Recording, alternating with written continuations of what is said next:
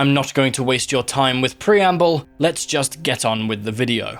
The game opens in the Cemetery of Ash. Movement works as well as one would expect for the 5th game in the series. The movement and controls in the Soulsborne games prior to Dark Souls 3 have generally been really tight, but there's always at least one criticism to be levied at each game. Dark Souls 1 had 4 directional rolls while locked on, Bloodborne has jump bound to circle without implementing any sort of options for changing keybinds, and Dark Souls 2's controls and movement issues, at least for Scholar of the First Sin, would be too long to mention. Dark Souls 3 definitely fares better than any game before it, but it has inherited one of Dark Souls 1's issues, the kick mechanic.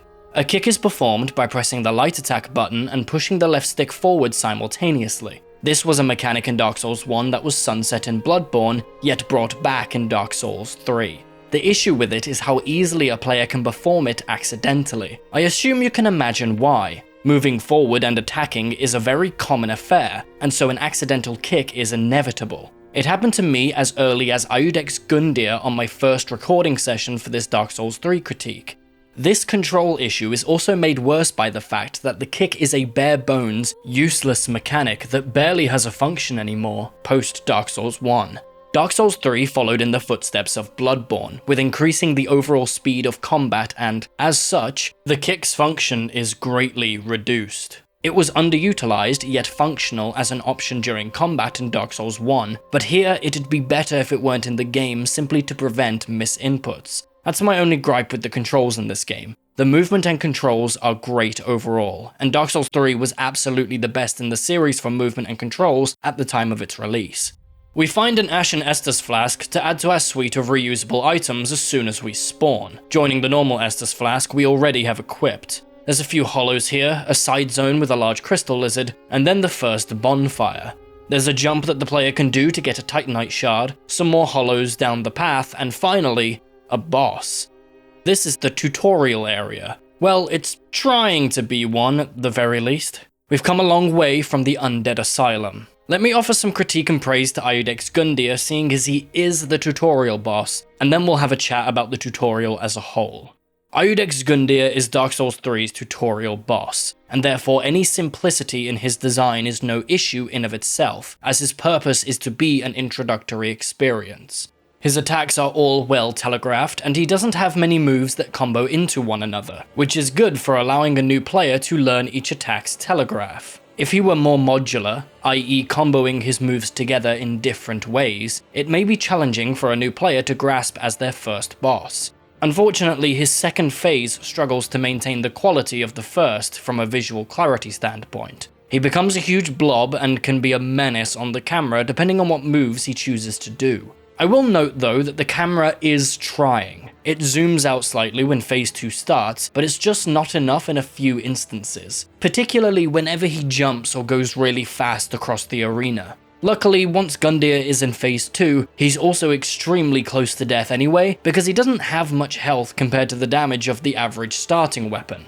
Hell, if you picked Pyromancer or Sorcerer as your starting class, or Black Firebombs as your gift, you don't even have to engage with the second phase because of the magical ranged options at your disposal. The telegraphs in phase 2 are still pretty decent for how large and bulbous he is, so overall, Gundyr is pretty good as a mechanical introduction to boss combat, at least for the martial starting classes. He manages this because he doesn't have much wrong with him. Making a good tutorial boss is more about not having mechanical issues than it is about being a particularly complex or interesting encounter.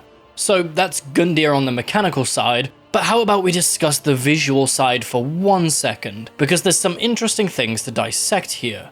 Dark Souls 3 changed a lot during development. From interviews to old promotional screenshots, we know a decent bit about how much the game has changed from the original design planned in pre-production. Gundyr was supposed to be in the Consumed King's Gardens. There's a promotional image of Gundyr in the arena where Oceiros ended up in the final release, and his second phase is the true showcase that he was created with the intention to fit in with the other enemies inside the garden.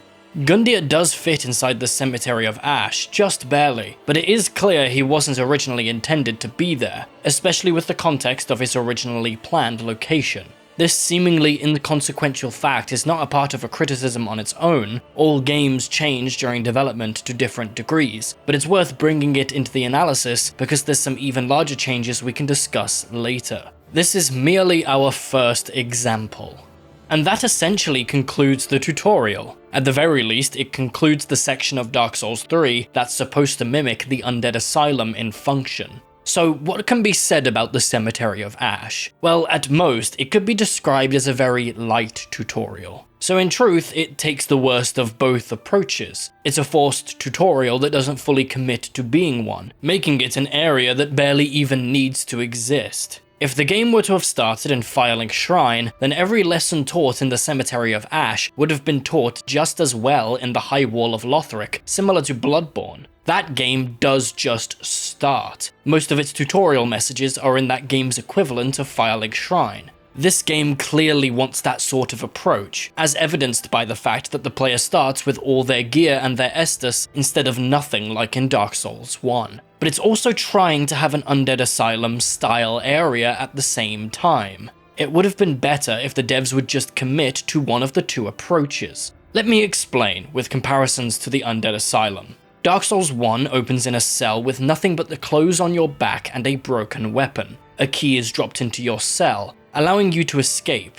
The tutorial has just started, and already the player is taught that key items are a part of the game and will need to be found to unlock doors throughout the world. Key items are incredibly important for progression in Dark Souls 1. When the player leaves their cell, they are faced with a number of hollows that don't fight back, allowing the player to test the attack controls on enemies that are akin to training dummies. Dark Souls 3 starts the player with all of their class's equipment, both offensive and defensive, along with the Estus, and a regular hollow is provided for the player to fight. Back in the Asylum, the player is then given a hollow that does fight back, and is also taught how to lock on the camera. One then traverses up a ladder, lights a bonfire, and enters the Asylum demon boss fight for the first time. Dark Souls 3 then provides more hollows, with one being a ranged attacker rather than melee. Do you see my point already? Dark Souls 3 isn't exactly teaching anything right now. The game thrusts you right into the game similar to Bloodborne, but unlike Bloodborne, you haven't really started. This is a tutorial zone for all intents and purposes. The big crystal lizard is a lesson that rare enemies can appear off the beaten path and sometimes give valuable rewards. And there's a tiny moment to be given to the plunging attack, and then that's it.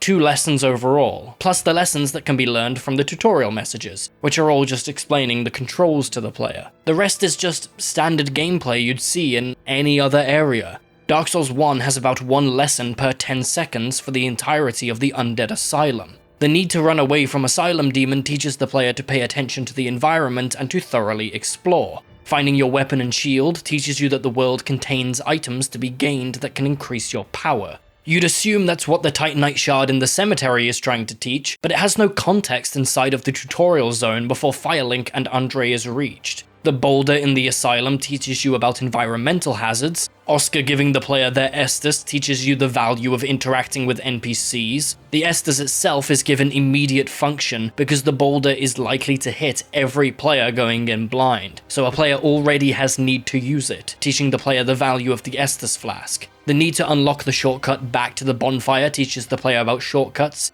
and then the big drop to kill the Asylum Demon teaches the player the plunging attack, while also being a confidence boost, as the Asylum Demon takes significant damage from said plunging attack. The Undead Asylum takes a minute or 2 longer than the Cemetery of Ash, but the lesson to time ratio is staggering in Dark Souls 1 in comparison to Dark Souls 3. As far as I'm concerned, the game could just start in Firelink or even the High Wall of Lothric, similar to how Bloodborne just starts in Cetrianum, and the game wouldn't lose anything with that change, because of how utterly useless the cemetery is at teaching anything. The tutorial is like this because Bloodborne gave FromSoft an idea with which they want to take the direction of their games going forward. But Dark Souls 3 is too insecure to go all the way, making it an awkward in-between of both Dark Souls 1 and Bloodborne.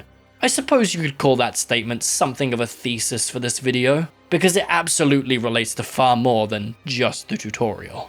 So I mentioned it in passing, and now I should address it. Firelink Shrine. Yep, it's back, albeit looking very different from last time. The topic of bringing in Dark Souls 1 iconography is a big discussion when talking about Dark Souls 3, but I'll wait until we arrive at a certain reused Dark Souls 1 area before jumping into that conversation. Hopefully when we get to it, it's a cathartic moment for those of you who watched my Dark Souls 1 critique. On that note, I hope the format of this critique is already coming across. I'm going through the game chronologically, bringing up topics where most appropriate. I am also limited to only using references and examples from Soulsborne games released prior to whichever game I am discussing, so no Sekiro or Elden Ring references in this video. Dark Souls 1 and Bloodborne have also been critiqued on this channel under the same rule set, these videos being something of a series. But having said that, I do attempt to create each video to be self-contained. One would definitely gain from having seen the prior 2 videos I have made thus far, but you can easily watch these videos in any order.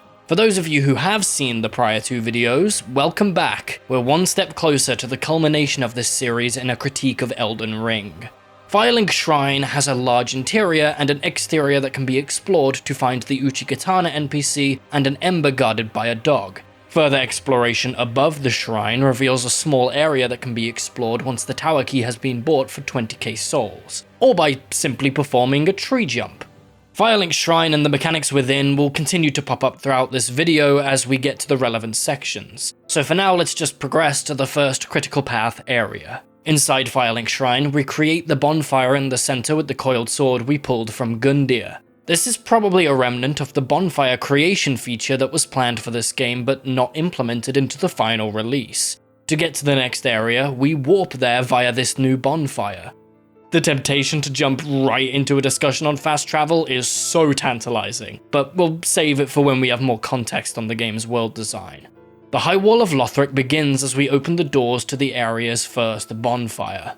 Bonfires are our checkpoints that are placed within levels throughout the game. They can be rested at to restore one's health and Estus Flask charges, and a player will respawn upon death at the last one rested. Upon resting or respawning from death, enemies are also respawned. Apart from a few exceptions like bosses, some unique kill once mini-boss style enemies, and NPC style enemies. This one mechanic forms the core of Dark Souls 3's gameplay loop. Areas must be conquered on the game's terms from bonfire to bonfire. One cannot subvert the game in this regard. How the player deals with these areas and enemies is entirely up to them, but the challenge remains consistent. This is fantastic for generating an experience that is shared among all players while still being open enough to allow for a large degree of player agency. I've repeated this paragraph nearly word for word in every critique thus far, because it's an aspect of these games that does not change. To a certain extent, Soulsborne games would not be what they are without this mechanic. It cannot be understated how important bonfires are for generating the experience of Souls-likes.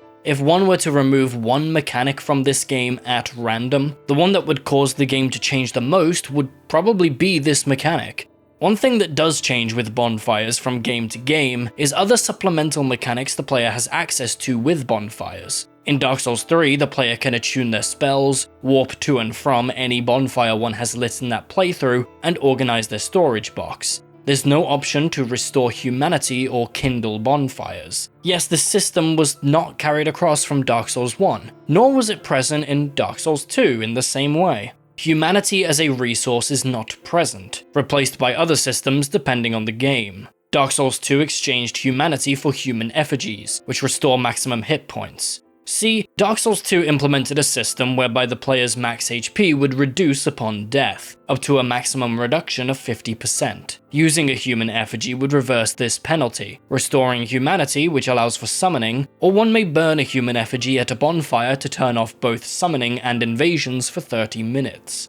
Dark Souls 3 takes this idea and remixes it, taking some inspiration from Dark Souls 1's system, because players overall were not fond of how human effigies and the surrounding mechanics functioned. There are some who defend it, but FromSoft changing it to be more similar to humanity from DS1 and DS3 is emblematic of where FromSoft sits on the issue, at the very least. Having to perform maintenance on one's health bar was not an experience that all players were in favor of in DS2, especially since the HP reduction is caused by death. It could be argued that the system caused death to be overly punishing, made worse for a player if they felt that a particular death was unjust. This is Dark Souls 2 we're talking about, that feeling isn't exactly uncommon. So in response, Dark Souls 3 took away the health reduction upon death and added the Ember system. Embers are this game's humanities. Using one heals the player to max health and grants the player the Embered buff, increasing one's max health by 30%. This buff persists until death and also opens the player to invasions and enables summoning, just like restoring humanity in DS1. Another interesting element is that boss kills also grants the Embered bonus if it's not already applied. Dark Souls 3 has a rewarding system, instead of Dark Souls 2's punitive system. On paper, the system in Dark Souls 3 and Dark Souls 2 are nearly identical, but Dark Souls 3's approach generally makes for a more fulfilling experience for the player instead of DS2's effigies, which force the player to perform maintenance on one's health bar. Embers reward the player for playing well, and subsequently punish a player who plays poorly. Human effigies punish the player for playing poorly, while providing no reward for playing well. Getting the buff from bosses is the aspect that turns this mechanic from a fine system to a system that's pretty damn good. It means that a player gets rewarded more if they don't engage with the finite resource. Use an Ember before or during a boss, and the kill won't be as rewarding because it's binary. Either you're Embered or you're not, making the resource management one that's more intuitive to track, while simultaneously allowing a player to have a better understanding of their resources and health pool, as only one can be used per boss attempt. It's a good replacement for the humanity system, especially since it's roughly as rare as humanity and performs a very similar function. If anything can be said about the mechanic, it's that Embers can be praised for maintaining the spirit of the humanity system while also being its own thing, which I assume was the goal. The High Wall of Lothric progresses and we see a few humanoid hollows as our first enemies. These being our basic enemies in this first zone is a good choice because the humanoid appearance allows newer players to easily read telegraphs. There's also a bunch of non-hostile hollows just preying all over the place. The player can kill them and some attack back once provoked. That said, many of them will tend to die in one hit depending on the damage of one's weapon. It's a neat addition that adds to the world. Dark Souls 1 only had this kind of enemy interaction for the Pisakas in the Duke's archives, if the alarm was not rung by the Snake Men, and the Moonlight Butterflies in Crystal Cave. It being such a rare state for enemies to be in can create a powerful experience if done sparingly, but it also is just so useful for setting the tone of an area that using it more freely like this can be a decent choice depending on context. It's part of the same push Bloodborne made towards making enemies fit within the world more. Dark Souls 1 had stationary enemies throughout the entire game apart from an exception or two. Bloodborne added patrol paths, along with a couple more states that enemies could be in while not in combat, and Dark Souls 3 does the same but more often and with more variation. From praying, to patrolling, to sitting down, Dark Souls 3 has various enemies of different types that have a bunch of idle states. Just like Bloodborne, it's a great way to better integrate enemies with the environment, tone, and lore of any given area. It's just an easier method to make them seem like actual living entities in the world rather than enemies in a video game. Enemies just being placed haphazardly is far worse in a game like Dark Souls 1, where those enemies are stationary. The Demon Ruins and Lost Izalith being the clearest examples. In a game like Dark Souls 3, where the enemies have more autonomy to move around outside of combat, enemy placement, while still being extremely important, is not a thread that needs to be woven as carefully. The hollows of this zone come in different types and sizes and wield a variety of weapons. The player can choose to explore the area that leads to the currently locked off shortcut, but the only thing to find there is binoculars. Oh, I should probably also mention that 2 seconds into the area is a fucking dragon. It's not an enemy or boss per se, it's more of an environmental hazard, like the Drake on the bridge in Dark Souls 1. Not much to say on it really, it's localized to this zone and basically does the exact thing that the Drake did in DS1. It's almost uncanny how similar they are as encounters. Anyway, so now we reach the second bonfire in this zone. Hang on. Pause. Another bonfire? We just arrived here and there's already another— You know what, let's table that discussion for a particular set of bonfires that have been a meme since the game was released. The area then splits into a couple optional rooms to tackle alongside the critical path towards Vordt. The first optional path is down as far as possible from the second bonfire until the player meets Greyrat. Once Greyrat is freed, he speaks to the player before promptly teleporting to Firelink Shrine. This area is now a dead end. To reach the other optional section, the player proceeds down the critical path until they reach the room below the Pus of Man, and that is where the player finds a very important item. The broadsword. It's my usual weapon of choice when I do the Soul Level 1 run. Oh right, I guess there's also an Estus shard. The Estus Flask is one of the best improvements that Dark Souls 1 received over its predecessor, Demon Souls, which had farmable consumable items as its primary healing source. DS1's Estus Flask is a near-perfect healing system that only gains slight issues stemming from imbalance due to the kindling system. Dark Souls 2 then decided to give the player an ungodly amount of healing through life gems, coupled with its own rework of the Estus Flask that barely shares any similarities to that of Dark Souls 1's. Bloodborne then did its own thing. It was a similar system to Demon Souls, but made improvements to that system on a mechanical level by limiting a player's maximum to 20 blood vials at base. It worked well thematically for the world of Yharnam, but mechanically still has some major issues that are just not present in Dark Souls 1. Notably, the percentage-based healing making health levels even more overpowered, and the more notorious issue of needing to farm for vials if the player runs out. And now we get to Dark Souls 3, and the healing system has been changed. Again. The Estus Flask in Dark Souls 3 starts with 4 charges, and can have those charges increased by 1 per Estus shard found throughout the world and taken to Andre. The quantity of health recovered per charge can also be increased by finding undead bone shards, another item scattered throughout the world just like Estus shards. This system is similar to the rework that the Estus Flask got in Dark Souls 2. Are there merits to this system? Yes, there are. It makes everything related to Estus scale over the course of the game, such that it becomes another vector of progression alongside weapons, character levels, and boss kills. The player can get a grasp of one's increasing strength through an improvement of the game's primary healing item. It also means, like in Dark Souls 1, that areas and enemies can be designed to take healing into account. The devs can balance travel from one bonfire to the other under the assumption that the player has found the Estus and bone shards in prior areas. My wording there, though, is one of the biggest issues with this system. The devs can do that with this system, so in a vacuum there's potential there, but in practice it was not successful. 15 charges at even +7 or +8 is already a lot of health. On the contrary, +0 and +1 Estus with 4 to 6 charges is good, but not great. The time between the high wall bonfire and the tower on the wall bonfire is short, but because of the weaker strength of the flask at this early level, it's all that can be done, as otherwise a new or less skilled player would have just not enough flask charges to make it through the zone. A longer area with more enemies would require more Estus. On the other end, a highly upgraded flask gives so much health that areas in the late game are not long or dangerous enough to impede a player's resources in a meaningful way. Making the area more challenging wouldn't work because it may run the risk of insta-killing the player, and longer zones just aren't feasible sometimes due to the necessary development time required. Excluding boss encounters, if a player dies in the late game of Dark Souls 3, it's generally because of a lot of burst damage or a lot of fall damage. A player will rarely, if ever, run out of Estus while clearing areas and basic enemies once the player has reached somewhere around Lothric Castle, depending on the player.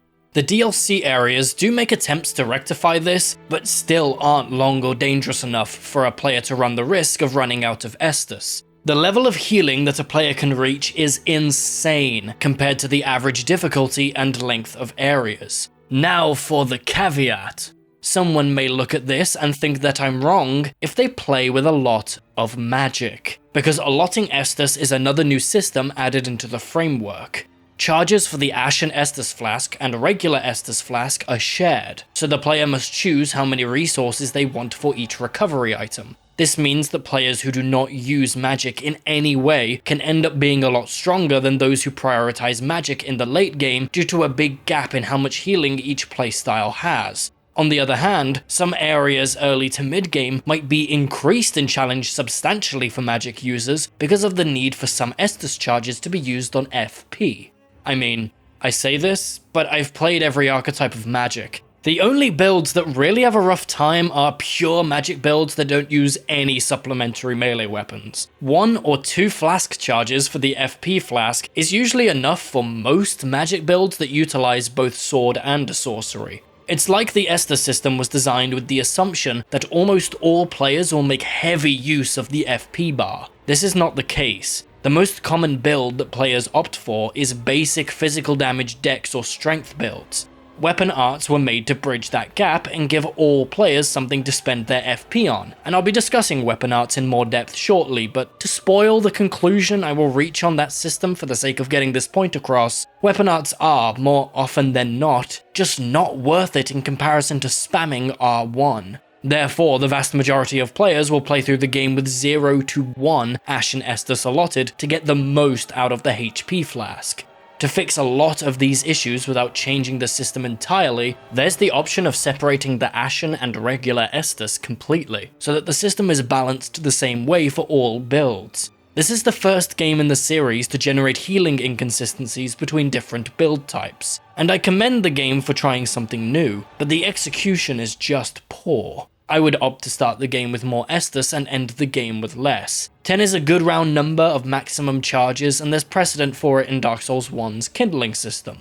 Now that we've circled all the way back around to that, why change the system at all? Dark Souls 1's system was fantastic. It's still the best designed healing system as of Dark Souls 3, and there's no reason for it to have ever changed since its inception. Bloodborne had the excuse that it's a different IP, even if I still disagree with that argument. Dark Souls 3 doesn't have that benefit. Overall, it's a bit of a sad face on the healing system. They've still yet to match the quality of the Dark Souls 1 implementation, and even that game had its flaws.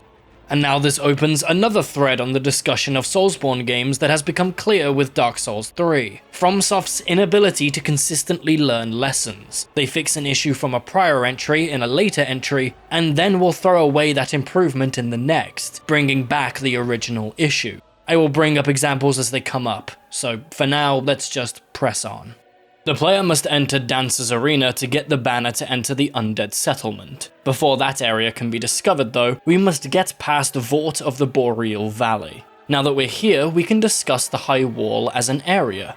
It's the first area after the tutorial, therefore it gets the same benefits that Undead Burg got, in that it doesn't have to be complex and sprawling. Central Yharnam was extremely unique as an entry-level area for how expansive and connective it was as the first area in the game, and the High Wall of Lothric doesn't shoot for those same heights. It's extremely linear, but has a good quantity of side zones to explore, such that it is good for enforcing to players that exploration is a good idea, but sticking to the main path is still viable, yet not as rewarding. Many of the areas in Dark Souls 3 work this way. There's a clear correct way and a few clear side paths. So overall, the High Wall is inoffensive, but also lacking in ambition. There's no reason why we couldn't have gotten something closer in design to Central Yharnam. At the same time though, I won't shit on the High Wall too much. It gets the job done and isn't a bad area by any means. It's not good per se, but it's not bad either.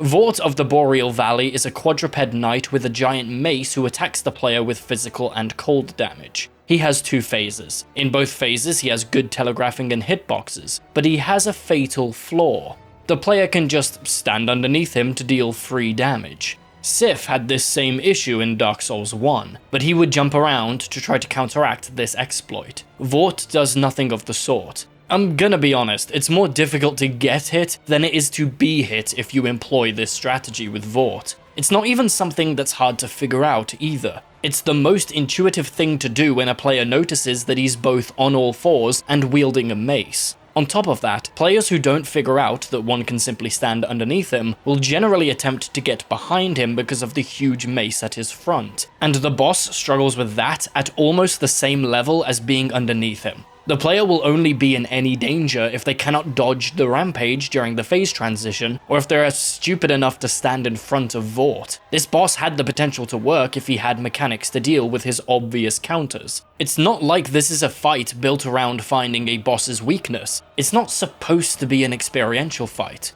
My evidence for such is that there's no special animations or mechanics for being under or behind the boss. Vordt just continues to swing his mace around in front of himself as he attempts to hit the player. The player is just allowed to trivialize this fight, I guess. You must understand, it is harder to fight Vordt as he was probably intended than it is to exploit and trivialize his blind spots. Maybe they purposefully didn't add any counters because he's the first mandatory boss, but that would be an explanation, not an excuse. One could easily turn this fight into either an experiential encounter by having a special stun or animation that triggers when a player is underneath or behind him, or it could be better mechanically if he had a way of countering a player who is using his blind spots, maybe with a special attack, movement ability, or grab. Vordt had potential, but is unfortunately underwhelming as the first mandatory non-tutorial boss. It is probably worth me defining my terms, as experience or experiential could be used by critics such as myself as a pretentious way of sugarcoating badly designed elements of the game, which is not my intention in the slightest. When I say that something is designed to be experiential, what I'm referring to is where the developer's aim was to provide the player with experiences unlike those that can be achieved through standard conventions of action games. These methods include subversion of expectations, which can be good or bad depending on context, visual design, thematic through-line, unique mechanics, or novel ideas. When something in the game is using one of these elements to provide an experience, that does not immediately equate to it being good or shielded from criticism. When something is attempting to provide an experiential moment, flaws will still be called out and explored, but it is not fair to criticize something experiential for being inherently experiential. My work is largely based on the critique of implementation, not ideas themselves. I don't think there's any idea that isn't at least worth a shot. How well an idea is implemented is a better qualifier, unless ample reason can be given as to why something must be changed and or uprooted at the core. Therefore, fights like High Lord Wolnir will not be criticized for not being a modular, Artorias-style fight, and Slave Knight Gale will not be criticized for any lack of unique novel mechanics. Doing so would be misguided and would rip away what the developer's intentions are in the experience they wish to provide the player. With that note, let's continue the trend. In all previous videos, I discussed the combat system after the first mandatory non-tutorial boss of the game. In keeping with that, let's begin. The combat of Dark Souls 3 is a continuation of the Soulsborne formula. It is predicated on simple player mechanics, animation locking, and stamina limitations. The vast majority of the system's interesting elements comes from enemy movesets rather than the player's toolkit, because of how limited the player's own toolkit is. Starting with animation locking and stamina, both are great systems for enforcing the rules of engagement. The player is locked into whatever choice they make during combat, such that choice is a large aspect of the system. The player must choose each action one takes carefully, as one wrong move can be the difference between victory and defeat. That's the intention of this system, and it does work for a large portion of the combat experience. There has been a loss with every successive release though. Stamina is not nearly as important as it used to be. The vast majority of actions cost stamina in Dark Souls 3, just like in the prior games in the series. The purpose of this is to limit the player's actions to enhance the choices one must make to be even more impactful. If you're choosing to attack, then not only are you not doing other actions, but you're spending the exact same resource that is used for most defensive actions. To allow for the increase of speed and dissuade passivity, Bloodborne gave the player very generous starting stamina when compared to Dark Souls 1. Dark Souls 3, being a speed that does not reach the heights of Bloodborne, should then bring stamina back in check for the system to work with Dark Souls 3's other combat systems. Dark Souls 3 did not do this. Rolling and light attacks can easily be spammed with stamina to spare, even with the base stamina that each class starts with. Bloodborne was dangerously close to stamina being too much, but made up for it by generally being a game which promotes aggressive play. Bloodborne has more reason to have the big stamina bar, because the game's content, goals, and gameplay philosophy matched the decision to grant the player a large stamina pool. Dark Souls 3 does not promote aggressive play in the same way, as the rally system was not inherited. A lot of the systems and philosophy were reverted back to Dark Souls 1's style, while the game itself is also attempting to lean on the action elements and inheriting a combat speed closer to Bloodborne than Dark Souls 1. Long story short, Dark Souls 3's stamina system is barely ever the limiting factor depending on the player's weapon, and we're almost at the point of it being superfluous. I don't think it's there yet, because some ultra great swords manage to squeeze their way into being well tuned, and the block mechanics still make stamina an important system. but we are definitely starting to toe a line. Animation locking is still here, and that's the main way that the choice-based combat manages to stay afloat without stamina being as important. Estus, large weapon attacks, some weapon arts, some items, and some spells have decently long animations when compared to the speed of enemy attacks, such that there are still choices in combat that must be made when the player has ample time. Almost all of these allow the player to move while they are underway, but that's a good addition if the goal is to increase the speed and focus on the combat experience. Dark Souls 1 can get away with locking the player in place, but Dark Souls 3 cannot, simply because of how fast the enemies are. It also provides moments whereby players have the ability to narrowly survive attacks because of said movement. Put crudely, the standing animations of Dark Souls 1 feel like a break from combat. Meanwhile, the small movement in Dark Souls 3 makes combat feel like it's still happening. Both approaches are just as good as one another and fit with each game's combat goals. The only gripe left in the animation department is with input buffering.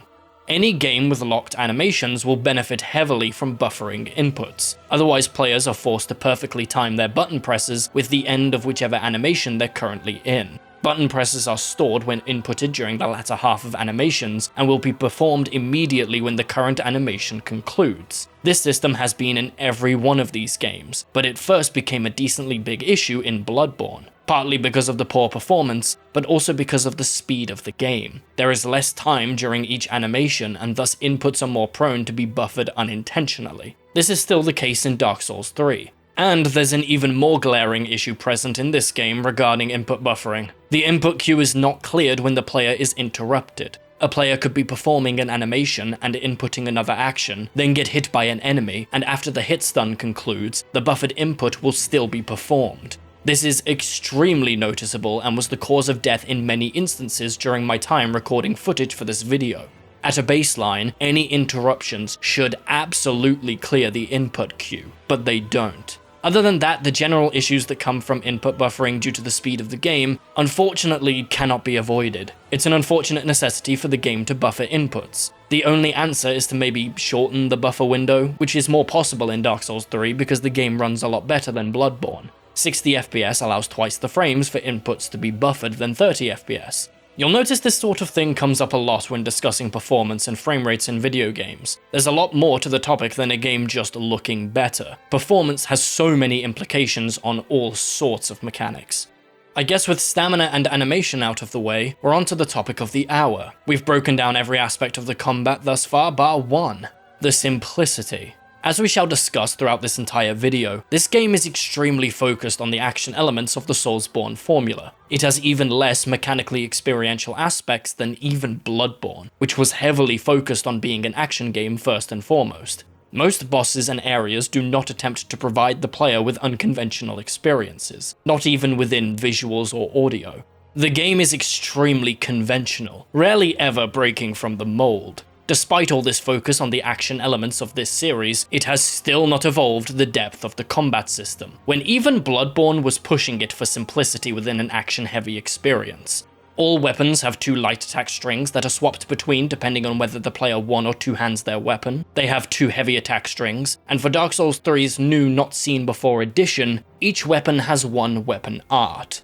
There are other supplemental additions like sprinting attacks, rolling attacks, and jumping attacks, the former 2 being more useful than the latter. Those 3 essentially just feed into the other attack strings a weapon will have though. They're useful only so far as they provide a benefit for a weapon, like having a faster startup or longer reach. Other than that, they function exactly like regular light and heavy attacks, just with some sort of variation. Lastly, there are contextual attacks like the plunging attack and critical hit. Those 2 are a part of the combat system, but aren't a part of the standard combat repertoire available to the player due to their unique requirements to be executed. Dark Souls 1 is nearly identical in its combat mechanics, and works well in that game for 3 main reasons. 1. The game does not focus on the action elements. Its gameplay is largely experiential and non-conventional to other action games in the genre. 2. Each action the player takes has far more risk-reward because of the slower animations and large stamina costs. And 3. The simple combat system is the biggest factor for enforcing the grounded aesthetic that the game champions. To take an excerpt from both my previous videos, this consistency assists the greater sense of immersion and the feeling that Lordran is a real place. The game is very grounded, both visually and mechanically. This aesthetic was important for Dark Souls, as it managed to link all of the mechanics and ideas together, and Bloodborne remains the same. Bloodborne has lost some of this, but not enough to break the general view that the game is very grounded. One of the reasons is because of newer additions like limb damage on large enemies, and From kept the most important aspect from Dark Souls, which is the grounded player character moveset during combat. Dark Souls 3 has crossed a bit of a line. It is not very grounded visually and mechanically anymore, and a lot of that can be attributed to weapon arts. To quote Matthew Matosis once again, the games have only gotten more shonen anime over time. The weapon arts introduced to give melee builds something to do with their FP, and as an attempt to improve the combat system, have made a big impact in completely destroying the grounded aesthetic that amplified the simple combat systems of prior games in the series. To give an example, almost every full playthrough of the game will have the player acquiring the ringed dual greatswords from the ringed knight fought before Half-Light. They are greatswords that are dual-wielded, which is fine in of itself, because greatsword animations usually do a good job of showing off the fact that they're, heavy objects. Yet this is the weapon art. The player character, possibly in full armor, does a front flip with these swords.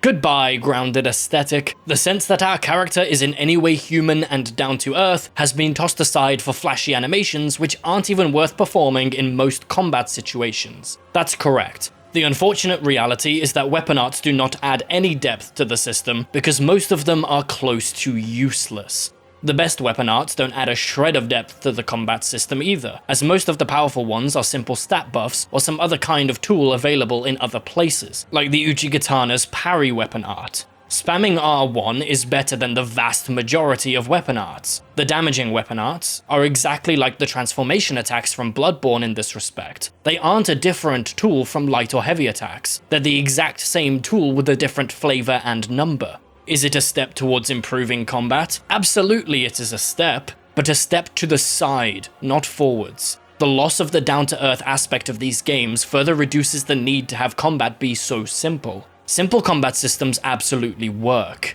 One of my favorite genres of games is pretty well known for having bad combat: isometric ARPGs.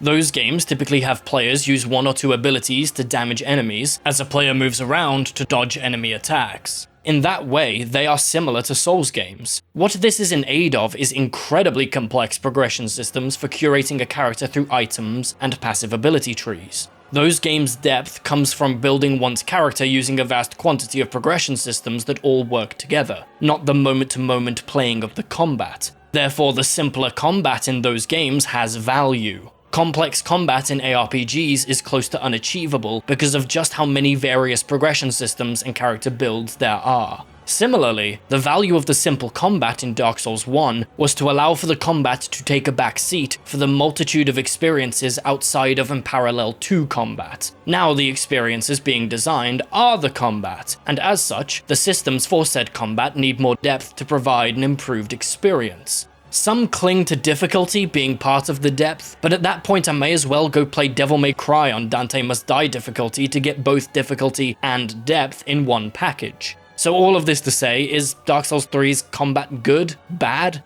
middling? Well, it certainly sits at a fine. It's not broken, it's providing the intended experience, but that experience may be a misguided effort on the part of FromSoftware. There is still value to be gained from the system, as there are a couple of experiential moments attempted, and the stamina and animation limitations maintain a certain bar of quality. However, when it comes to all those systems working in tandem, the elastic band is closer than ever to snapping. As I've said before though, combat systems don't exist in a vacuum. It's just as much how the game uses its combat, so let's continue. The player arrives at the first Undead settlement bonfire on a bridge just outside the settlement. About 2 minutes later, we arrive at the actual bonfire for this area. This area is a step above the high wall. One reason is the two different directions the player can go to ultimately arrive at the dilapidated bridge bonfire, which will generally serve as the main bonfire for the boss of the area for most players. The area has new enemy types, Estus Soup, which provides healing when interacted with, and an environmental hazard which takes the form of a giant firing massive arrows at the player and enemies. I'm glad they employed some environmental hazards and special mechanics for areas. On the other hand, it may as well not be included. It can be evaded easily by spamming the roll button. In fact, spamming the roll button is almost necessary, because arrows bend in the air to track the player. Once a player hears the arrow loose from the giant's bow, all one can do is roll continuously or sprint before it lands. What this section adds to the area is pretty vacuous, but at least it's there, if nothing else. At least it adds flavor. The area would be worse without it, but there's absolutely room for improvement. Overall, this area is pretty alright, but not anything special. It's not abhorrent, but I would not feel comfortable calling it good either, because once the player gets to the dilapidated bridge bonfire, the layout begins to mirror the high wall pretty closely.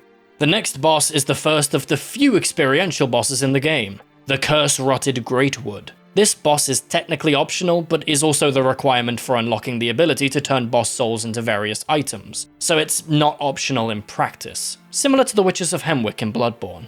The Greatwood is a giant tree monster with pustules all over its body. The arena is also filled with the same undead townsfolk that fill the undead settlement. That's my first criticism, the basic enemies during the fight. There are a few aspects that make the inclusion of basic enemies less severe than normal though. Firstly, a player can kill a few of them before the tree wakes up, as the undead are worshipping the large entity with their backs to the player. Secondly, the tree can damage the enemies with its wide sweeping attacks, similar to Nito in Dark Souls 1. This defense is also slightly counteracted by the fact that enemies keep spawning in Phase 1, but at least it's not as bad as it could have been. After the start of the fight, the basic enemies pretty much become a non-issue. Sometimes they add a tedious element if one manages to get a big hit on the player midway through the fight, but that's not terribly common, so it gets somewhat of a pass. But if it were my choice, I would have kept them in the arena for flavor, but made them non-hostile, like the Praying Hollows in the High Wall of Lothric. Adding basic enemies to bosses is generally a very lazy way to artificially inflate the difficulty of said boss. It can and does work when done correctly, but if done haphazardly, then it's a blight on the combat experience. Soulsborne combat, as it is in Dark Souls 3, is built for one-on-one engagements due to the lock-on feature and animation locking. The game and its priors do facilitate multi-enemy encounters. They aren't prescriptively bad or anything, but it's not these games playing to their strengths. The experiential aspect of this boss is within the fact that it only takes damage when a player hits the pustules on its body. After enough damage has been done to a cluster, they break, doing a considerable amount of damage to the boss's health bar. 2 pustule clusters can be attacked in Phase 1, with the ones on its crotch being the trigger for it to enter its second phase.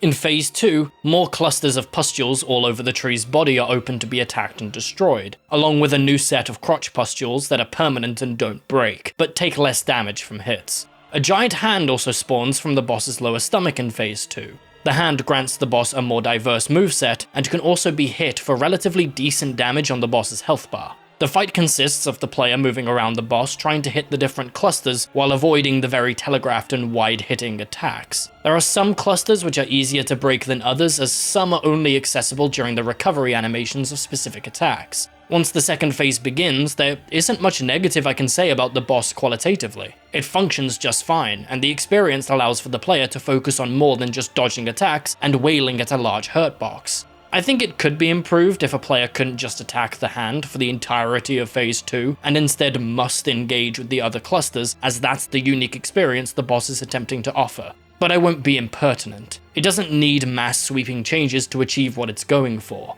While I think the boss does succeed in this aspect, it also comes with the sad reality that this boss in Dark Souls 3 is the only meaningful holdover from Bloodborne's limb damage system. I wrote that sentence while writing the first draft of this script, and hey, second draft me can now confirm that I was wrong. This just shows the importance of thorough research in video game analysis, something sorely lacking from a lot of big names in the YouTube video game analyst space. The more I investigated the mechanic in Dark Souls 3 though, I'm still led to a negative conclusion on its implementation. So, from the top, what is the limb damage system? Bloodborne introduced the system to allow parts of an enemy's body to have different weaknesses and resistances. This system also has the added effect of each different body part having their own internal health bar, breaking when said bar reaches 0. It vastly improves the depth of larger bosses as they wince, recoil, and stagger depending on which part of their body the player focuses on. It gave the player an increased amount of choice and strategy within the bigger bosses, instead of their entire body being one large health bar. On top of all of this, it also helps with those bigger enemies presentationally, as they come across as more real to the player.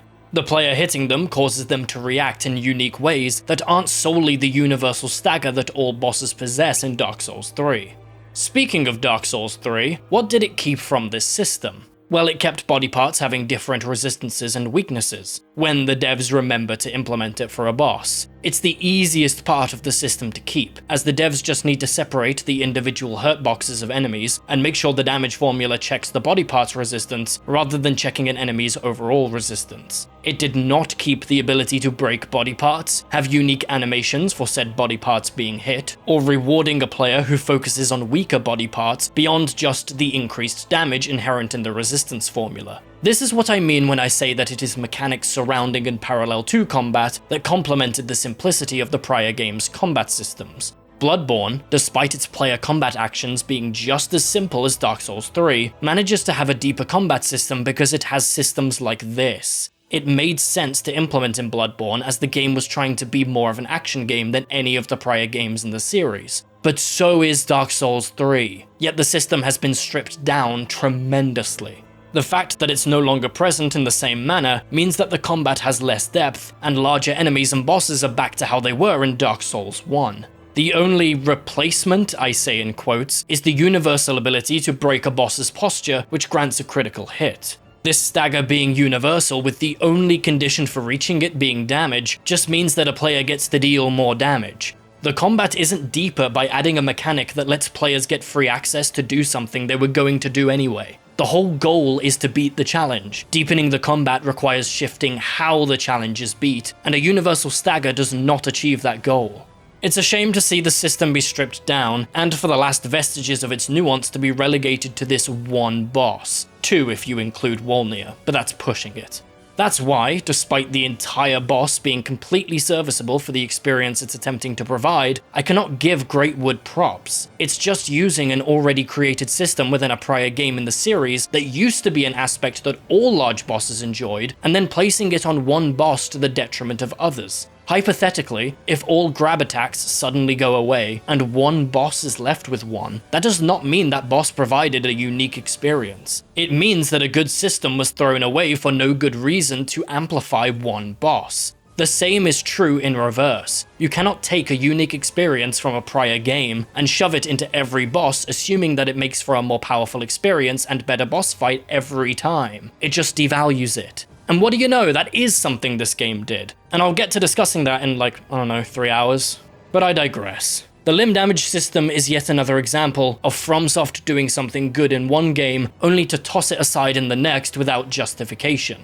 That's not even to mention the haphazard quality of the implementation for the parts of the system they did carry over. Namely, the devs just forgetting to give many bosses differing resistances on different body parts. Imagine if they made Vordt take significantly less damage from behind and more damage on his head. They did it for Medea and the King of the Storm, but oh well. This honestly does so much damage to the combat experience of so many bosses in this game, but fuck it, let's move on. The next part of the Undead settlement begins when we cross the bridge and head towards the elevator. When we arrive, the elevator is coming up, and who else appears other than the one and only Siegmeyer? Yep, Onion Bro is back.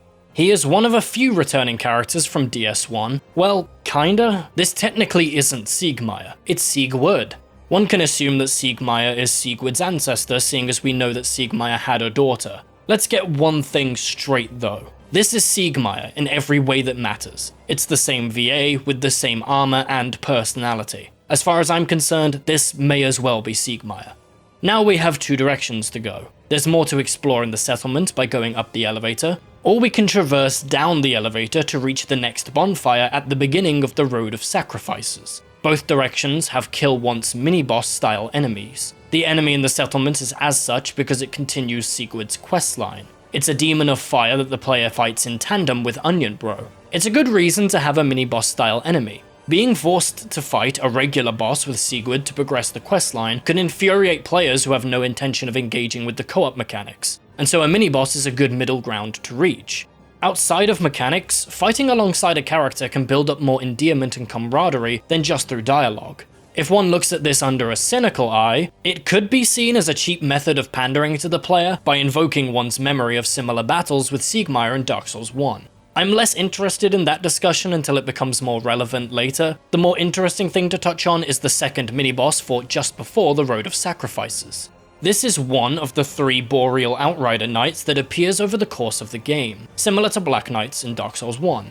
The game also contains NPC mini-bosses similar to Hunters in Bloodborne. Dark Souls 3 essentially combines Bloodborne's mini-boss system with DS1's. They are a good addition to the game for granting unique loot, a unique challenge, and it is far more balanced than it was in Bloodborne. Bloodborne's Hunters were massive leaps in health and damage for whichever area they were in. Meanwhile, in Dark Souls 3, both NPC and regular mini-bosses are balanced just as you'd expect. Challenging, but not overtuned.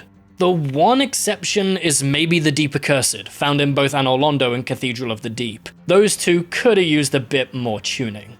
Mini-bosses in Dark Souls 1 made the interconnected world deeper by having enemies which could be killed once for an easier trek through the areas later on. The lack of warping until Anor Londo is completed means that retreading areas is common, so having a way to make them easier was a smart addition by the devs to encourage engaging with those tougher enemies. The system in Dark Souls 3 isn't as necessary in the context of fast travel being enabled from the get-go, but it still manages to slot the mini-boss system in fine, and it does add to the game, even if its effect on the gameplay experience is less than it was in DS1. It's a holdover from Dark Souls 1 that is unnecessary in both Bloodborne and Dark Souls 3, but it is able to add enemy variety, challenge, lore, and unique weapons. Sure, those unique weapons could have just been pickups, but players are generally more drawn to weapons earned through hardship than simply found, even if the found weapon is better or more alluring visually. So I welcome this system's return. The Road of Sacrifices is not much of an area in its own right, but more of an intermittent zone that allows travel to both the Cathedral of the Deep and Farron Keep. Well, that description makes it sound more meaningful than it is. It's not like Darkroot Garden in its ability to be a pathway to various areas while providing its own challenges, rewards, and importance to the game's progression. The player simply visits either Farron Keep or the Cathedral, they walk back to the Road of Sacrifices once that area's boss is done, and then visit the other as they are both mandatory areas. Dark Souls 1 loses a hell of a lot if Darkroot were removed. But if the Road of Sacrifices were removed, Dark Souls 3 wouldn't lose a whole lot. It's closer to the Valley of Drakes, if the Valley of Drakes were longer, included an NPC invader, and was mandatory. The Road of Sacrifices is beyond superfluous, and the only reason to be in it for any longer than 2 seconds is for the item drops, including the renowned Grass Crest Shield. Yep, it's back. How many times am I gonna have to say that in this fucking video? Again, I'm not comfortable calling it badly designed, it functions, it's just uninspired. It's very surgical. It exists because it needs to, and nothing more. This zone contains one of my favourite armor sets in any of the games so far, the Fallen Knight armor set. Something about a hooded knight just has so much style. It's a fun anecdote to bring up because Dark Souls 3 returns to a rolling system more similar to Dark Souls 1 than Bloodborne. Equip load and poise have returned, with rolling based on equip load percentage rather than Bloodborne's system of universal rolling mechanics. Well, kinda. So let me explain. Rolling is the key defensive action in the game, as not everything is parryable, and blocking is even more ill-advised against bosses than it was back in Dark Souls 1. There are 4 roll categories. Light roll, when current equip load is 0 to 30% of the player's maximum. Medium roll, 30 to 70%. Fat roll, 70 to 100%, and over-encumbered, above 100%. The invulnerability frames are, when calculated at 60 FPS, 26, 26, 24, and 0 respectively. Let's compare this to Dark Souls 1. Dark Souls 1 had a slightly tighter requirement for light rolls at 25% and gave the player 26 iframes. Mid-roll gave the player slightly less iframes at 22, and fat rolls were very punitive with a total of 18 iframes. Essentially, as you can see, Dark Souls 3 has used Dark Souls 1's system, but has made the difference between each roll less substantial. This makes sense when taking Bloodborne into account. You can have better action combat, faster enemies, and more tight roll timings when a consistent dodge timing is given to every player. Therefore, the medium roll in Dark Souls 3 is identical to the light roll in its effectiveness. What the light roll now gains instead is an increase to its distance. The system is great for allowing the devs to create more extravagant and difficult bosses because there's less variables to take into account when it comes to players' builds. I have two issues with the system as it works in Dark Souls 3 though. First off, light rolls are just not worth it. Dark Souls 1 gave the player a massive incentive to play with a light roll due to the benefit of increased iframes. It's how a lot of veterans play the game, as glass cannons can be an engaging playstyle for a skilled player. If the devs want a Dark Souls 1 style system with the different roll types, then it's in their best interest to make each roll type have pros and cons, even if the iframes for all rolls are identical. The increased distance of the light roll, while sometimes useful, just doesn't give enough of an edge over medium rolls that have the same iframes, plus the benefit of extra defenses through better armor. Medium rolls are essentially the game's default roll because of how strong it is and how many benefits it gets over the light and heavy variants. It gets the best of both worlds, the iframes of a light roll and the defenses and hyper armor of the heavy roll. Poise is essentially a player's stagger resistance, and it got a nerf in Dark Souls 3 when compared to Dark Souls 1, but it can still be useful such that poise existing means there's even less of a reason to go with a light roll. I call these issues because it's not doing as much with the system as it could. There's so much untapped potential here. There may as well be universal rolls, but that doesn't work as well with an armor and equipment system as we see in Dark Souls as opposed to Bloodborne. For Dark Souls 3 to facilitate its equipment system, it had to revert somewhat to Dark Souls 1 or create a new system altogether, and I think they struck a decent middle ground between Bloodborne and Dark Souls 1, but I don't think it's the best it can be yet. Depth could be increased by tuning more variables when it comes to the various roll types to distinguish them a bit further, even if the iframe count is kept as it currently is. Overall though, I want to give the devs props for the implementation. The system still functions exactly as intended, and it doesn't have the various fundamental problems that Bloodborne had in its rolling system. That goes the same way for the armor system. Armor is vast in quality, styles, and options. For a game that can often struggle in its balance between trying to be a game similar to Dark Souls 1 and an action game a la Bloodborne, it actually does this part of the combat system very well when it strikes the in-between of both. Strangely enough, the Road of Sacrefices does technically have a boss. It guards the path towards the Cathedral. Enter Crystal Sage. I'm just gonna come out and say it, this is a big contender for worst boss in the game. I usually take the path to Farron Keep and Abyss Watchers first, so that I get an easier time fighting the Crystal Sage. This boss is a mage who attacks the player with both sword and sorcery until half HP. At that point, the boss creates a load of clones and the player must find the real boss to rid it of the rest of its health. We're doing Pinwheel. Again. This is yet another larger discussion on this game. It really lacks unique ideas. And I don't mean unique to all games or all action games, but the very series it's a part of. A vast number of experiences that FromSoft does attempt in this game is just a variation on something they've done before. Hell, some of them are so blatant it's almost comical. That said, is this boss any better than Pinwheel? She herself is, yes. It's not a high bar to clear. Pinwheel is one of the worst bosses in Dark Souls 1. Having a larger moveset at her disposal and a way to figure out which of the clones is the real one based on the visuals of the spells is a clear improvement on the mechanics of that fight. The issues with this fight are mostly tied to the player character. Action games which employ clone moves like this generally have combat systems that allow a player to jump from target to target rather swiftly. One cannot do this in Dark Souls 3, so running from clone to clone becomes the only true option for a character if you have no ranged options in your build. While the player does this, it is very common to be hit with an attack by a Sage clone off-screen, because the camera isn't one which lends itself to this sort of fight against ranged opponents pelting the player from all directions. It is also possible for the spells to overlap in such a way that causes frame traps and unavoidable damage. It is not the game playing to its strengths. As I said before, we had a step forward towards multi-enemy encounters being better in Bloodborne, but all of those additions and changes were stripped away in Dark Souls 3. They're back to being just how they were in Dark Souls 1.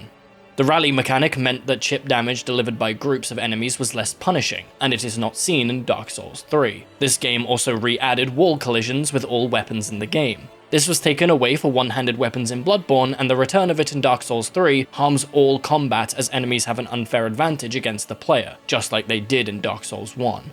But here's the thing with that though, the wall bounces in Dark Souls 1 could be considered a nitpick. Combat isn't the focus of the game, so wall bounces could be tolerated despite it being an issue. It is a far worse problem in Dark Souls 3 because the experience being provided is primarily that of action and combat. Thus, these small issues with the combat become all the worse as there are few other elements to derive experiences from. Bloodborne made the correct choice to remove this system for the majority of weapons because it improves the combat experience, and DS3 adding it back is a baffling choice. Once again, one step forward and 2 steps back. At least we can still roll into small enemies to stagger them, thank God. Overall, Crystal Sage is a boss that does improve on an idea from a previous game, but its implementation is a piss-poor attempt. The fight is bad because it doesn't gel with the fundamental mechanics of the game. If this were a boss in Devil May Cry or Metal Gear Rising, it would work and likely would be well designed for those mechanics, but not Dark Souls 3 with its combat system at present. Next up is the first half of the Cathedral of the Deep. This half is outside the cathedral. Killing the Crystal Sage grants passage to the road that leads to the chapel bonfire. Not to worry though, despite the player likely having upwards of 8 Estus charges at this point, 9 if Farron Keep was done first, there's still a bonfire in Crystal Sage's arena, and another one on the way to the chapel bonfire, despite this little section from Sage to chapel being fucking tiny. Once again, back pocket, we'll talk about this later. The chapel contains several doors that do not open from this side, and is also where we first meet Gale. The area progresses linearly until the player reaches the entrance to the cathedral, and once inside, the area really opens up. One can go and explore optional side rooms, the water at the bottom, and the rafters up above. The inner cathedral leads to 2 different shortcuts back to the singular bonfire in the area. The whole area is built around the chapel bonfire, with different shortcuts leading back to it. It's a soft reminder of Central Yharnam in its design philosophy. Getting to the cathedral proper is a linear affair, yes, but once you're there, there's so many different paths to take that the area becomes one of the best in the game. It is far more interesting in its explorative quality through its structure. It reminds me of Cainhurst Castle. It's unclear whether Cainhurst was blocked out first and then made into a castle in its visuals, or if it was made as a castle first and then a level was built from that framework. The cathedral could have either been made as a realistic cathedral first and then turned into a level, or vice versa. It's unclear and makes the area far more immersive and complex than it would be otherwise. It's not nearly as good as Central Yharnam, but it's head and shoulders above anything this game has or will provide us. This area also contains a certain NPC that allows us to talk about an addition to the series that we'll be discussing for the first time in these videos, respecking. With that, we can also delve into the RPG mechanics of Dark Souls 3, and its changes from prior titles. Dark Souls 3 allows the player to level up using souls collected through the usage of items, selling of items, and the killing of enemies and bosses. During the level up process, the player increases 1 stat per level from the list of Vigor, increasing health and frost resistance, Attunement, increasing FP and spell slots, Endurance, increasing stamina along with lightning and bleed resistance, Vitality, increasing carry weight, physical defenses, and poison resistance, Strength, increasing damage with strength scaling weapons, physical defenses, and fire resistance, Dexterity, increasing the damage of dex scaling weapons, cast speed, and fall damage resistance, Intelligence, increasing the damage of int scaling weapons, magical defense, and the damage of attack spells, Faith, increasing the damage of faith scaling weapons, dark defense, and damaging miracles. And finally, Luck, increasing the damage of luck scaling weapons, item discovery, and curse resistance. It also increases the buildup of bleed and poison on enemies when using certain weapons.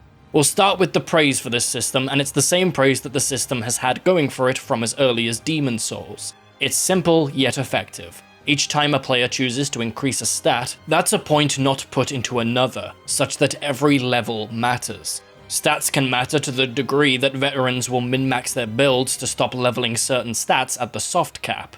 A stat increase always gives the player character a benefit, and players engaging with the system appropriately are able to build their character in the exact way they want in regard to their stats. Dark Souls 3 follows Bloodborne in the sense that most characters will tend to be able to max out every stat relevant to their build in a single playthrough, as opposed to Dark Souls 1 or Demon Souls, where the player must make trade-offs with their levels. This of course lessens the value of the system, but Bloodborne and DS3 are more action than RPG, so the system fits with that change and consequently means it's barely if at all an issue. The system is still useful to keep despite the focus on action because it's a method players may use to tune the challenge. These games lack sliders, options, and modes for difficulty, so the RPG system becomes a way for better players to give themselves challenges, like the Soul Level 1 run, or newer players to make fights easier through grinding levels. So let's start with some criticism. Vigor.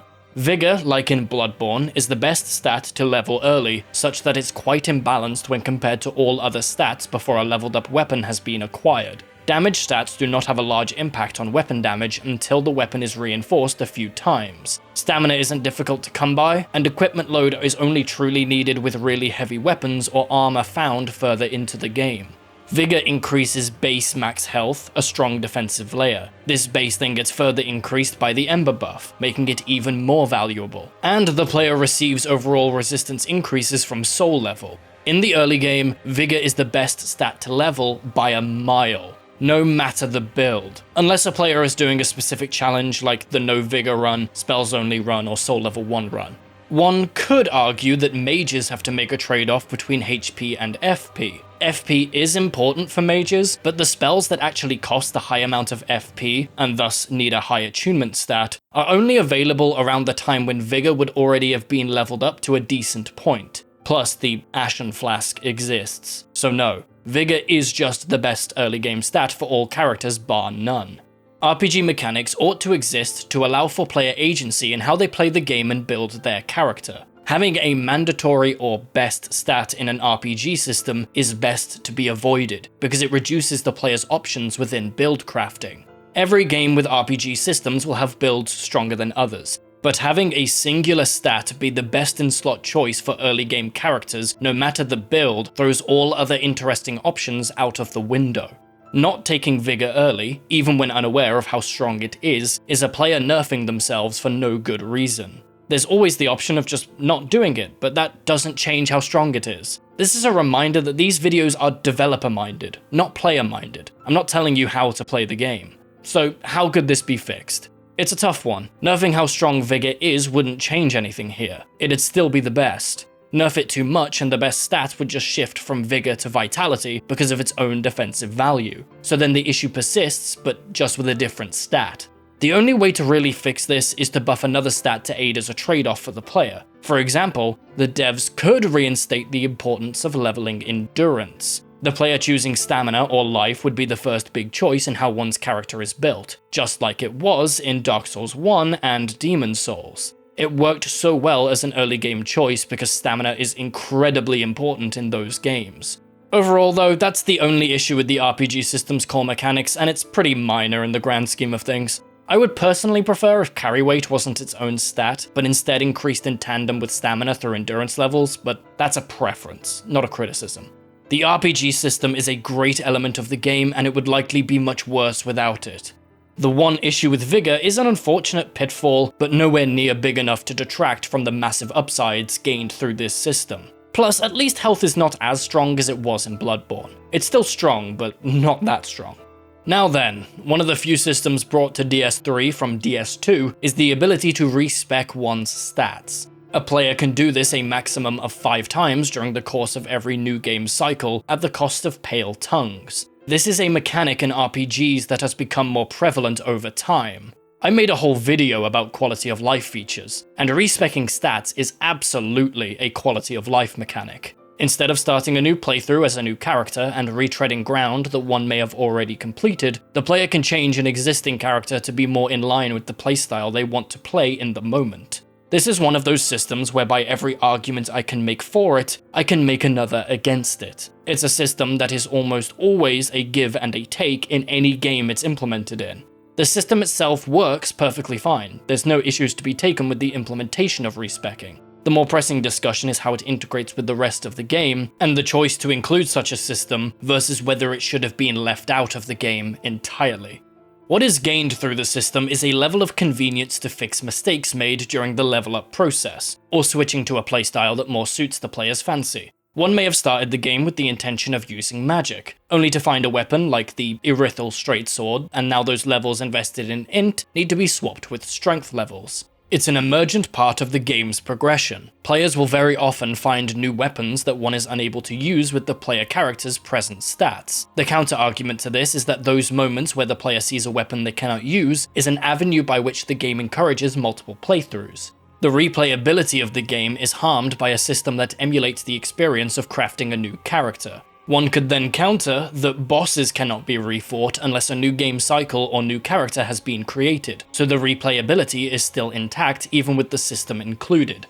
This back and forth can go on forever. Many of the justifications for including or removing the system just have so many reasonable counters to each other. It's the nature of a system like this. There are those who are aggressively for respeccing, against respeccing, and those who are indifferent.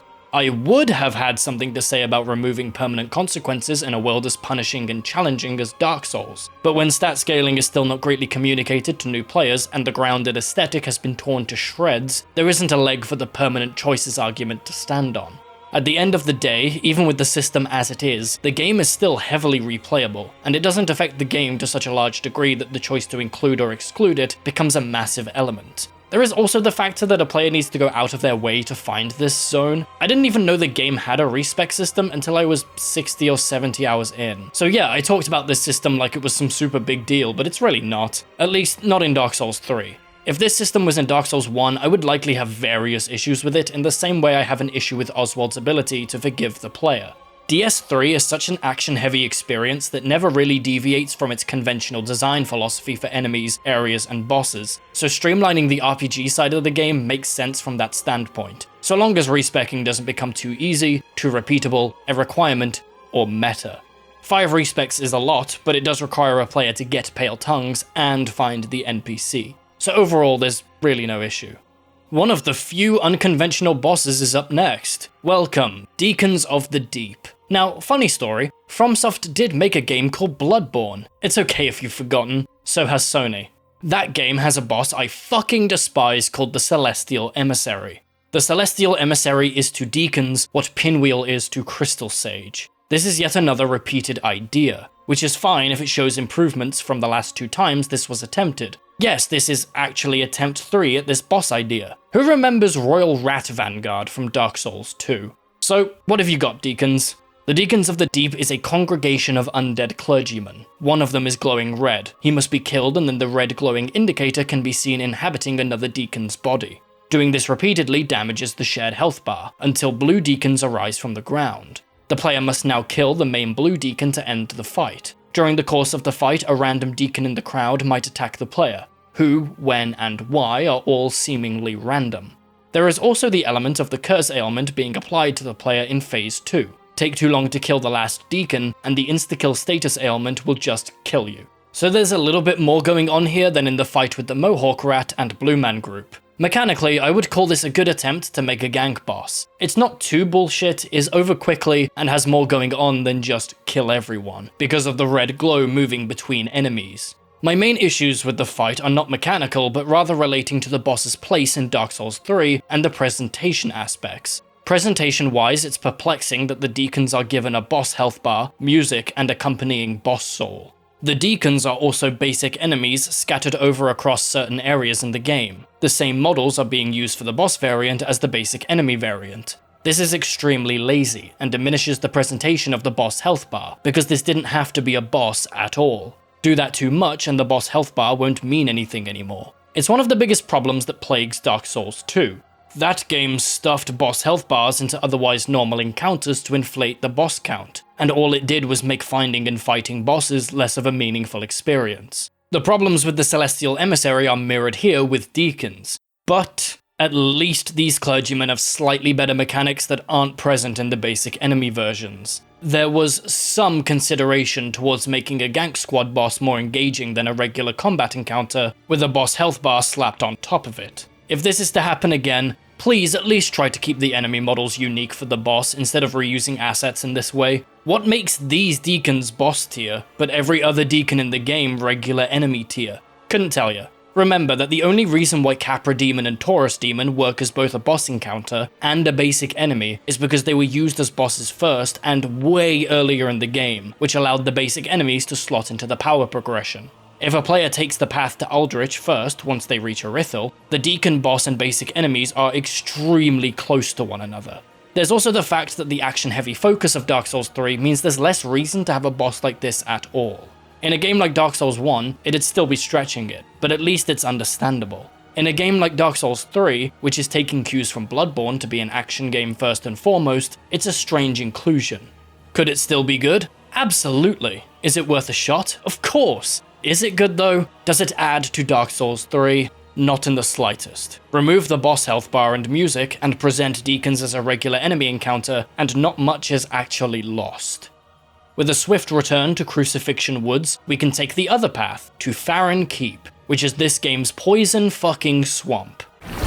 Actually, you know what, I'll save it. Dark Souls 3 is the same IP as DS1, and that game had Blighttown, so Farron Keep can get a pass. I'm sure with a brand new IP they wouldn't add another poison swamp. And we're on a roll with area layouts in this part of the game, because Farron Keep has a fantastic mechanical layout. Progressing through the area requires extinguishing 3 fires at the base of the 3 towers spread throughout the area. When the player completes this, a door opens. I will nitpick the choice to not show how and why the door opens. I'm getting flashbacks to a certain cutscene that triggers once both bells of awakening have been rung. The difference between these two cutscenes is that a giant is shown to open the gate to Sen's Fortress once it hears the second bell, versus this door in Farron Keep that opens on its own. It can make the world feel less real for a player. The degree to which one's immersion is damaged will vary from person to person, but this is yet another aspect of the game that is simply done worse than its predecessor. It's a nitpick, sure, but I will never resign to the idea that nits should not be picked. Every aspect of a game, no matter how big or small, culminates to form the whole. Even something as simple as how a door opens can pull at the elastic band that is one's suspension of disbelief. And each player will have a different threshold for when the band will eventually snap, but the goal should be to never let that happen. The neat thing about this area that some may notice is that the fires which must be found and extinguished appear in sequence if a particular path is followed. This allows returning players to quickly get the section over and done with, as opposed to new players who will likely search the entire area. It has a very open layout that's easy to get lost in because the rubble and tree canopy does not allow players to easily find memorable landmarks. I imagine this was largely intentional, and is also why the Farron Keep itself, the building containing the wolf, sits as it does. There's a ladder in this area that leads to the Wolf Covenant, Bonfire, and nearby mini-boss. Atop that fortress, the player can get a lay of the land below them and get a clear view of the 3 towers containing the 3 fires. This means that if a newer player is struggling to find one or more of the towers, they can easily see which ones are remaining with a general sense of their location by gaining a high ground vantage point. I think this is one of the strongest areas in any of the games from purely a mechanical standpoint in how it's experienced. This area is doing a lot with its mechanics to provide an experience that goes beyond just being a hub for combat arenas. I would deduct points for adding another poison swamp, but I think the intention is to force the player to rush from safe landmass to safe landmass in order to disorient new players. This lines up with the choice to have the tree canopy. If this were just a poison swamp, I'd actually have an issue, but they were actually using a poison swamp as a tool to deliver an experience unrelated to the poison status effect, which makes the area far better on closer inspection. Can it be a frustrating area? Yeah, of course. That's the point. It's supposed to be frustrating for those who are inexperienced with it to allow solving the area's geography to be a payoff for the player. Yet it being frustrating is this area's biggest criticism from a large portion of players and critics. It comes from a mindset that anything within a video game that isn't fun is immediately a symptom of poor design. I don't even want to get into the myriad of ways I disagree with that mindset, because it would require its own video. But I do want it said because discouraging that notion is of the utmost importance to me. There are countless fantastic games that wouldn't have been made if developers inherited the mindset that fun is the only emotion this artistic medium is allowed to offer players. Before we move forward to the first Lord of Cinder, we will detour to the Wolf Bonfire and the short section that follows. This area contains some upgrade materials, ashes that can be given to the Shrine Maiden, and the motherfucking Stray Demon. Yep, it's back. Bold move bringing back a boss that was already criticized by many players for asset reuse in Dark Souls 1. Something I should mention is that despite rewarding the player with a boss soul, the Stray Demon doesn't have a boss health bar or music. It was likely going to be a boss, but that label was removed at some point in development. Instead, it's a mini-boss. The mechanics of this fight shares a lot from the old Asylum Demon, but revamped in speed and power to be more in line with Dark Souls 3's combat philosophy. It has its various axe attacks, a new grab move, a rock spit move, a new tail attack, and the good old butt slam. My only major criticism is the hitbox for the grab attack. It can sometimes snap the player into the grab. It's not super egregious, but it's definitely something of note when the boss will very often chuck the player off the bridge for an insta-kill if the grab lands. Hitboxes for grabs have always been hit or miss with FromSoft, but I do want to mention that Dark Souls 3's overall hitbox quality is one of the most impressive in the series so far. I don't think there's a single wonky hitbox I've noticed in my entire time with the game, at least not counting grab attacks. Overall, Stray Demon is fine. The fact there's a second phase is what makes me think it was going to be the first boss early in development, but thank God it's a mini-boss off the beaten path. So now here we are. The first Lord of Cinder on our kill list, the Abyss Watchers. Many players have talked about how fantastic the short lead-up is, and I have to agree. The path to the Watchers is covered with discarded blades, dark wraiths lead an assault on the area, and the sound of fighting can be heard before the player even opens the door to begin the cutscene. This opening cutscene shows two Abyss Watchers fighting before one is struck down. The one left standing turns to the player and readies a combat stance. This presentation is close to immaculate, and I couldn't have asked for more. Top notch. Then the fight starts and we have some problems. Phase 1, and especially Phase 2, is ruined by a particular system in the game that was a problem in DS1, fixed in Bloodborne, and reverted to its shit implementation in Dark Souls 3. So before we delve into the Abyss Watchers fight itself, let's discuss backstabbing, and by extension, blocking and circle strafing.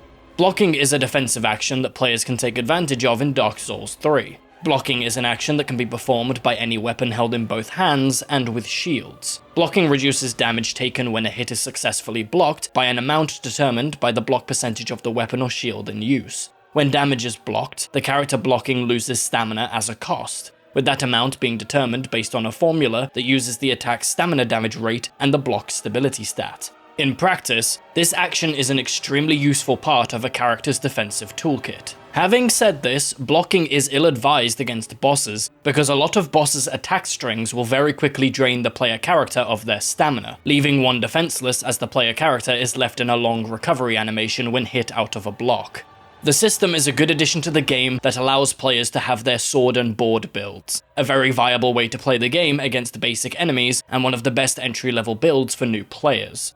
A very idealistic way of looking at defensive actions in Dark Souls 3 is blocking as low risk, low reward, rolling as medium risk, medium reward, and parrying as high risk, high reward. That is how these systems ought to function by the game's own metrics of reward systems for these actions, but whether or not the systems align that perfectly is yet to be seen. We'll get into that topic more when we get into the parry system. Backstabbing occurs when the player inputs a light attack behind and up close to an enemy with a melee weapon.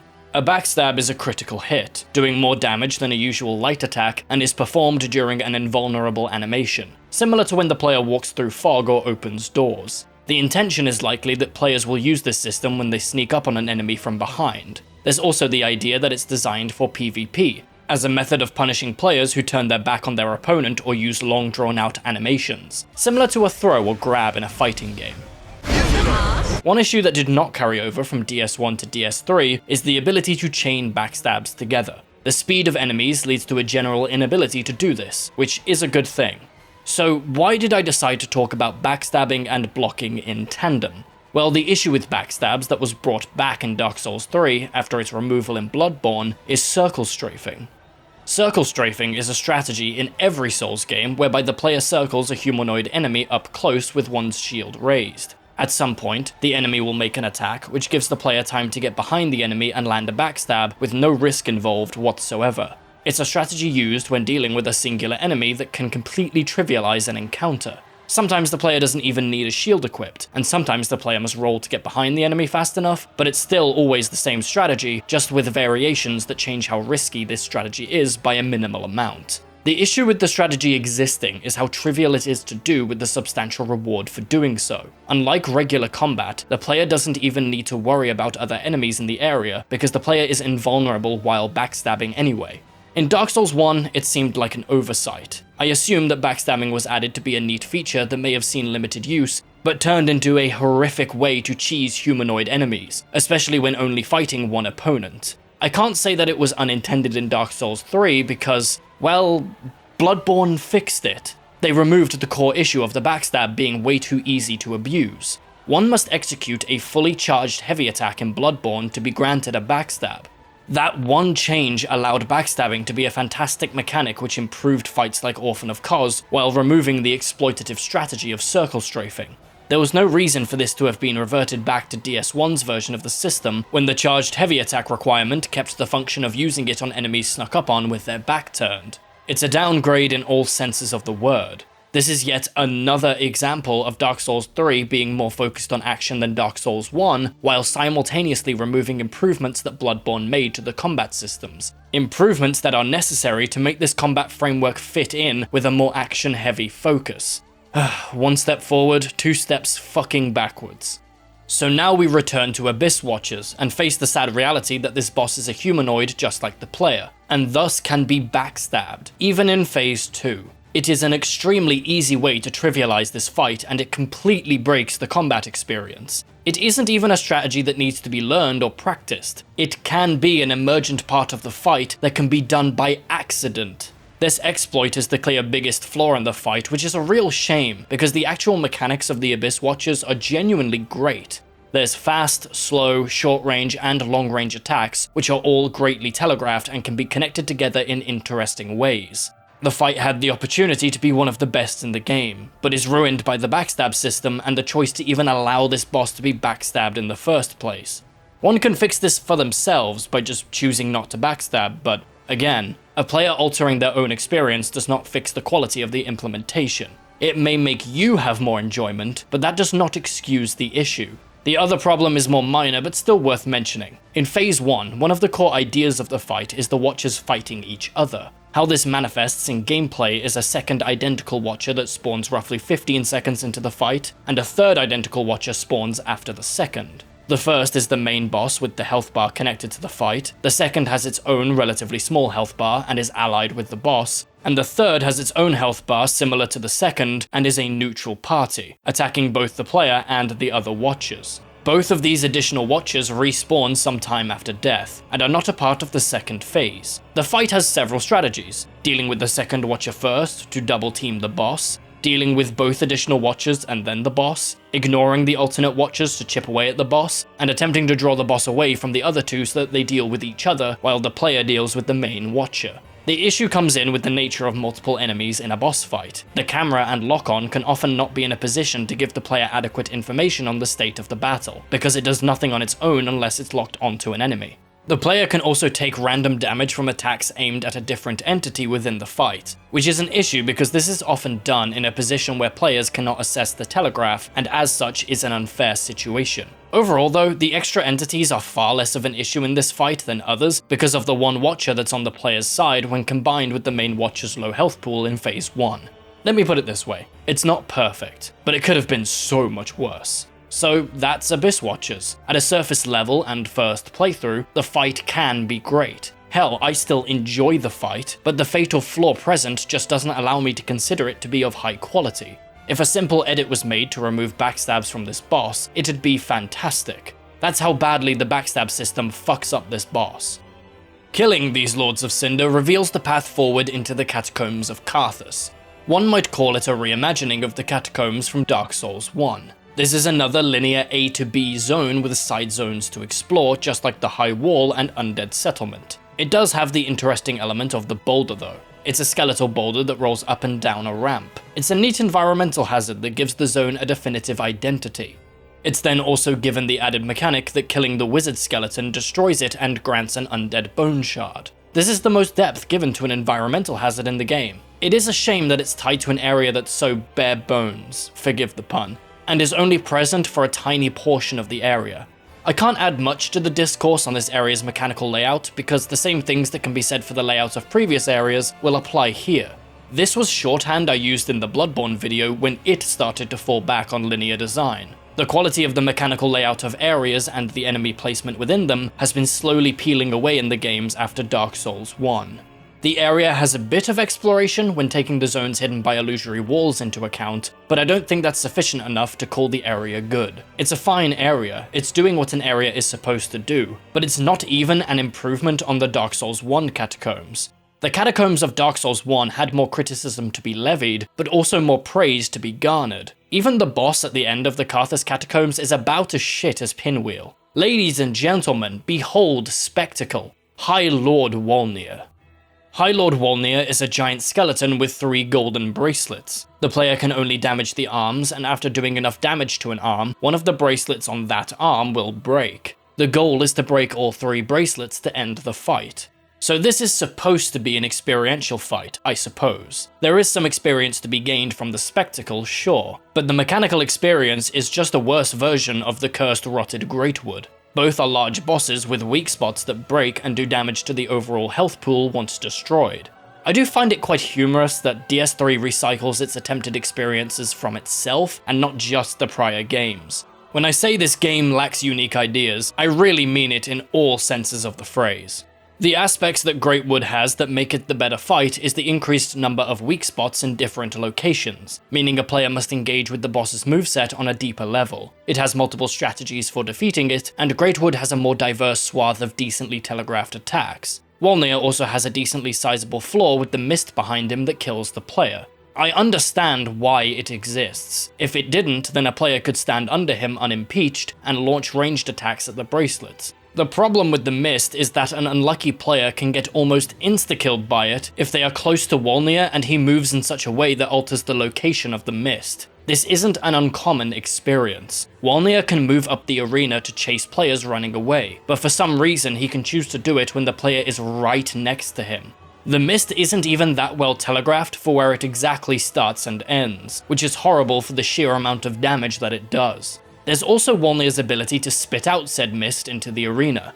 The surface area for this AoE is insanely large and is nearly guaranteed to kill the player if Wolnir has walked up the arena far enough. That would be a fine mechanic to punish a player who runs away too much, causing the arena to be small enough for it to be a guaranteed death. But again, since Wolnir can just randomly decide to walk up the arena, the mechanic is balked. Wolnir can also just spawn basic enemy skeletons for a short duration, which is nothing but a time waster for the player, while also giving Wolnir even more chances to walk up the arena. Skeletons respawn, so the player just has to kill them over and over until they stop. The player can just ignore them, of course, but that comes with challenges of its own. You get the drill by now with adding basic enemies to boss fights. No, this fight absolutely does not account for it. Wolnir is a pretty bad boss, and again, why even have a boss that mechanically works this way when you already have Greatwood? Strip away the presentation for a second, and the fights are so similar, yet the former is done with so much more finesse.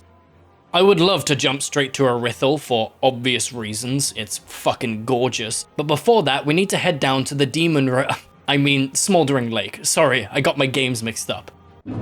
Motherfuck! The Smouldering Lake is accessed by destroying the bridge between the Catacombs and Wolnir's dining room. The area is a neat secret side zone to find. Breaking the bridge is something most players will attempt to do when one sees the horde of skeletons approaching. Finding out that the bridge is now a ladder is a bit more difficult to find, but not impossible. If you're going slow and paying attention to your environment, then there's a good chance you'll notice.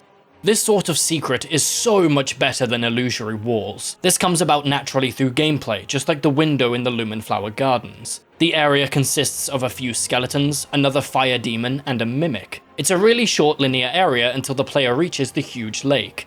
Don't be fooled by the seeming openness. This part of the area is only really as open as it is because of the ballista. As the player traverses the lake, they are shot at by a huge ballista that fires 3 consecutive shots before reloading. I would praise it, but it's just the giant bowman in Undead Settlement again.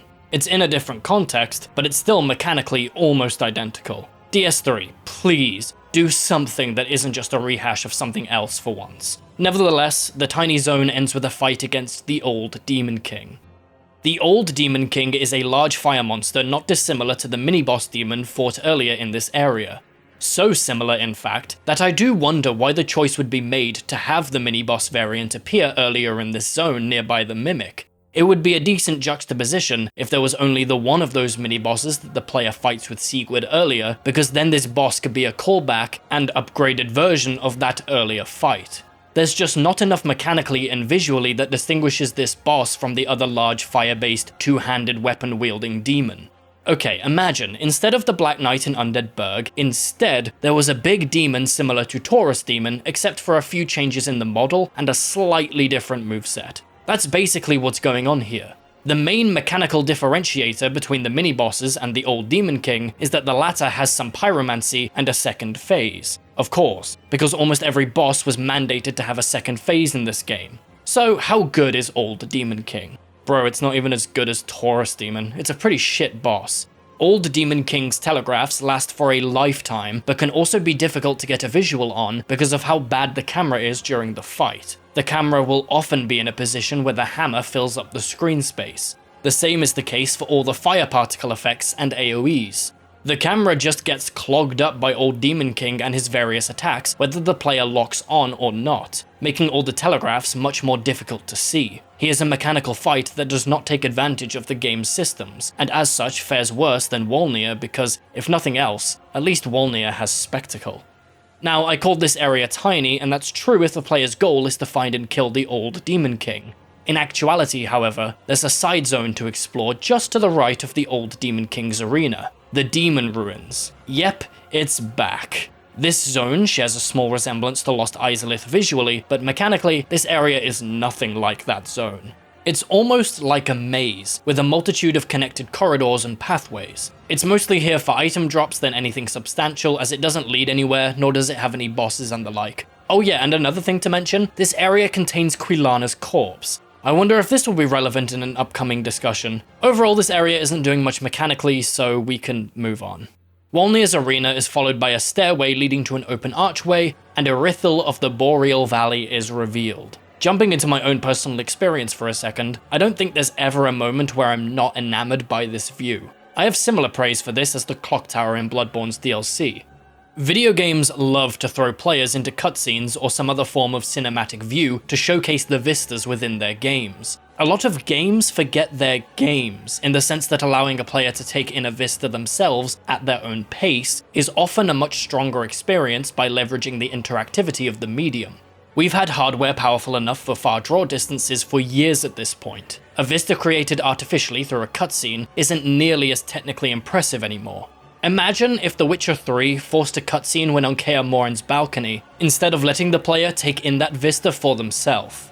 Now, God knows my art skills are mediocre at best, but I do want to quickly touch on why this vista is powerful, and is mostly because of composition and contrast. Dark Souls 3 is very grey. Not morally, but literally. The game is fucking grey. The colour palette is very muted, and for a good reason. The world is supposed to give off the idea of decay and age. I mean, Lordran gave off that idea too, but they managed to do it without making the world's colour scheme, so one note, but in any case, Irithyll being a bright sea of blue and navy is what makes the vista more powerful than otherwise. The visual contrast between everything else in the world and this hidden city increases the spectacle substantially. Additionally, this view was clearly made to be appealing because the composition is like a painting. There's a primary light source, a focal point near center frame, a foreground, and background detail that doesn't overlap with the focal point. I checked the concept art book and, well, yeah, it's like the concept art was stuck to 1-to-1 to bring out the beauty of Irithyll. I think it's worth bringing all of this up, because for many, this one singular moment is their favorite part of the game.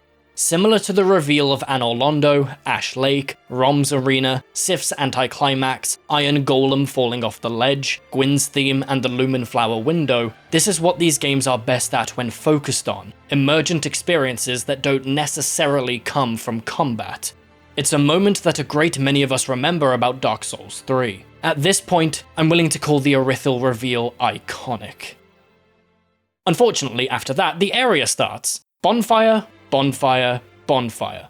Okay. This is one of the most linear zones so far. There are a few side sections to explore here and there, but it's mainly a straight shot from the entrance to the chapel to the shortcut.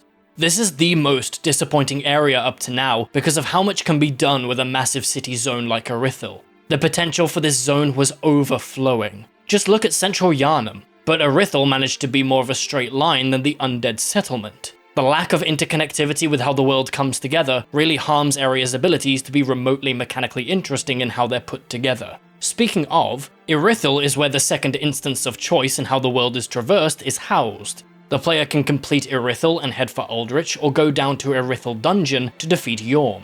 It's similar to the dichotomy of Cathedral of the Deep and Farron Keep, in that both must be done to progress. They can just be done in any order. So, without any further ado, let's discuss the world design, shall we?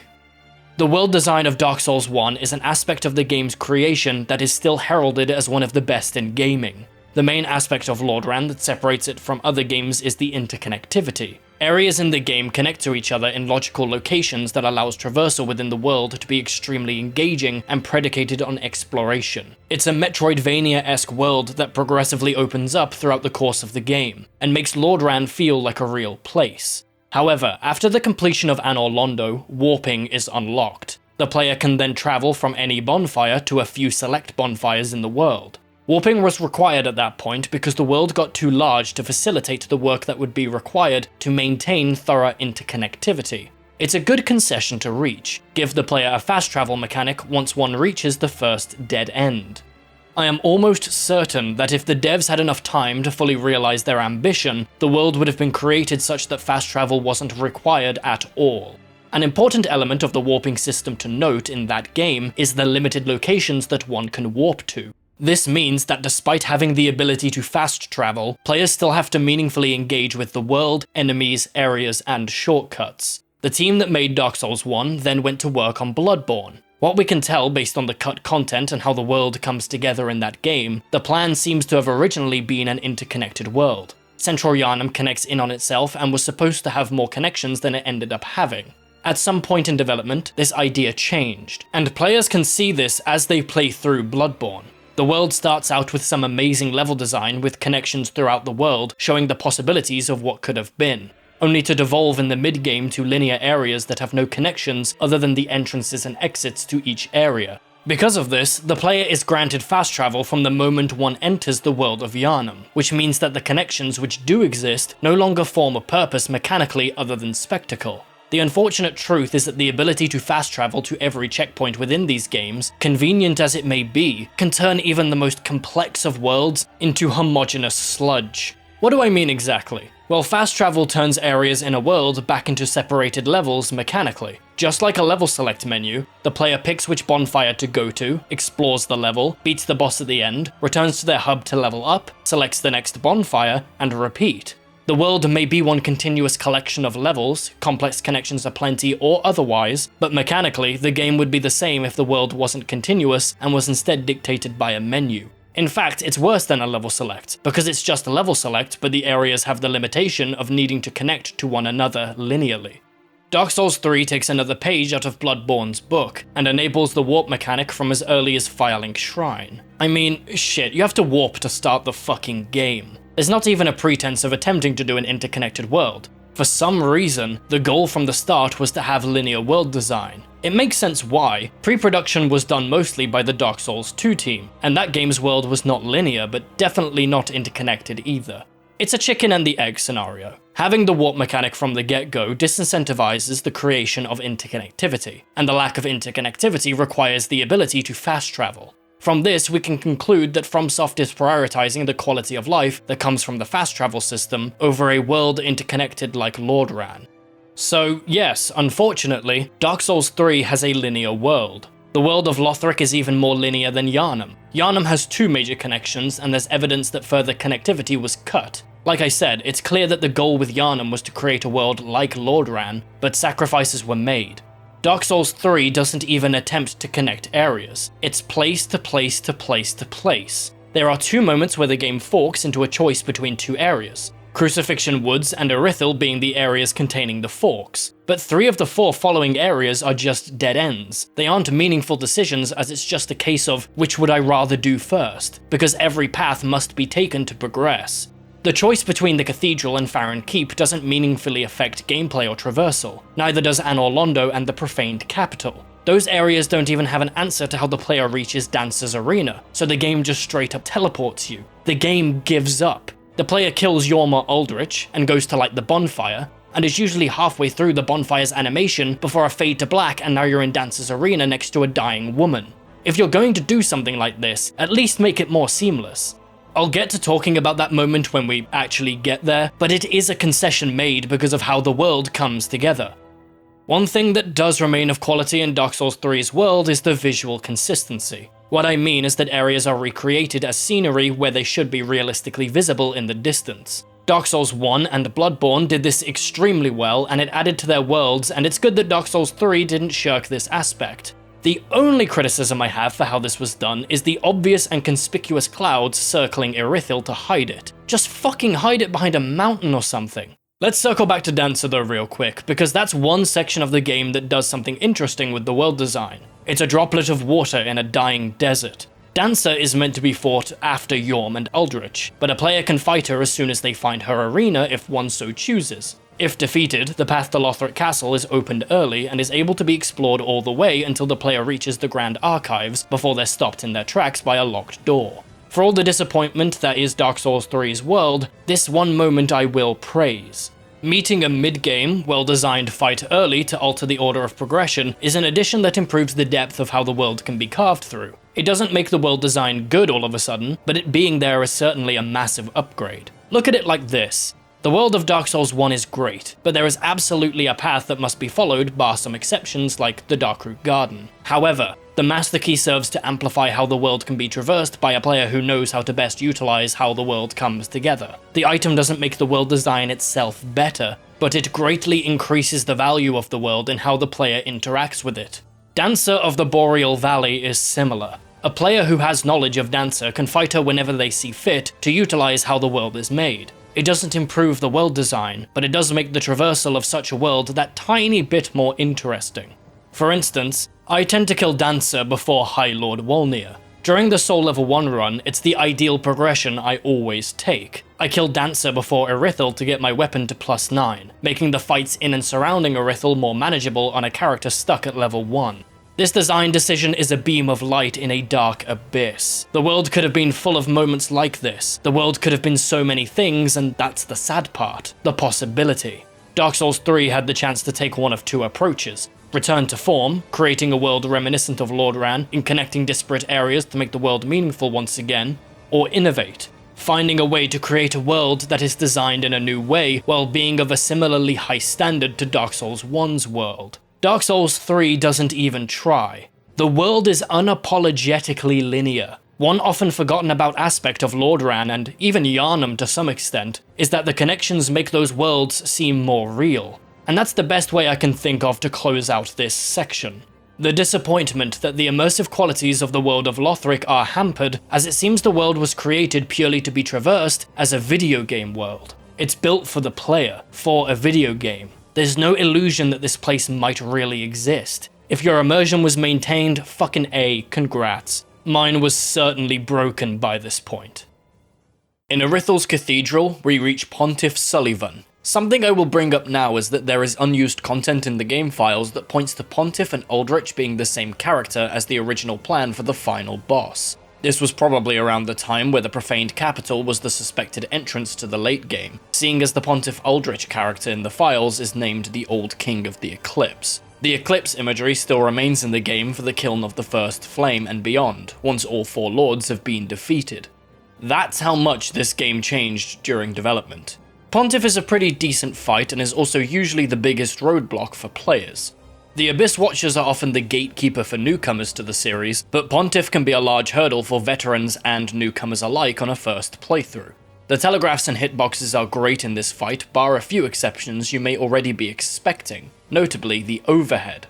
Matthew Matosis has famously already brought this attack up in a discussion of Dark Souls 3. FromSoft have long since figured out that one way they can punish players who carelessly roll around all the time is to hold the anticipation phase of attack animations for about half a second longer than you'd expect. I'm bringing it up here because it's absolutely relevant, but I'm not going to delve deep into delayed attacks in this video, because Elden Ring provides a better landscape to have that discussion on. Pontiff has what one would call a non-traditional second phase, spawning a clone of himself who performs all his actions before he does. This isn't a multi-enemy boss in the same sense as others, because the clone will always perform an attack before Pontiff, and it's always the same attack being repeated. The clone will jump, then Pontiff will jump. The clone will do the wave of damage, then Pontiff will do the wave of damage, etc. It actually is a mechanic that works really well because the clone will never start an attack until the real Pontiff has finished his current animation, giving the player a chance to do damage, usually to both Pontiff and the clone at once, as the clone teleports to overlap with Pontiff. This clone also gives the player an indication of what Pontiff will do. Obviously, if the clone hits you, then that's not really a benefit, but even if the clone does land an attack, it usually cannot be comboed by Pontiff's follow-up. For example, the wave of damage knocks the player prone, so if the player gets hit by the clone's wave, Pontiff's wave will whiff. Pontiff is truly one of the first great fights in the game. The fight has a good degree of variety in what Pontiff can do, anywhere from one powerful attack to his infamous 5-hit combo. Now there is one more aspect of Pontiff that's relevant for discussion. Despite him being a pretty decent fight, there's a mechanic which can ruin the entire experience. Enter the parry mechanic. Parrying has been changed almost as often as the healing system in this series. At first, it was a melee ability to be pressed as an attack is about to hit the player. Then in Bloodborne, it's a ranged ability to be pressed between an attack's wind-up and follow-through.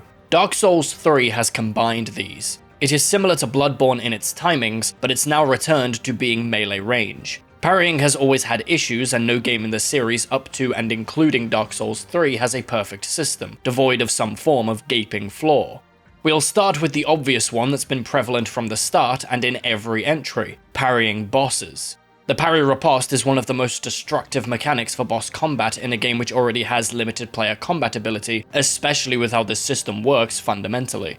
Put crudely, the issue is that it takes the flow out of the fight. The system has the player simply parry an opening strike, riposte the enemy to the ground, wait for it to stand up, and repeat. A player does not need to engage with aspects of boss combat like positioning or attack timings for strings because the entire fight reduces down to one timing.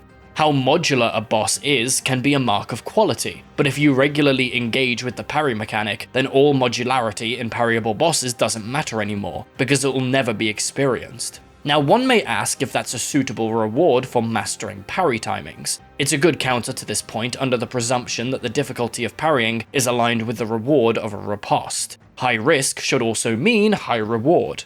Unfortunately, the risk level is not that much higher than a roll, which obviously does not get rewarded in the same way that a parry does. In Dark Souls 3, the light roll and medium roll both total 42 frames, and both have 26 iframes. This is the Dark Souls 3 parry spreadsheet. As you can see, parrying occurs on every different equipment type between frame 12 and 15 of the parry animation. But that's not all. Use something more built for parrying like a parry dagger and you get 8 frames in the parry window between frame 12 and 19. But like, hey, that's still a 50 total frame parry with only 8 of those being parry frames, so surely parry has enough risk in comparison, right? Well, the most common item used to parry is a shield. And what did Dark Souls 3 decide to add to shield parries and even parries using fists, claws, or an empty hand? Block frames. Block frames are essentially frames during the parry animation whereby the player blocks damage if they are hit within the block frames, reducing the risk of missing the parry. Use a medium shield, small shield, or parry shield, and you get upwards of 25 safe frames, with upwards of 10 parry frames. Yes, the safest parries are also the ones with the most active parry frames, making parrying with a small shield equal in safety to a roll, and with a higher reward for correct timing than a roll with as little as 10 more active frames.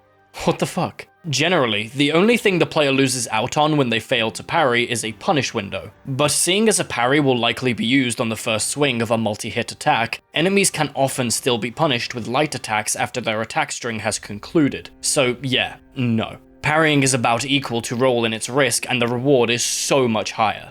The balance is really out of whack because surely the safest parries should also not have the best parry frames. Parries tend to work best in action games when the game is built around them as a core feature, or games that have enough other actions the player can take to make parrying just one of the vast powerful choices in a player's arsenal. In a game where the primary mode of play is based on timings, iframes, and punish windows, maybe don't add an implementation of parries that also relies on timings while simultaneously giving the player so much more reward when the same skill is being tested in another mechanic.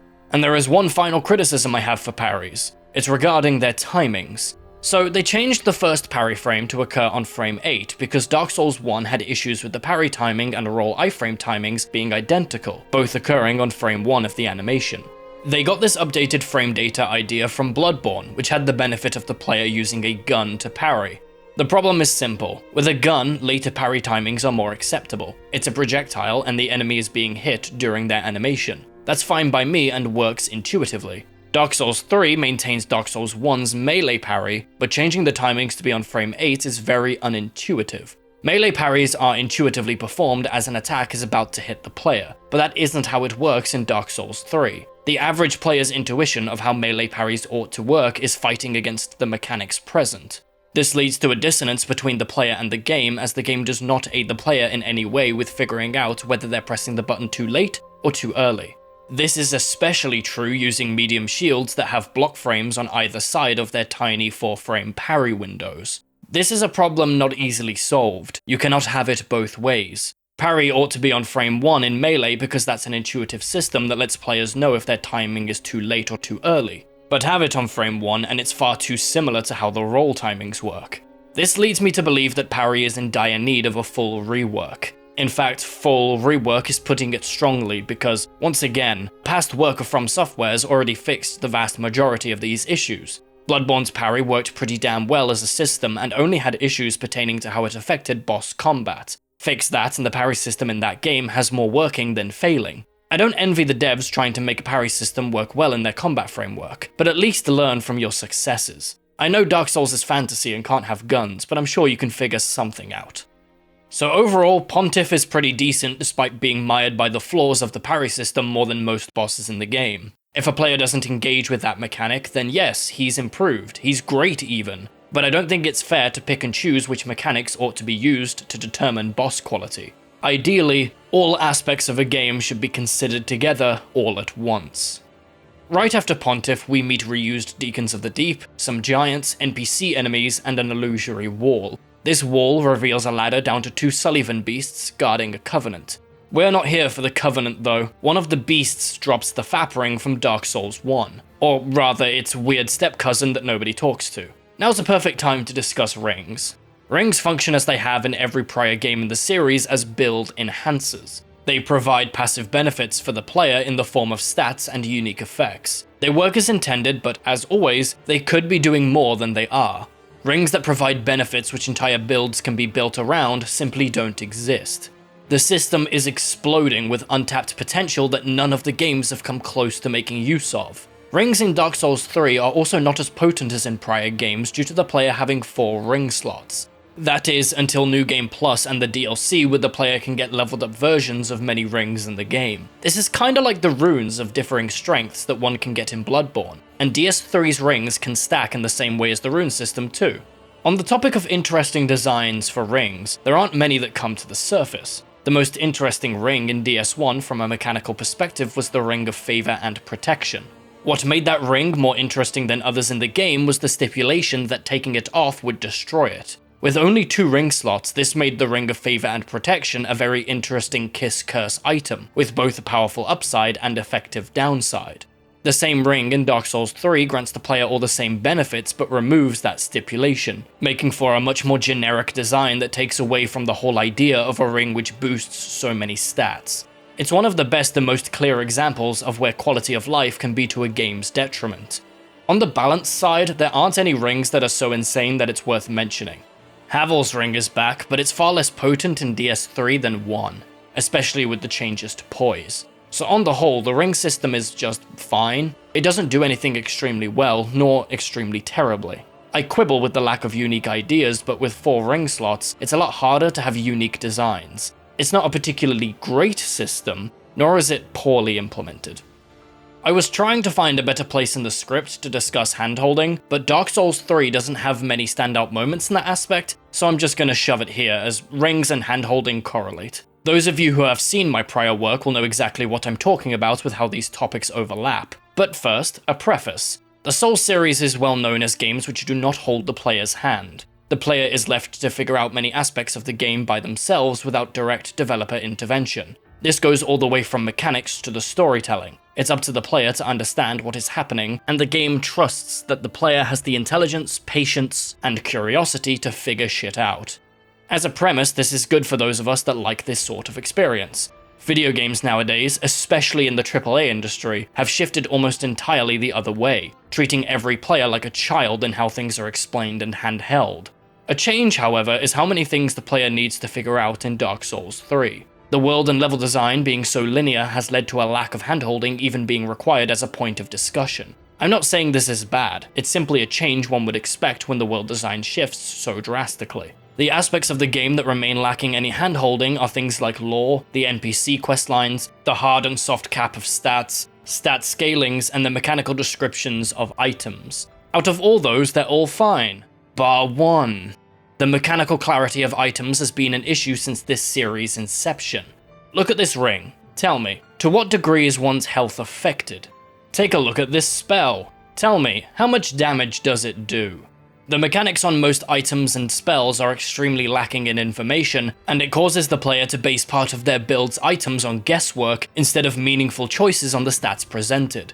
The stats genuinely matter. If a ring is giving me 5% increased HP, yeah, I probably won't take that. If it's giving me a 20% boost, that may actually be worth considering. Under the current system, the 5% and 20% rings would appear identically, because there's no information besides a brief simplified description of the effect. Bloodborne understood that it was an issue sometimes. Some runes gave the player the numbers, but we've reverted back to how Dark Souls 1 handled it. No numbers. Imagine how much more effective a player could be in choosing their selected spells if they were given cast speed, damage, damage type, range, cost, and every other modifier you can think of to allow a player to make actually meaningful choices instead of just working off of vibes.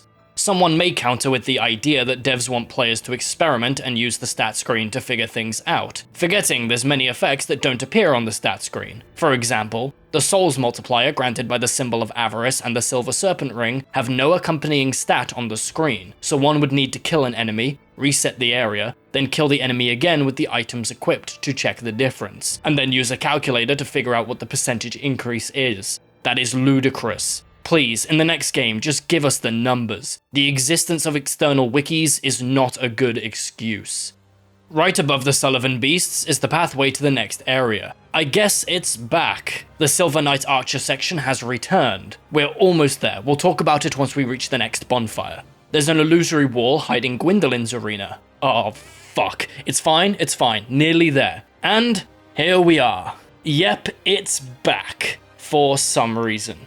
Wait, what the hell is he doing here? It's been thousands of years, wouldn't his corpse have— Okay, I think I've seen enough. Dark Souls 3 has a problem of resurrecting aspects of Dark Souls 1, often to the detriment of itself, its predecessor, and the series as a whole. Some things make sense, and some don't. The reason for the inclusions we'll never really know, but we can hazard a guess. It could be pandering, it could be idea reuse, thematic purposes, or all of the above. Whatever it may be, each resurrection ought to make sense and, ideally, not harm the prior games.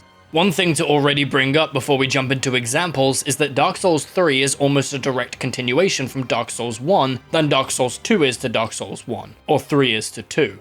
I can count on one hand the number of references to DS2 in DS3, as opposed to DS1, which gets multiple entire areas, multiple bosses, NPCs, direct story continuations, and even fucking music.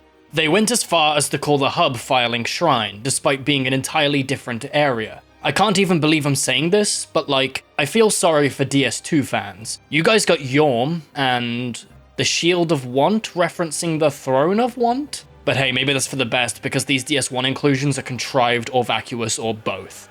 Actually, on the point of Dark Souls 2, that's where a lot of the issues come from. FromSoft and half the fanbase may want to forget that game was made, but it cannot be forgotten. In continuity, Lordaeron existed, then some 1,000 years later, Drang Lake existed, then some more 1,000 years later, Lothric stands tall.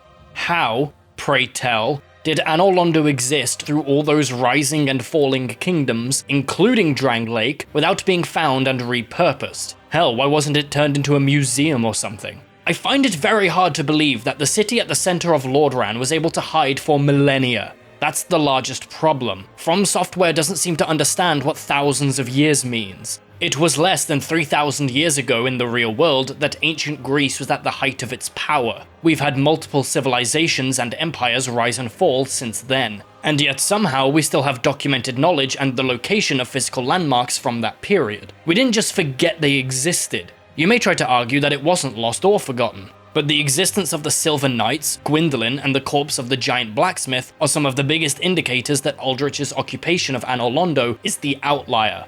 Like, this isn't just a building in the middle of nowhere, it's the palace that was at the heart of the biggest and most prosperous kingdom in this world's history. After the Roman Empire fell, we didn't just forget where Rome was. Another argument that could be made is magic. Gwyndolin is still in Anor Londo, and perhaps there's some illusion bullshit going on. I mean, they were able to conjure an illusion strong enough to mask Anor Londo's nighttime appearance, so it's not out of the question.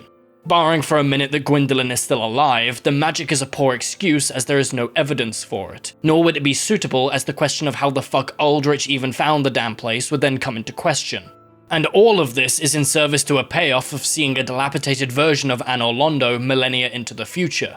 That's what all of this is an attempt to do. To tickle the balls of anyone who played Dark Souls 1 by allowing them to revisit a beloved area of the first game. And not only is it vacuous, it's actively damaging to the game's own themes. Once again, I'm forced to praise Dark Souls 2. Its own theme of cycles was heavy-handed at best, but it did this theme better by portraying a world that has barely any connection to Lordran. It showed that it was so far into the future from when Dark Souls 1 took place that there are no longer any vestiges of Lordran's geography left, and yet Drang Lake was falling into the exact same problems that Lordran fell into in its later years. The cycle was that of repeating a forgotten history. Dark Souls 3, by confirming there are still prominent people and locations of Lordran, harms this theme, and Dark Souls 2's story drastically, because there's no longer any reasonable justification for any of Lordran's history to have been forgotten.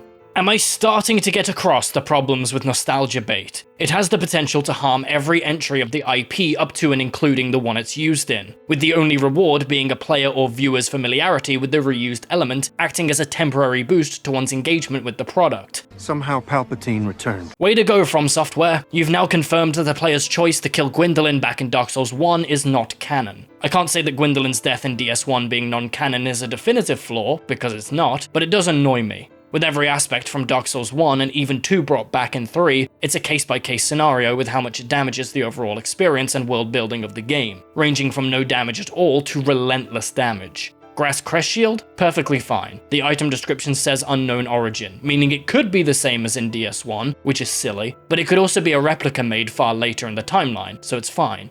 Havel and his equipment being in the game within Archdragon Peak is slightly more damaging. But at least FromSoft made some attempt to retcon Havel into having an order of followers instead of being a singular man. You know, I'd never thought I'd see the day where I would write at least they retconned, but here we are.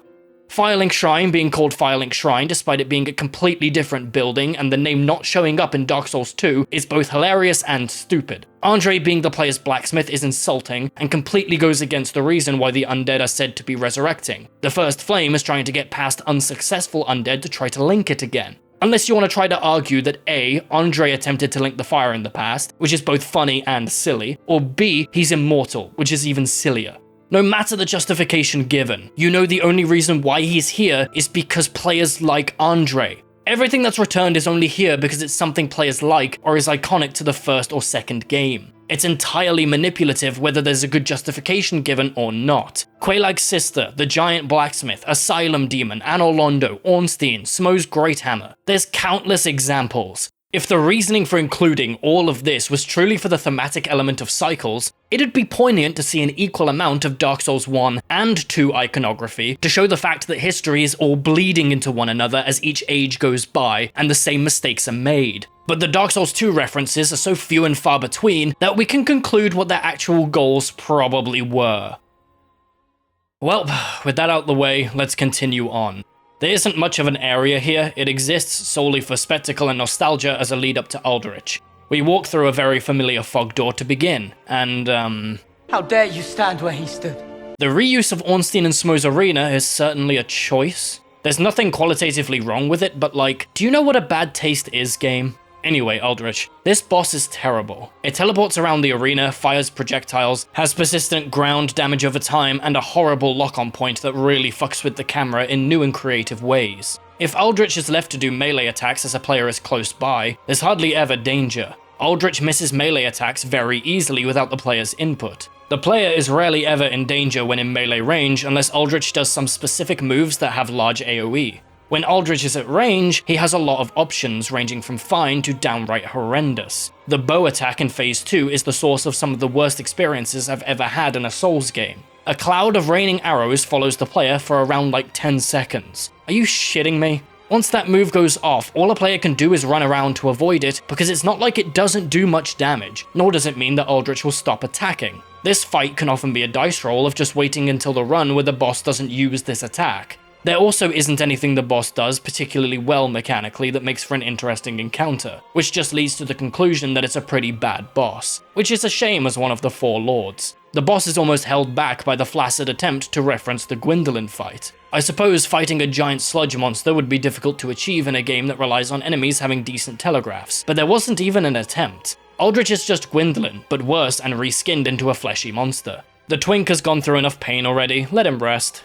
That concludes the most referential part of the game. Now we can head to the second option of the two in Irithyll, the titular dungeon. The area is quite large and it can take a while to go from the dungeon to the profaned capital. The dungeon is actually pretty great. It's similar to the Cathedral of the Deep in the sense that it revolves around a singular bonfire with many shortcuts back to it. I do think it's a bit crazy that this design approach has gone from standard to stand out, but that doesn't take away from the merits this area has going for it. It makes good use of its space, verticality, and tone. The visuals and enemies all giving off a very unsettling, murky dungeon aesthetic. On that note, the basic enemies of this zone are why it gets a bad rap by a lot of players, despite the area's mechanical layout being better than many others in the game. The primary enemies have the ability to temporarily reduce the player's max HP. The fact these basic enemies have this ability is no issue. In fact, I think it's a neat idea.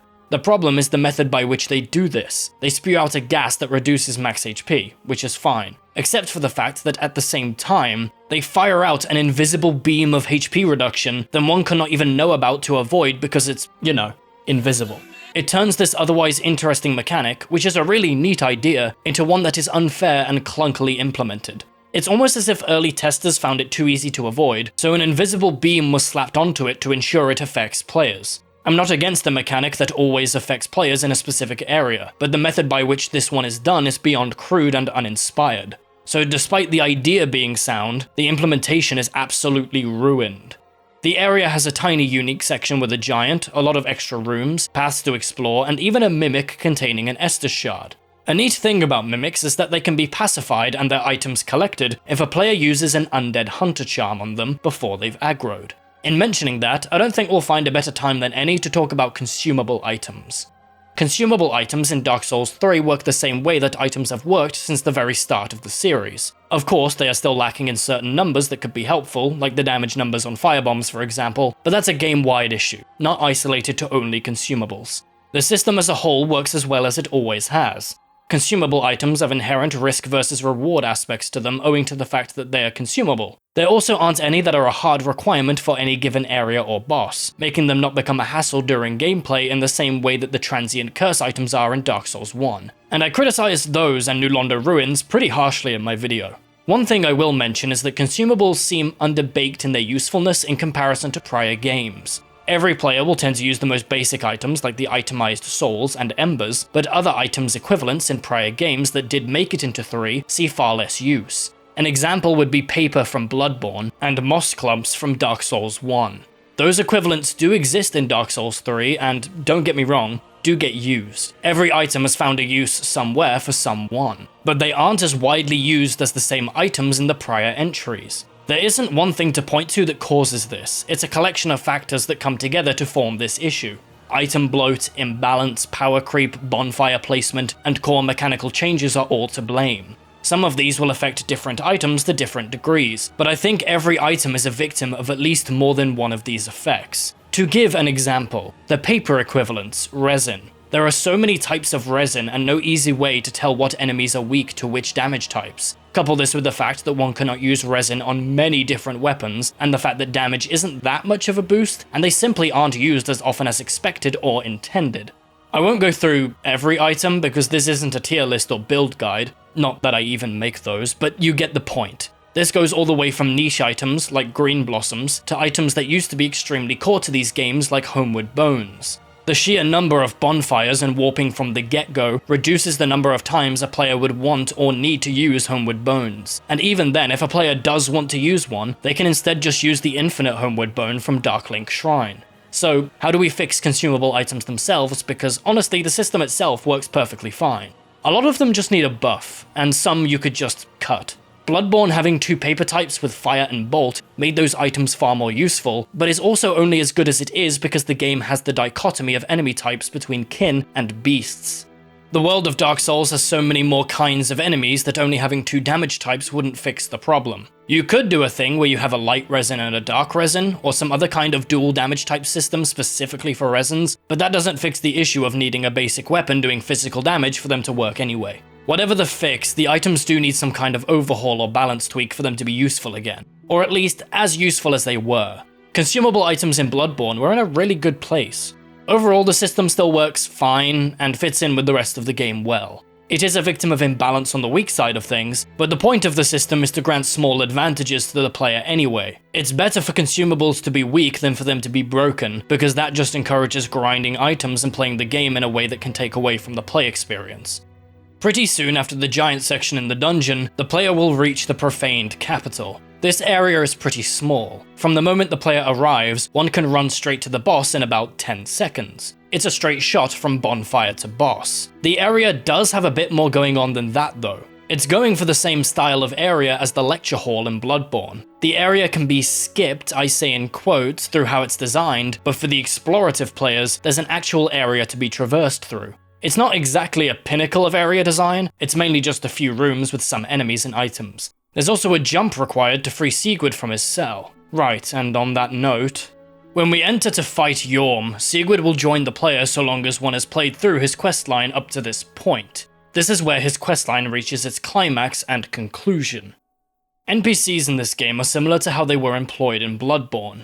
They mostly all follow the player's progression because of the lack of backtracking in Dark Souls 3, except for a few that have endings in specific locations, which has problems of its own if a player has no indication of where the NPC is going through their dialogue. To be clear, in this section I will only be discussing the mechanics of NPCs. All discussions on story elements throughout the game are tackled if necessary in the story section at the end of the chronological breakdown. So let's start by bringing up a feature that was introduced in Bloodborne and then never revisited: the ability to question NPCs on specific topics. The simple yes or no answers from Dark Souls 1 have been changed in DS3 to be more interesting. For example, deciding whether or not to withhold from the Shrine Maiden where the player found the Farron Ash, but a player has no agency within conversation anymore. One cannot ask questions on the state of the world or characters like one could in Bloodborne with Alfred.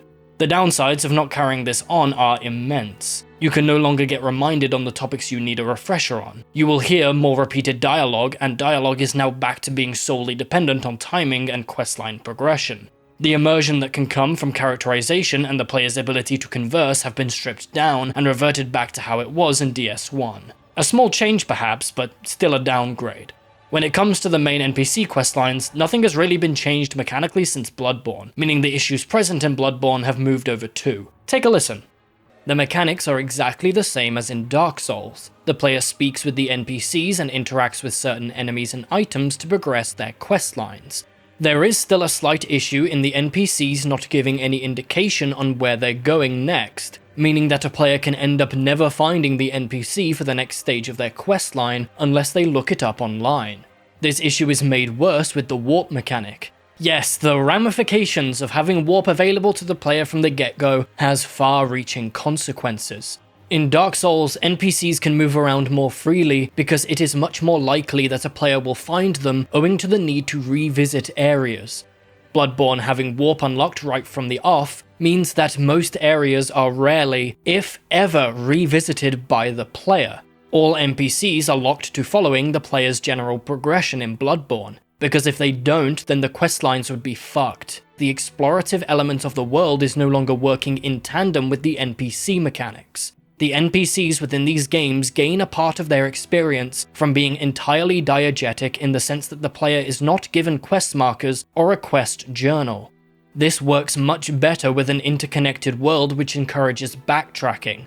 I don't think the mechanics for questlines are working well in Bloodborne. More linear design like this means a shift is required somewhere to make the mechanics gel. Replace Bloodborne with Dark Souls 3 and it fits 1-to-1. The pros of making an iterative sequel is the ability to improve systems in subsequent entries, but some systems seem to be stuck in a Dark Souls 1 and Demon Souls framework, despite changes to design and mechanics that interact with those systems being present. NPCs fall into this boat. They worked best in a world where backtracking was commonplace because there's no quest log or quest markers. The player character not warping around everywhere meant that NPCs could often be discovered in many places within the world, and not every NPC had to follow the same linear progression as the player. This wasn't always done perfectly in Dark Souls 1, but the core of the systems allowed NPCs to work the way they did far better than in Dark Souls 3. And it was the same in Bloodborne. In an iterative release, I should not be able to copy and paste entire criticisms from the previous game into this one and have it fit perfectly. Yhorm is pretty famous as a disappointment. He is one of the 4 Lords of Cinder, and I do appreciate that they attempt a fight that is experiential here. Try to damage Yhorm and you'll notice that your attacks barely tickle his health bar. He's extremely tanky, and the point of the fight is to grab the weapon sitting in the arena and use that to kill him. It takes around 4 to 5 hits with the weapon's weapon art to kill him, and that's sort of the problem with this fight. Using the weapon intended for this fight trivializes it to the point where there may as well be no fight at all, and not using the weapon is so unviable in regular play that my weapon broke before I could kill Yhorm. +9 Sellsword Twin Blades cannot kill Yhorm before they lose all their durability.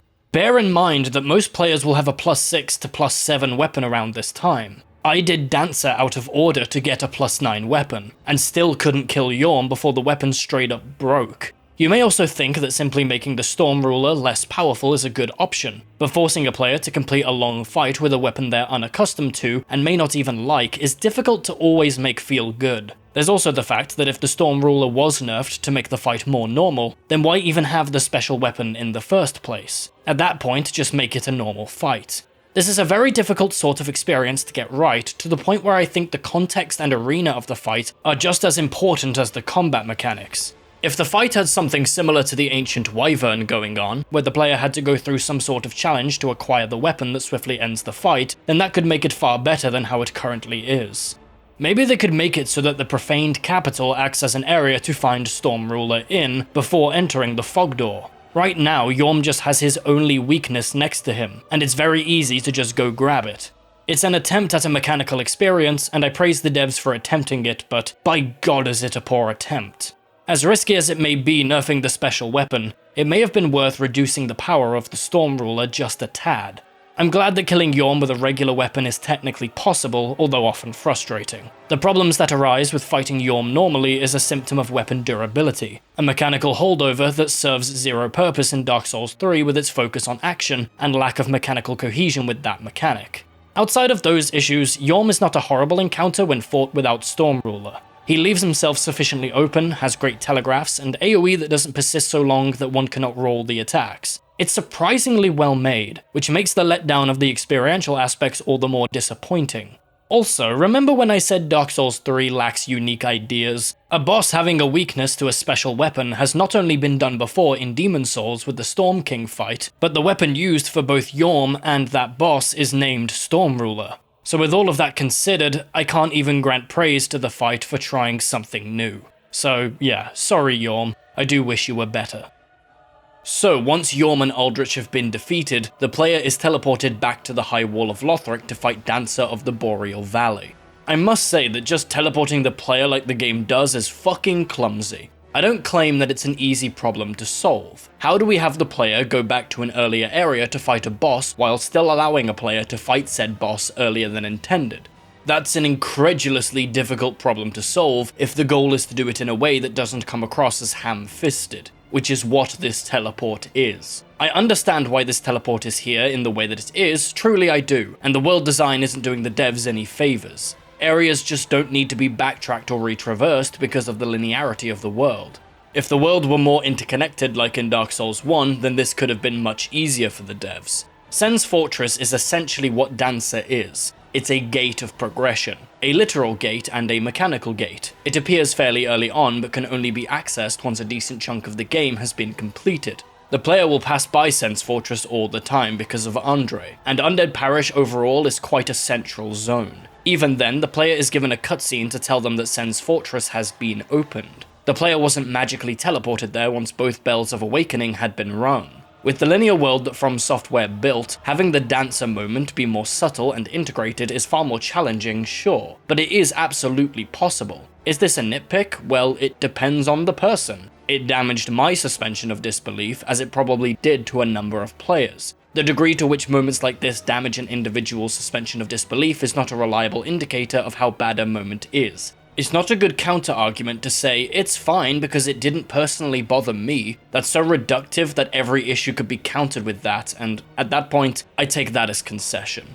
Anyway, Dancer. To the surprise of probably no one, I have no issues with this fight. Outside of a few flaws on the balance side of things, it's an incredible fight I feel some can't even appreciate because most players are over-leveled for her. That's the main balance gripe I have. Most players will blow through her on every playthrough unless they fight her before Aldrich and Yorm, because she has just not enough health. It was while playing through the Soul Level 1 run that I was really able to appreciate the fight because I had to fight her with basically 0 health, normal starting stamina, and a +7 broadsword that isn't gaining a ton of damage boosts from stat scaling. If it wasn't for this balance issue, she'd probably be the #1 boss in this game mechanically. The balance problems sink her just below one of the best fights in the game. What makes her so great is multifaceted. She has a lot of strange and almost alien-like telegraphs for her attacks, and that fits her design perfectly.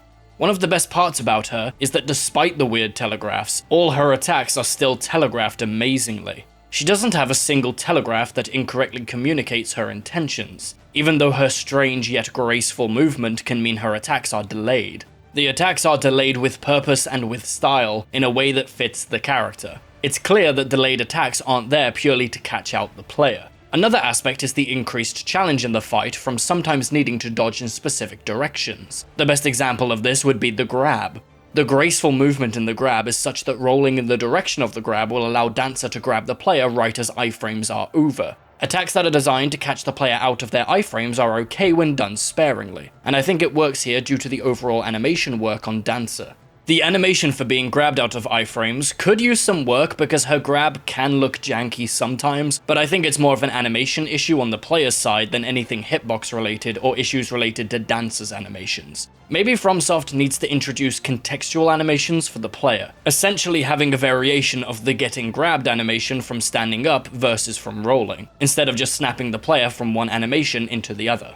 Spamming these sort of attacks that are designed to catch the player right out of their iframes in a single fight will easily make an encounter frustrating, and too much of it in one game can take away a desire to play it for some players. It's often seen as unfair, and for a good reason. It's cheap. When done too much, the player knows that the challenge is not designed to be difficult but fair, but simply to be challenging at any cost. Self-propagating difficulty for the sake of difficulty is something many games are victims of.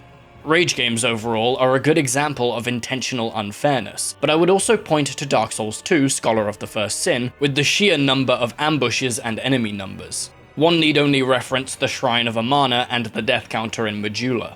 This being the one attack from Dancer that catches iframes, elevates the fight and is able to give Dancer further identity. It's a similar phenomenon to Gwyn's input reading for Estus. Start to give every enemy the ability to input read and we have a problem. The final aspects of this boss that make it so good is the presentation, sound design, and music. Music is a whole section of its own that I usually do close to the end of these videos, but I will say now that I adore Dancer's track. It's one of the few vestiges of the quieter music one would hear in Dark Souls 1. Sound design, on the other hand, has never really been a strong suit of FromSoftware. Their sounds generally aren't made in-house. They purchase sound libraries and use those sounds, sometimes with some editing and mixing. A good example is the Cleric Beast's yell that I heard in another game's trailer during this year's Summer Games Fest.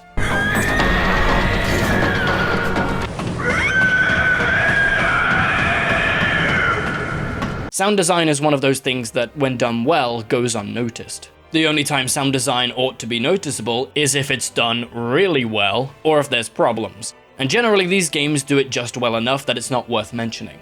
That all being said, the sound design on Dancer's footsteps is incredible, and really amplifies the presence and grace of this entity. After Dancer, we can begin to push into the late game within Lothric Castle, or explore a side area within the Consumed King's Garden. As is tradition in these videos, we'll delve into the optional area first. The Consumed King's Garden is one of the shortest and most linear areas so far, beaten only by the Profaned capital, but at least that area had a decently sized side zone.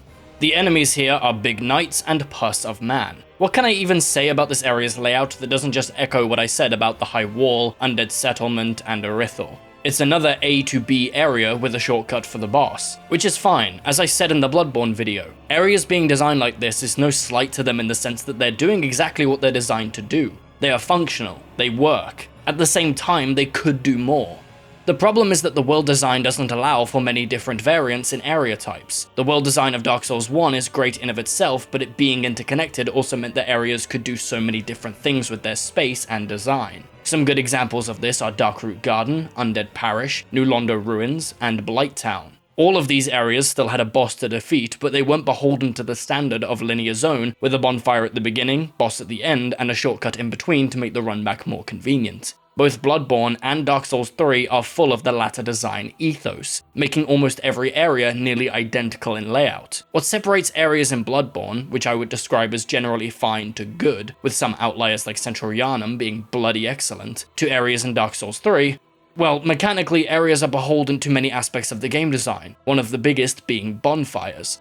And the bonfire placement in Dark Souls 3 is a fucking shit show. Cathedral of the Deep would be just like a lot of other areas in the game if it wasn't all based around a single bonfire. So what is the verdict on Dark Souls 3's areas so far now that we're nearing the endgame? I'm not comfortable calling any bad per se, but the vast majority certainly aren't good. Mediocre, that's the word to describe the general state of Dark Souls 3's level design. If I'm harsh on an aspect like level design, remember this video series is not just for judging each standalone game in the series, but also how the design has shifted and either improved or downgraded. And world and level design are two of Dark Souls 1's best mechanical elements, to the point where the game influenced the entire gaming industry. The massive downgrade in these later games is one of the biggest disappointments, even if the levels themselves aren't necessarily bad. So, Oceiros, huh? Dear little Ocelot. This is the second time so far we've discussed bosses that speak during the fight. It's unfortunate that this one is speaking utter nonsense. Remember when I said, giving a boss lines gives them a chance to set themselves up when they're first approached, and it can aid their gravitas even when they aren't made into the narrative spectacles that Gwyn and Artorias are. That is, if their voice lines add something to their character, instead of empty platitudes. It is on a scale. Well, it seems now we've seen both ends of the spectrum. Gascoigne's dialogue? Mwah. Oceiros? What the actual fuck is he saying? Look, I get it. A combination of an insane character within a series full of ambiguous storytelling is a recipe for baffling dialogue. But even Mikolash, a mad scholar, had more interesting and meaningful dialogue than Oceiros. These lines are the way they are because the original plan for Oceiros contained more auditory and possibly visual portrayals of Ocelot. There are sound files in the game of a baby crying and dying. I can imagine why this was removed. It's a little graphic. Even just the audio can be difficult to listen to. I don't recommend anyone check it out. All that remains from this original plan are faint sounds of a baby crying, Oceiros carrying an invisible child, and the Ocelot lines. The death of the child is now implicit rather than explicit. I expect that this change occurred pretty late in development because of how haphazard the current implementation is. Either way, we work with what we've got, and as it is currently, Oceiros comes across as completely insane to a level where the player cannot get a gauge on anything he's talking about. You know, insane people tend to have a degree of consistency, generally not comporting to reality, but they aren't just random. And that's how Oceiros comes across here, randomly muttering nonsense to a degree where I wonder why any of the dialogue was even kept. This boss is supposed to be disturbing, but because of the change in the context, it more so comes across as funny or confusing, which is the exact opposite of the intention. Remember when Artorias spoke? Oh, you don't? Here, take a listen. Wherever thou art, stay away. Soon, I will be consumed by them, by the dark. The spread of the abyss must be stopped.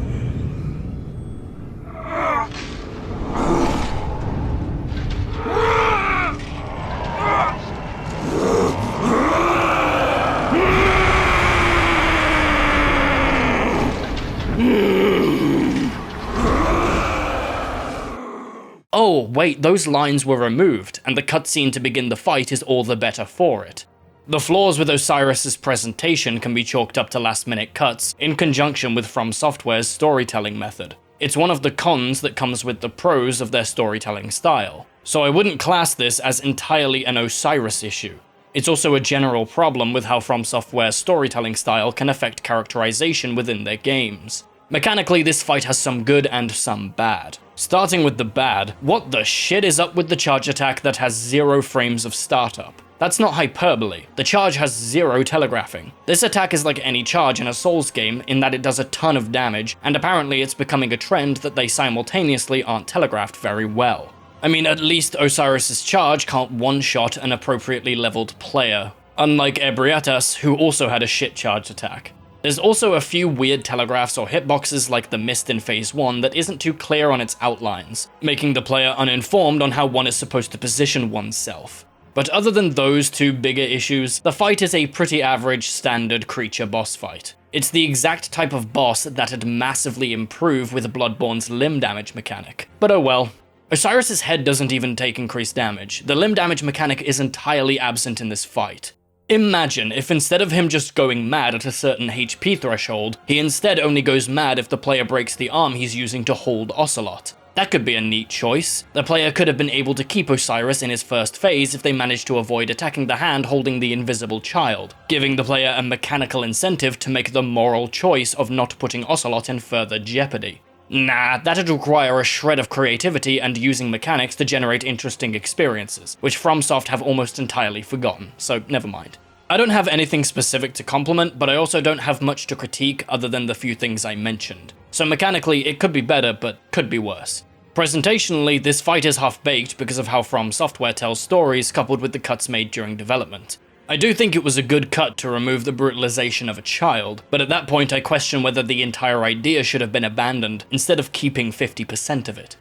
That brings us to the next section where we can find a gesture that'll help us later, and behind an illusory wall, we find the entrance to the Untended Graves. This zone may feel familiar. It definitely doesn't take players long to figure out that the area is a dark version of the tutorial zone. Go to the boss arena and oh, it's Gundyr again, kinda? One could be fooled that this is just a repeat of Gundyr in a darker area and a longer run back, which fortunately isn't the case. Runbacks overall have been tough to discuss in these videos for the same reason every time. There's nothing inherently wrong with requiring the player to reach the boss room from the checkpoint upon every death. At the same time, having to run back to the boss room doesn't add much to the game in the way it's currently designed. I've said this from the beginning and I'll say it again. The main issue with runbacks is not their existence, but their inconsistency. A boss like Gundyr or Twin Princes have decently long runbacks, versus a boss like Soul of Cinder or Sister Frieda who basically have 0 runback time. The player practically spawns right outside the boss room. This inconsistency leads the short ones to appear more correct and can make the longer ones feel longer than they actually are. The only recourse is to make runbacks as identical in length as can be done. It is better in DS3 than in previous games though. Compare the longest runback in any of the previous games to the longest in DS3 and you'll find the difference is substantial. This comes back to the topic of death overall, and it seems that Bloodborne has set the standard.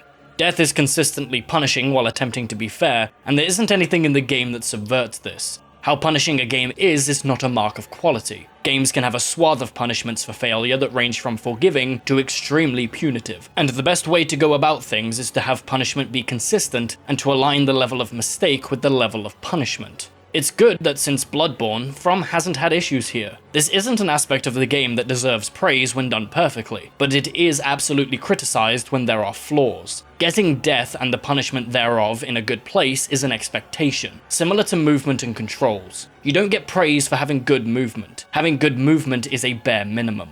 I felt that Gundyr was a good place to put this because the champion Gundyr runback is one of my most hated in DS3. Fortunately, that's the only thing to hate about this boss, because it's one of the best in the game, hands down. Champion Gundyr at first comes across as a retread of Iudex Gundyr, but that could not be further from the truth. The most impressive aspect of this fight is the sheer modularity of Champion's moveset. What I mean is that there is an extremely large variety of ways that his moves can be put together to make different combo strings. This much modularity means that a player needs to be paying close attention to every single move. Generally, for this boss, one cannot memorize the timing of specific combos, because he doesn't have specific combos as such. Champion Gundyr isn't difficult due to any bullshit hitboxes, weird attack timings, unfair telegraphs, or ludicrous damage. He's difficult because one must pay full attention and dodge accordingly. You better be ready after dodging the halberd swing, because he's either gonna do shoulder bash or kick. You better be ready after his stab, because he's either gonna kick or swing his halberd. His aggression is often spoken about in the context that many believe they're not given enough time to do damage or heal. With how strong the Estus Flask is in Dark Souls 3, I don't think that's much of an issue. Champion is one of the few bosses I think works in tandem with the DS3 Estus because of how insanely aggressive he is. On the player side of things, part of what makes this boss so good is that, yes, he's unrelenting, and some of his modular combos can feel like they never end in the moment. But he has some attacks that will end his combo or be standalone. The long jump is a good example. It's pretty easy to avoid and guarantees the player's ability to heal or do damage. On the flip side, one has to be paying attention to when or if he'll use this attack. One cannot run away over and over in the hopes that he does it, because he has multiple movement options. On a visual and presentation side, it's kinda unfortunate that it's just Gundyr again with red eyes, but mechanically, it's a fantastic fight. Once the champion is dead, you're left wondering if the rest of the area is the same as the tutorial, and sure enough, we arrive at Darklink Shrine. Also, at this point I'm cynical enough about Dark Souls 1 references in this game that I wonder if they only put black knights in this area because it's dark and they've got black armor. Also, if DS3 takes place after 2, then why didn't we see any black knights in DS2? Did they just manage to avoid the player character of 2 until the Ashen one came across the last few still wondering about? Just don't think about it. See, an NPC once said that time works strangely, so that justifies the use of any character, enemy, or boss in later installments or continuations of Dark Souls, no matter how ridiculous or how much it damages Dark Souls 1 or 2 retroactively. Ugh. So anyway, this area's only real purpose is to house the Infinite Homeward Bone, the merchant who sells unique items like Artorias' armor, and there's a key item needed to achieve the Age of Dark and Unkindled endings to be found by exploration. It's cool seeing Darklink Shrine, but once again, we've done this already. The abandoned old workshop was this exact payoff in Bloodborne. FromSoftware has had the structure of working on at least 2 games at once for a while. And it's a good strategy for releasing a lot of games quickly. I mean, DS3 and Bloodborne released only about a year apart. But I do feel like the lack of unique ideas in this game could be a consequence. But who knows, that's just my personal speculation. Hey, take a wild guess at which game FromSoftware made that didn't have any other concurrent projects during development. This is an area where the player can also acquire the Blacksmith's Hammer. This is a weapon in Dark Souls 1 that one could acquire by killing Andre, and it's found by the corpse of Darklink Andre. Weapon upgrading is back and shares a large amount of similarity to Bloodborne. The player uses a combination of souls and titanite shards to increase the base power and scaling of their weapon. The system is almost identical to how Bloodborne did things, to the point where weapons' max levels are plus 10 instead of the plus 15 that Dark Souls 1 had. Part of the purpose of the 15 levels in DS1 was the fact that the game had Ascension.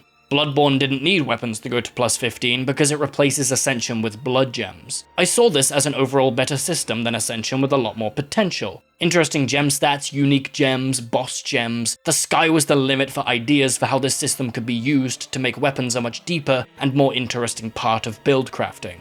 Yeah, it's gone. Now we're back to Ascending, but with alterations to the system. In Dark Souls 1, the player could get their weapon to plus 5, and at that point had to ascend their weapon to continue upgrading it. This required an ember, and specific ascensions had specific embers. Depending on the ascension type, the player would also need specific titanite types. For example, holy weapons needed white titanite, and fire weapons needed red titanite. It's important to establish that ascending weapons was integrated with the upgrade system. To get a weapon to plus 6, you had to ascend the weapon. To swap a weapon's scaling to intelligence, you had to have a weapon at plus 5 first. Dark Souls 3 has a similar system, but with some additions and alterations.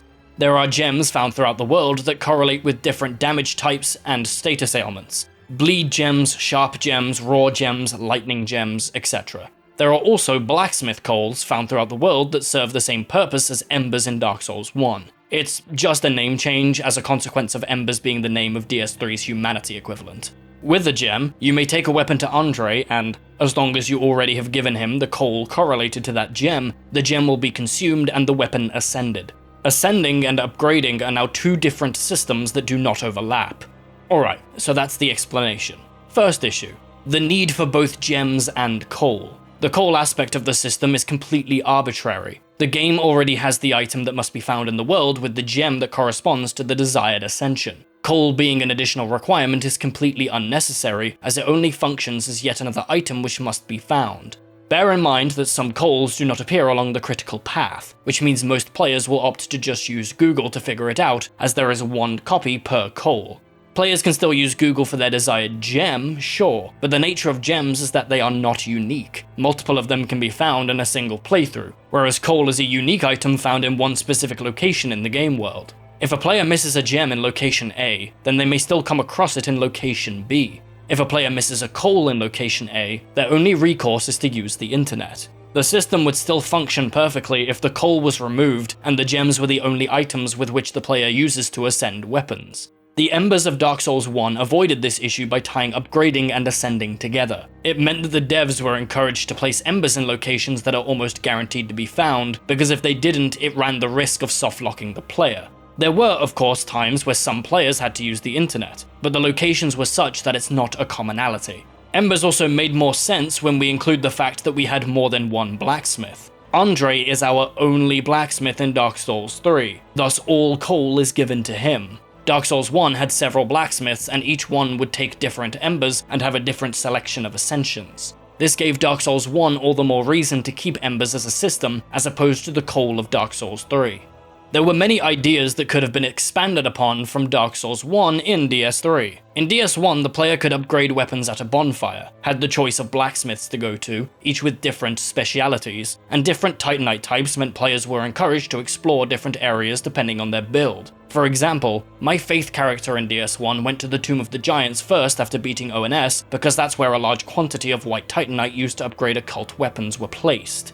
Instead of building on top of what Dark Souls 1 did, the game was streamlined. A lot of the streamlining is a consequence of the linear world and fast travel from the get-go, but FromSoft chose the linear world, so they made their bed and now they're laying in it. Bloodborne was even more streamlined, but it had an excuse. It tried something new with the Blood Gem system, which has even more potential than coals and embers. Dark Souls 3 is trying to be a streamlined action game, but is also trying to be a sequel to Dark Souls 1. It cut good lessons learned from Bloodborne in how to be an action game in order to return to a design philosophy that's closer to DS1.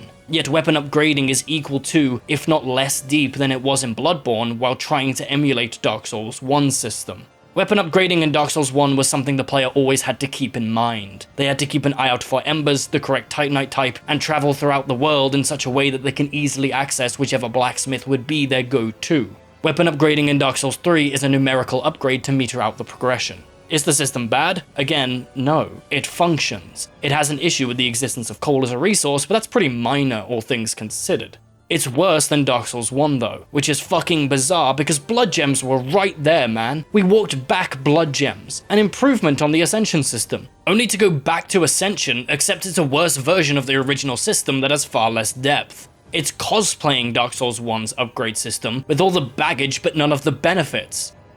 Back to the critical path. Lothric Castle is the next area. The area is probably one of the more interesting linear zones the game has to offer. What makes it vaguely interesting is the dragons guarding the gates with their fire breath attacks. The player must explore around to get past them and then has choices of whether to take the dragons down from behind or not. The area can appear more open than it actually is on first glance, but the dragons establish a correct path to take, leading to another A to B area as is expected of Dark Souls 3 at this point. There's not really much to add about the area because it's just so similarly built to most other areas in the game. There are a lot of side zones though, including a room that contains the Warriors of Sunlight Covenant.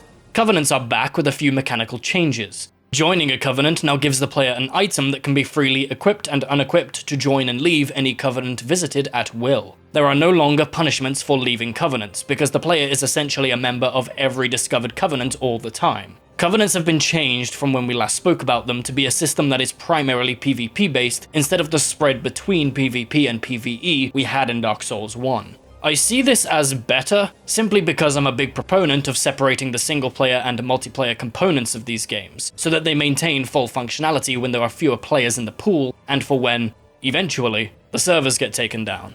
The Covenant mechanics have been streamlined to a point where they aren't really worth talking about. You select which team you want to be a part of at any time by equipping the item in your inventory, and it enables the multiplayer content type based on that faction. There are still unique item rewards from Covenants, which definitely isn't fantastic for anyone who isn't online or interested in these games' online component, but at least the resources used to progress Covenants are farmable.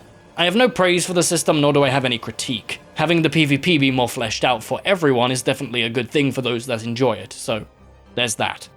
This leads us to a battle with Ornstein. Dragonslayer armor is his name in-game, but it's Ornstein's armor we're fighting. At least this time, the moveset is brand new and not just a rehash of Ornstein from Dark Souls 1. It's hilarious, this is the second time these games have pandered to Dark Souls 1 players with Ornstein. I might surprise you with this take, but Dragonslayer armor has the potential to be one of the best bosses in the game, but it is ruined by two fatal flaws. There's no need for me to delay explaining what the first flaw is for dramatic effect. You already know if you've played the game. It's the Dragonfly, motherfuckers. If the Dragonflies didn't spew their garbage onto the arena in the second phase, Dragonslayer would be up there among the best bosses in this game. This is yet another boss that grew in my estimations when doing the Soul Level 1 run. See, the game has a balance issue that never really gets resolved until Twin Princes if the game is played as intended. Dancer, Oceiros, Dragonslayer armor, and even sometimes Champion Gundyr has too little health or not enough damage against many players at the point when most find them. Part of the reason may be to give players going to these later game areas early a chance at winning. It doesn't change the fact that many of these bosses will pose little to no threat to a player who is just playing the game normally, following where the world leads them and leveling up whenever they have adequate souls to. These two issues are an unfortunate blight on an otherwise fantastic fight. It's not only good from a mechanical standpoint in terms of hitboxes and telegraphs, but also in having something of a unique mechanic. Dragonslayer armor's shield is fully invulnerable. If his shield is raised and the player hits it, their weapon will bounce like it's hitting a wall, and Mr. Armor will launch a follow-up attack. This one small mechanic gives the player more things to do in the fight than just dodge the attacks and punish at the right times. The player can wait for him to drop the shield, cast a buff using a spell, miracle, or weapon art, apply some kind of resin, attack the shield to provoke the follow-up, which is avoidable, I might add, or one can run away to reposition.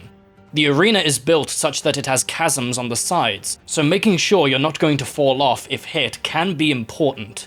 Overall, this boss would be excellent, but is sunk down to the depths of mediocrity because of the stupid dragonflies and the balance situation. I'd recommend everybody attempts a Soul Level 1 run solely to fight Dancer and Dragonslayer armor at arguably their best. As with every boss in this game, a bonfire spawns in the arena once Dragonslayer armor is defeated. Take a few steps towards the next area and you'll find yet another bonfire. They are placed such that the player can see the other when standing by one of them. I think we can finally get to the bonfire placement conversation now.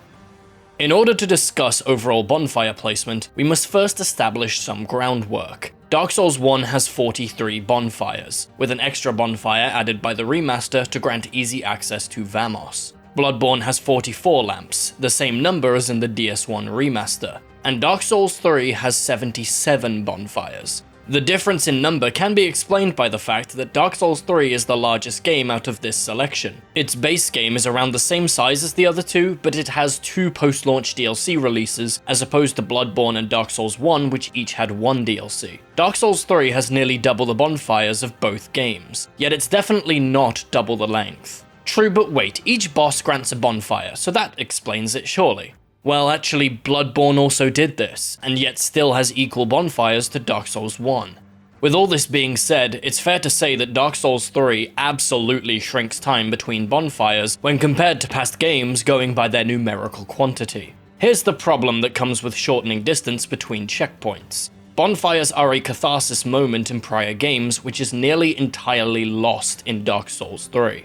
Because the devs can only guarantee that a player will have a decent Estus flask around the mid-game, every area before Irithyll is lathered in needless shortcuts and incessant bonfires. And then as the game progresses and the Estus improved, you'd expect it to change, but no, it stays the same.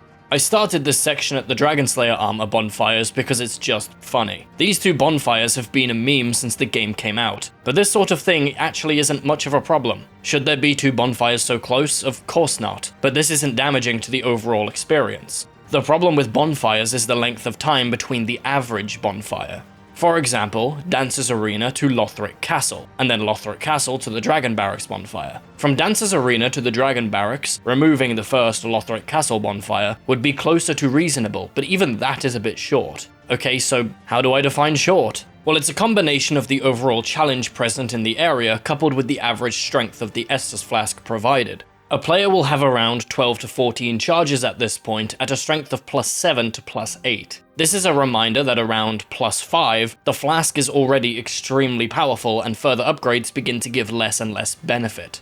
The enemies in the zone are a few Lothric Knights, a Lothric Priest, some basic hollows wielding an assortment of weapon types, some larger hollows, and an optional Winged Knight. The strongest enemy, the Winged Knight, is the only one that can't be taken down with a few swings of a weapon. If you're a magic player, yes, you have less Estus for healing, but you can also take down the more powerful enemies from range, as the only ranged enemies in the zone are the weak basic hollows. So, that's a pretty standard collection of enemies to be fighting, against a possible total HP pool of over 6,780 hit points from Estus.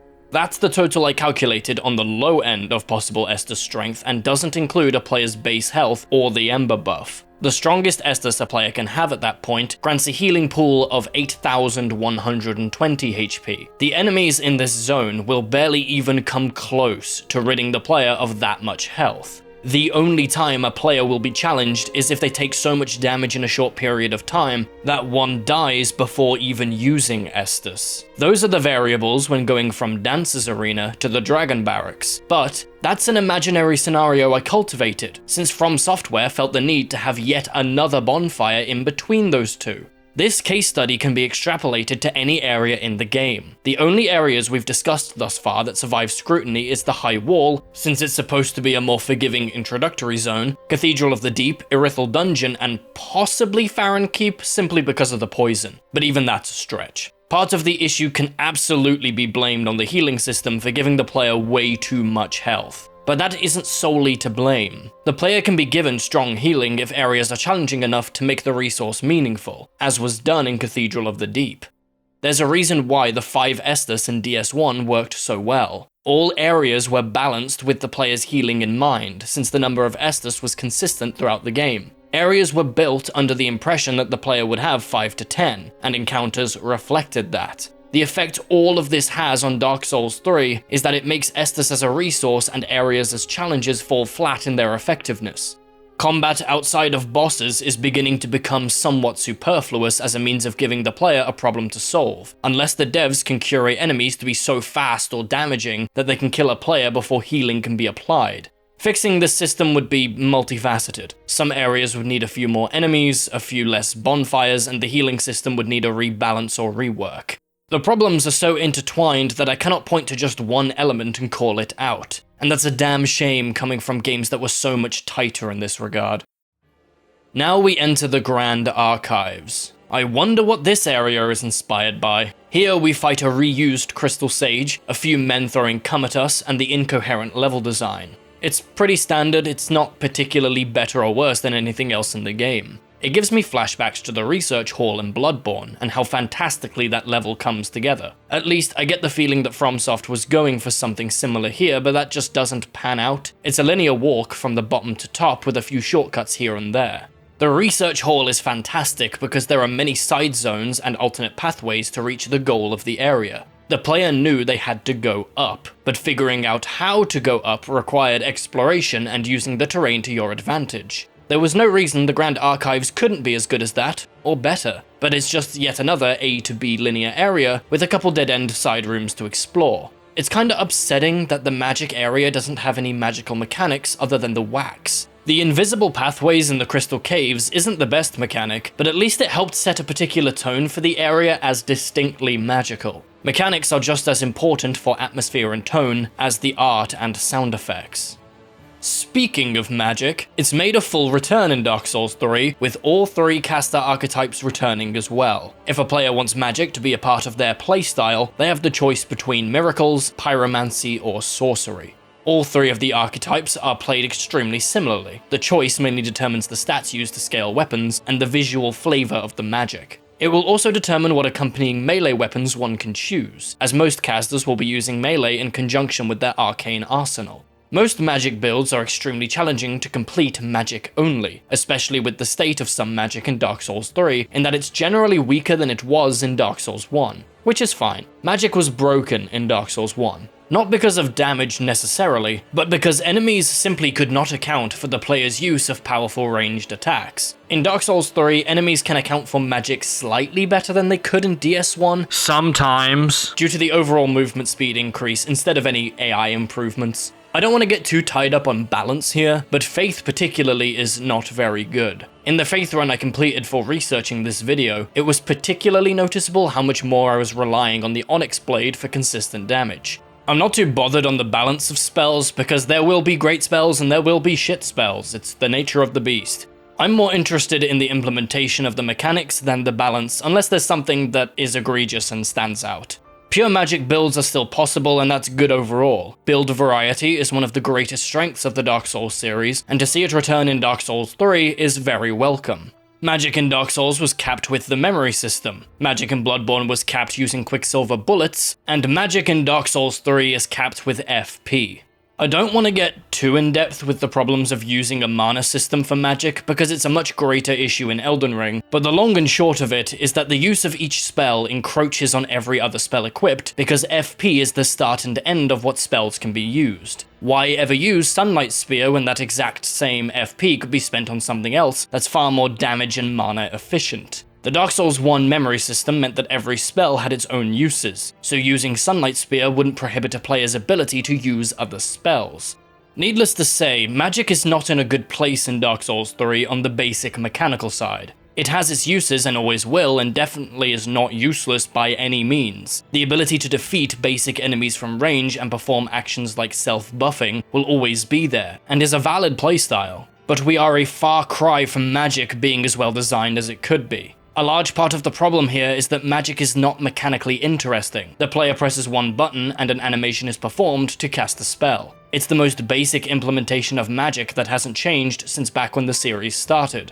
Killing enemies from range means engaging less with said enemy's moveset, and because of the simple player combat, enemies are where any of the mechanical depth can come from. For magic to be in these games with this more action-heavy focus, needs to come some kind of rework to how magic operates on a mechanical level to make the playstyle fit into the sort of experience the games are now attempting to offer players. It's yet another consequence of these games further leaning on the action elements. The simplicity of the magic mechanics in Dark Souls 1 was fine, ignoring the balance issues, because the game wasn't purely trying to be a straight-up action game where the majority of the experience comes from combat. There are so many ideas that can be given to make magic fit better into the action game style of these later games. Cantrips, charge spells, combining spells, better melee spells, blocking spells, debuff spells, the list goes on, but it needs something more.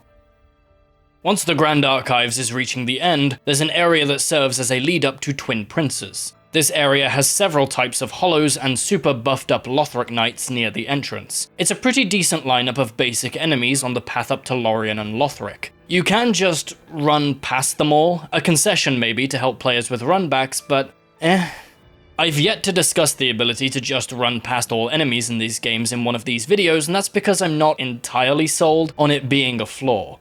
A player who just runs past all enemies is getting the punishment of not receiving any rewards for engaging in the combat, so the choice to do so is not the biggest problem. Plus, answering this problem could create bigger problems as a result.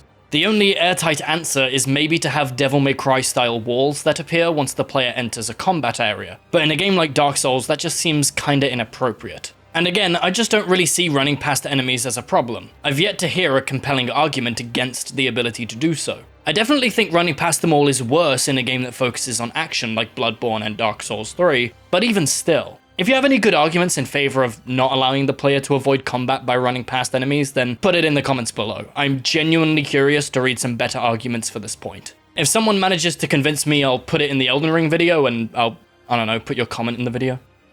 You can tell we're in the part of the game where the boss roster is starting to improve, because by God, Twin Princes is so good.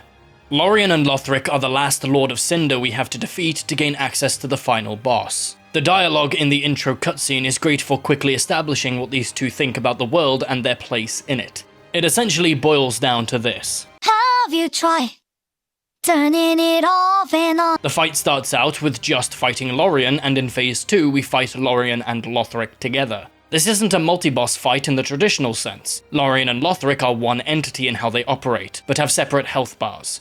Lothric climbs on Lorien's back and launches magical attacks after Lorien performs specific actions. The fight only ends once Lothric dies, as he'll continuously resurrect Lorien until he himself is at 0 HP.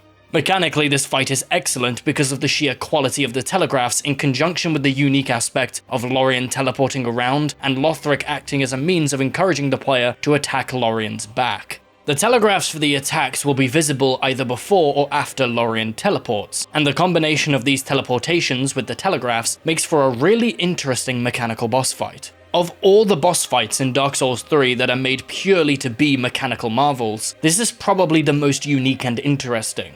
It's still a boss where the goal is to learn, dodge, and punish at the right times, but there's more going on than in your standard boss fight. The player has incentive to focus on positioning because attacking Lorien's back where Lothric sits will deal damage to them both. Having a mechanic like this instead of the player just wailing at a large hurt box is one of the easiest ways to immediately increase a player's engagement with a boss. The ranged attacks from Lothric have a chance to be designed in a way that serves only to annoy, but they are implemented pretty intelligently to mainly just empower some of the bigger hits from Lorien.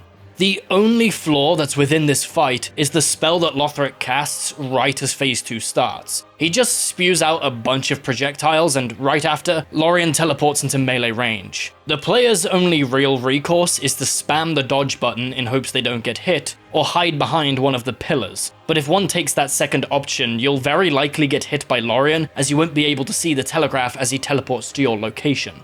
That's extremely minor when looking at the boss as a whole though. All in all, this boss is very good and gets a ton of praise for simply implementing a mechanical boss that has more going on than usual bosses of this type with the teleportation and positional mechanics. Honestly, it's kinda crazy that only one of the 4 Lords of Cinder can be deemed in any way a success. I guess this really is a sequel to Dark Souls 1. So that's the critical path done except for the final boss. To keep with the same format of the rest of these videos though, we've got a few more areas, mechanics, and bosses to chat about until we get to Soul of Cinder. Starting with the optional late game area, Archdragon Peak. The player reaches this area in a unique way that reminds me of the window in Upper Cathedral Ward. Remember that gesture we picked up after beating Oceiros? That's actually the key to entering this area. A player paying attention will notice the weird meditating dragon man in Irithyll dungeon right by the shortcut, and it just so happens that we have that exact same meditation pose as a gesture. And there is an empty mat to sit on as well. Take a wild guess what we're supposed to do. I actually think this is one of the better entrances to a secret area in these games. It's just subtle enough to not be in-your-face obvious like the Crown of Illusions, and isn't so secretive that it eludes discovery like the DLC in Dark Souls 1. Yeah, for all that I've been praising Dark Souls 1 in this video, it isn't perfect. Bed of Chaos is the easiest example, and the DLC's entry requirements in that game are also abysmal. What helps this secret be so good is that we are given the door before the key, so to speak. We're shown this weird imagery in Irithyll's dungeon, and sometime afterwards find a similar gesture. The gesture appears far away enough to not immediately give away the answer, but not so far away that players forget where they're supposed to go to use the gesture. It's right in that sweet spot where, on the whole, most players will find the area, but individually, a player can feel a sense of accomplishment for figuring it out. The mistake the Crown of Illusions made was putting the key so close to the door that basically all players reached the Queen's chambers, but it was so unsubtle and obvious that the only satisfaction one can get out of that moment was purely from spectacle. Anyway, let's get to the area.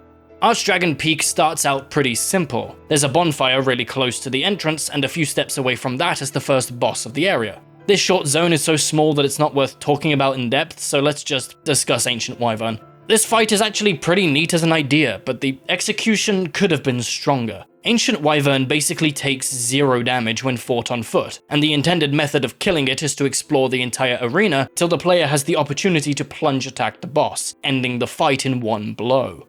The boss is more the area than it is the individual entity to be defeated. The biggest issue is that commonly cited criticism I mentioned where the player can run past all enemies in an area. For regular areas, as I said, it's not that big a deal as far as I'm concerned. In a boss like this though, where the experience comes from a series of basic enemy encounters with an extra variable being the Wyvern, it becomes an issue. This boss can be beaten by just rushing past every enemy for the free kill on the large lizard. This is the one zone where locking off progression between rooms until every enemy is defeated is probably a good idea. And outside of that problem, the area could also be doing more with the premise. It's very much an idea in its early stages. It's like the design document got recreated in-game without any iteration or improvements made. Have the Wyvern be more of a hazard throughout the area, have keys to find, have more environmental hazards. There's practically infinite options. The area should be treated as a microcosm of what can be done in regular areas that make them engaging. Props for the attempt at something relatively new on the experiential front, but as an execution on that idea, it leaves a lot to be desired. After this fight, the player is teleported to the next area in Archdragon Peak. Really, again. Doing it to send the player halfway across the world was one thing, but doing it within a singular area is just bizarre, especially since the player can find an elevator back to the original bonfire of the zone later on. Archdragon Peak is a completely disconnected side area, just like the Nightmares in Bloodborne or the Painted World of Ariandel, so the devs had the chance to make this area something special in the context of Dark Souls 3. There was no limit of needing to connect the area to and from 2 other areas, and the potential is so vast. But twice in this one area are we going to just be teleported to the next linear zone? Did From just forget how to make mechanically interesting areas or something? I thought that the Nightmare Frontier was wasted potential, but perhaps I treated it too harshly. Here's an idea. Have one bonfire. Build the area similar to Cathedral of the Deep. There's nothing stopping FromSoftware from making an area like this actually engaging to explore, but it's yet another linear path. There's no pretense this time. It's so linear that once one section of the area is done, you're just teleported to the beginning of the next linear section. It's really starting to become an issue. The level design in these games has seen a slow decline since Central Yharnam, and areas like it are becoming less and less common, which is such a shame. Dark Souls 3 does have 2 different DLCs though, so let's hope we can get something better in those. The boss that caps off this area is the Nameless King. Yep, it's Gwyn's firstborn himself. I guess those fan theories that Solaire was the true son of Gwyn weren't true. Not that they were very compelling to me anyway. The fight starts out with him named the King of the Storm. This is because the dragon he's riding is the entity we're fighting in the first phase. This initial phase has but one teensy little problem that deserves discussion before we jump into the boss as a whole. The camera in these games has been the same since Demon's Souls. Whenever we talk about the camera, it's through the lens of the lock-on system. This system locks the camera onto being centered on the player's chosen target, and doubles as a method to automatically aim attacks. The reason that this system is needed is because, when not locked on, the camera does nothing unless it is babysat by the player using the same digit that one uses to roll and heal. The same issues that have existed from the very start are still here. The camera struggles when the player is pressed against a wall, close to large enemies, fighting multiple opponents, or when enemies zoom past or above the player character. With the focus on action and the increasing speed and difficulty of the games, these problems are exacerbated and are more extreme. It's not that they weren't issues before, it's just that they didn't matter as much before. The camera was built for the needs of the game when Demon's Souls was being developed, and it hasn't had any substantial changes in how it works since then. Most of the issues come about because of how close to the player character the camera is in the Souls series. There are upsides to this that relate to immersive qualities, but it comes with various drawbacks.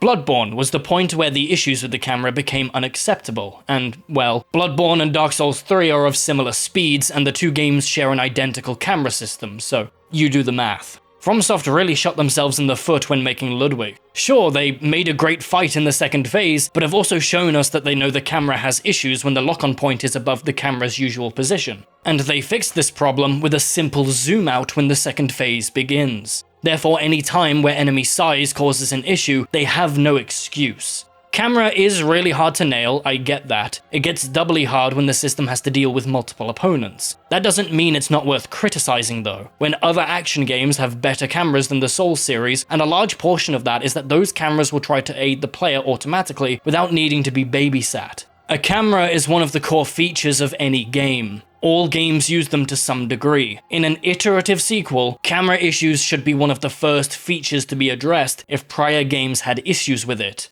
This is becoming a tired section of these videos since it's practically been identical for every Soulsborne game I critique. I have half a mind to just copy and paste my section on camera from Bloodborne into this video and it'd still line up, almost 1-to-1. The only thing I will mention is that the camera issues are less present in Dark Souls 3 than Bloodborne, because there's less bosses and enemies in the pool that bring out the worst of the camera. The biggest offenders are the King of the Storm for size issues, Abyss Watchers for unlocking the camera when they dash, Father Ariandel for size, Eldritch for targeting issues, Old Demon King for his size, and Crystal Sage for enemy count. I'll save the long drawn-out version of the camera section for Elden Ring since that's From's most recent game, and surely it fixes every issue with the camera, right? Where was I? Right, Gwyn's son, the god of war. I prefer Kratos if I'm being honest. This is largely a repeat of the discussion we had with Ludwig, because phase 1 of this fight is awful, but phase 2 is fucking great. Somehow FromSoft managed to make a boss which has a pretty bad first phase, but makes up for it in phase 2. I also wish it were the last time that this happened. Thanks, past me, you're so real for that. Phase 1 has camera issues because the lock-on point is higher on the Z-axis than the camera. It can be difficult to tell how far away the player is from the dragon, and it can be hard to get a good view of the Nameless King when he does his attack atop the dragon. This first phase is just a lot of slow attacks, AoE, and a dragon that doesn't react to attacks like the beasts in Bloodborne did. It's a mechanical fight that isn't using the mechanics within the game at their best. Phase 2 is where the real fight starts though. Nameless King is a great fight. He has all the hallmarks of the best fights in this game. Good hitboxes, good telegraphing, and a modular moveset. There are degrees to how good these aspects can be, and Nameless King definitely isn't the best in any of these categories, but having them all is definitely worth praise. The only thing that Phase 2 could be criticized for is having a few attacks delayed to catch the player, but they aren't extreme, nor are they incredibly common. I'm also not counting a boss simply having delayed attacks as an issue, because it's not. Dancer is full of them, and she is one of the best bosses in the game. Again, the delayed attack conversation can only truly be had with substance in the next of these critiques with Elden Ring. Overall, Nameless King is not great because it's ruined by the first phase. It's hard for the strengths of Phase 2 to make up for the failings of Phase 1 because the player has to go through all of Phase 1 before one can even attempt Phase 2. It's a problem that can come with multi-phase boss fights, and despite Phase 2 being pretty damn good, one must judge this fight for how it is on the whole. And Phase 1 gels so horribly with the game's base mechanics that it drags down any chance this fight had to sit among the greats.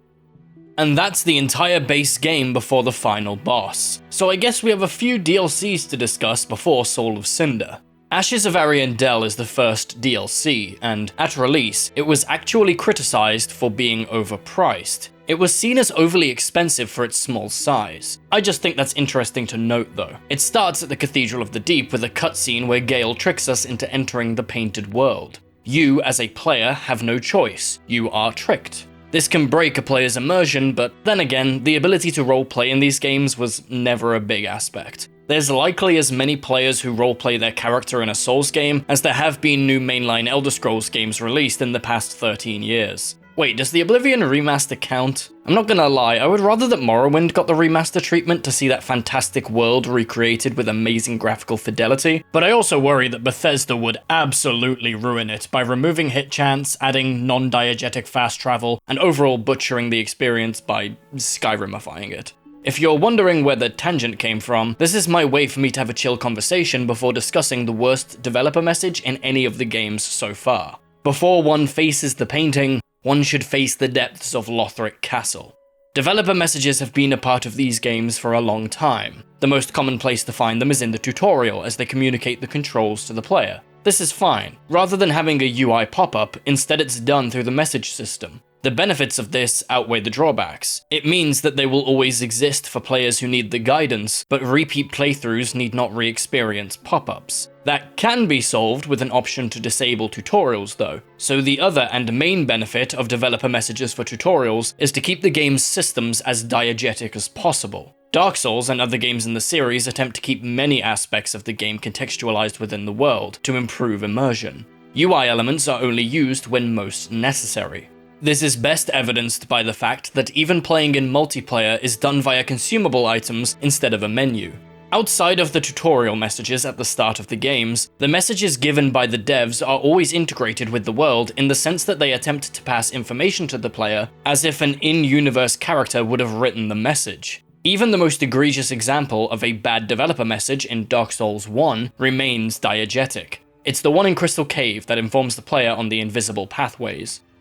The message in the Painted World DLC is such a ham-fisted, unsubtle method of communicating the level of challenge of this DLC to the player. It's just as, if not more clunky than the teleportation into Dance's Arena. This message being removed would only benefit the experience. Let players figure out whether they are or aren't ready for the DLC. Most wait till after they beat the entire base game first anyway, and the Painted World is absolutely still challenging for a player character who has beaten the entire base game. The only reason why this is here is because Gale was placed in the Cathedral of the Deep. You know, you could have just placed him outside the Grand Archives or something. Hell, put him in Firelink Shrine. NPCs seem to be able to teleport in and out of that area anyway. I also want to make it clear, it's the exact wording used that's the issue. It is entirely a message based on meta-knowledge of the progression system, whereas all others try to be contextualized in-universe. Is this small and overall insignificant? Yes, but it's also telling about FromSoftware's approach to designing these games at this point. It is clear, with the Dancer teleport, linear world design, and this meta-developer message, that the experiential and immersive aspects of their games aren't even being taken seriously anymore. They are making these games as purely action games with RPG progression systems. They are focused on boss fights to the exclusion of everything else, while simultaneously not bettering their combat system to align with that framework. I may have just jumped the gun a bit. Let's wait till the conclusion before I continue to rattle off more overarching statements.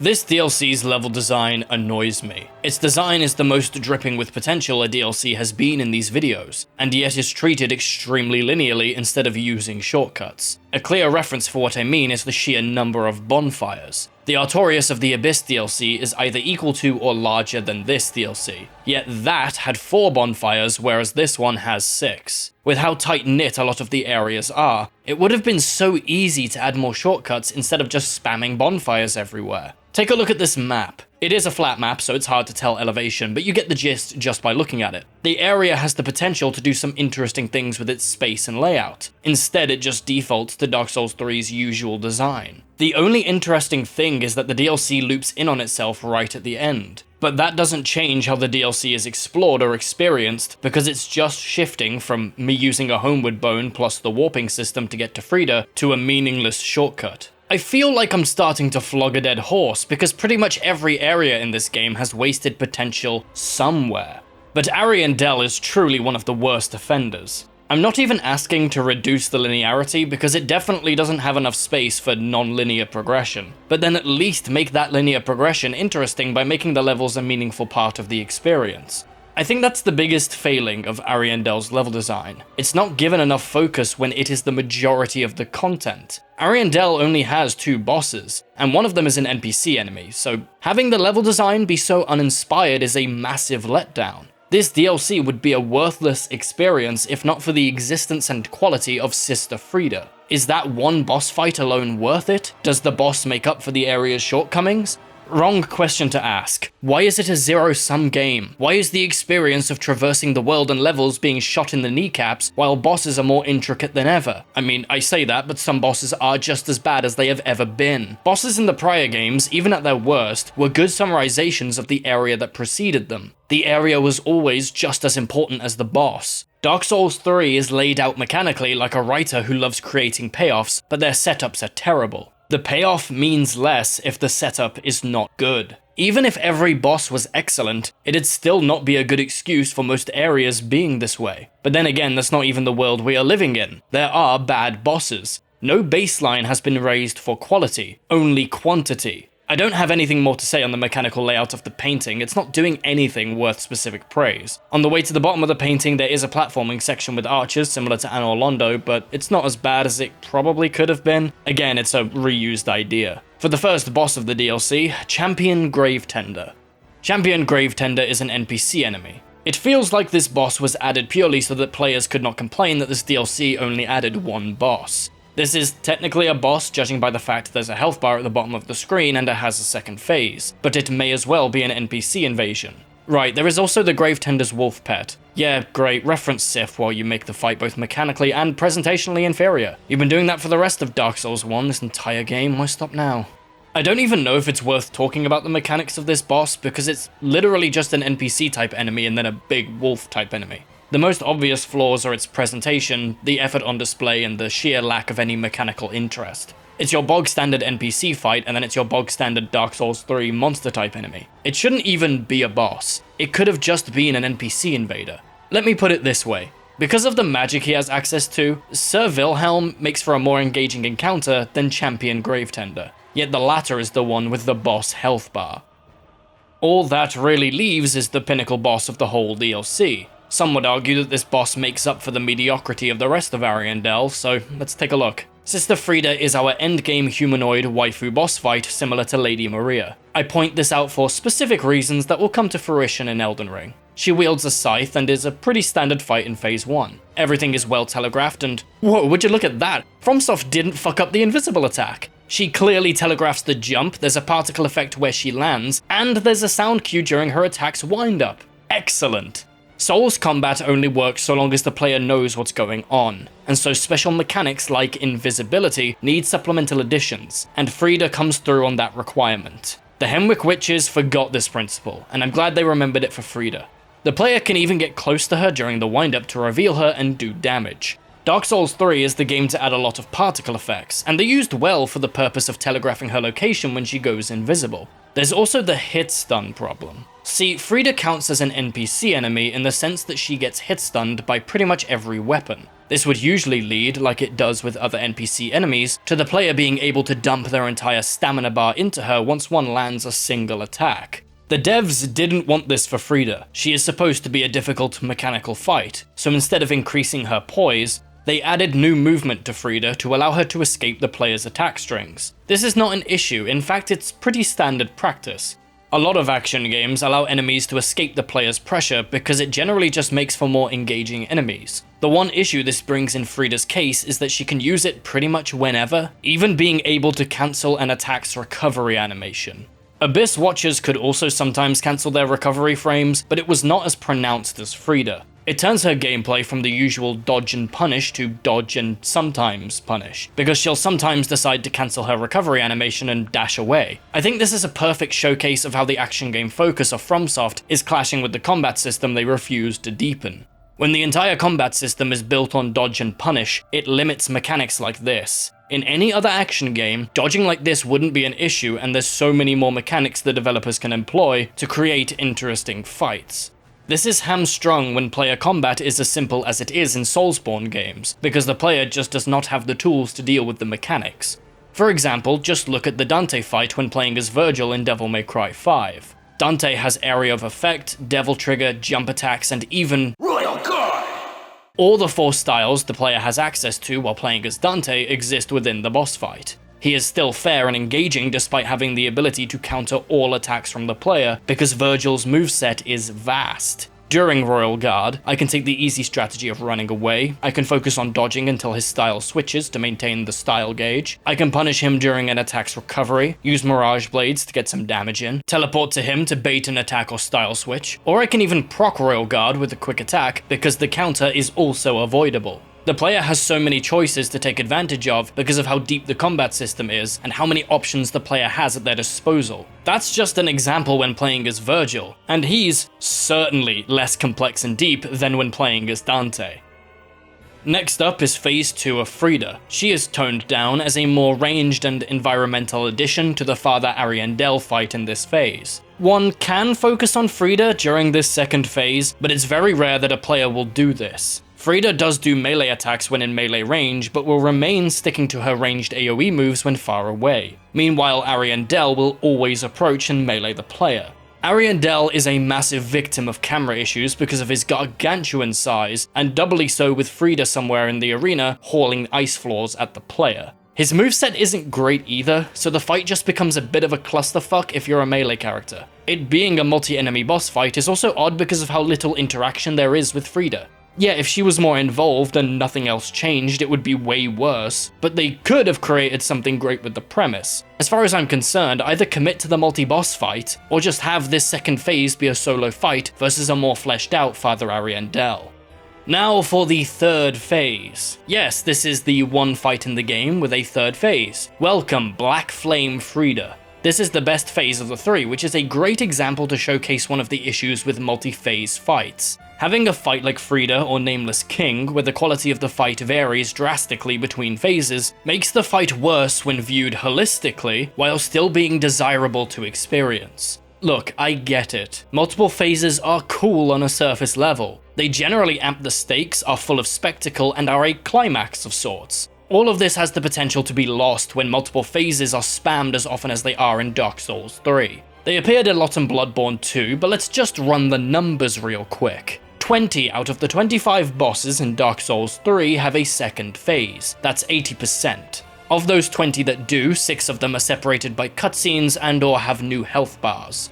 Excluding Chalice dungeons, Bloodborne has 21 bosses, 11 of which have some kind of second or third phase. That's 39.28%. I'll round it up to 40. So in terms of percentage, it's half that of DS3. When phase shifts become as universal as they are in DS3, it really does a disservice to the idea of multiple phases in a boss fight. A boss having a moment in which the fight changes can lead to powerful gameplay experiences, but when done as often as it is in DS3, it becomes more of an expectation in which the bosses that don't have one simply fail to live up to.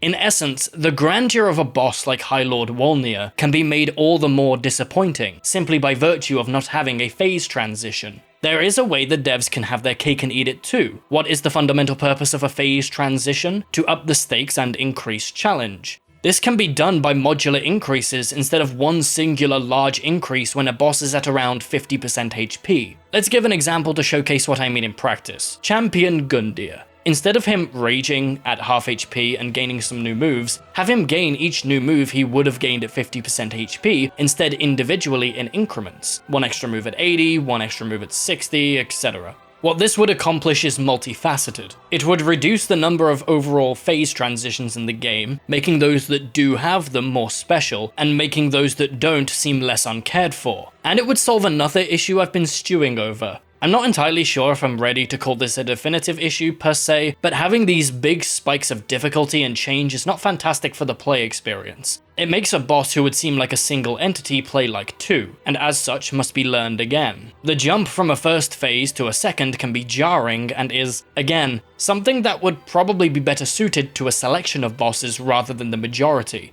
Like, Nameless King has issues stemming from multiple phases, but at least if he were in the minority of bosses who changed movesets between phases, it would really help the fight stick out more on a mechanical and experiential level. What I'm essentially proposing is the reintroduction of experiential elements within the mechanical boss fights. Bosses are becoming standardized. If the direction of the series is going is on the action game mechanics, then at least couch some non-conformity and uniqueness in these mechanical fights, because otherwise they are just identical apart from the specific look and moveset each boss has. This is actually why I think Frida is seen as memorable among players. She is the only boss to have 3 distinct phases. One of them is just okay, one of them is pretty bad, and the final one is pretty great. Yet all seem to champion this boss as one of the best in the series, and that's because she doesn't conform. FromSoft had a game which had 40% of the roster be multi-phased, then saw people liked those moments and implemented multiple phases into more fights, and then the multiple phases were expected. So to make people have memorable moments again, they needed to add another phase to a boss here in the DLC. It speaks to what made multi-phase fights good, that it wasn't the norm. Think of how common cutscenes for phase transitions are at this point, and then remember that Dark Souls 1 and Bloodborne both only each had one. Ornstein and Smo and Ludwig. That's the end of this DLC. I technically didn't speak about Black Flame Frida's mechanics, but it's another good mechanical boss fight. It's well telegraphed, decently modular, and has good hitboxes. I can only say that line so many times before I need to start finding new things to say about these bosses mechanically, which is difficult when so many are focused on just that, being a new moveset to learn dodge and punish timings for. So it's time for the second DLC, The Ringed City.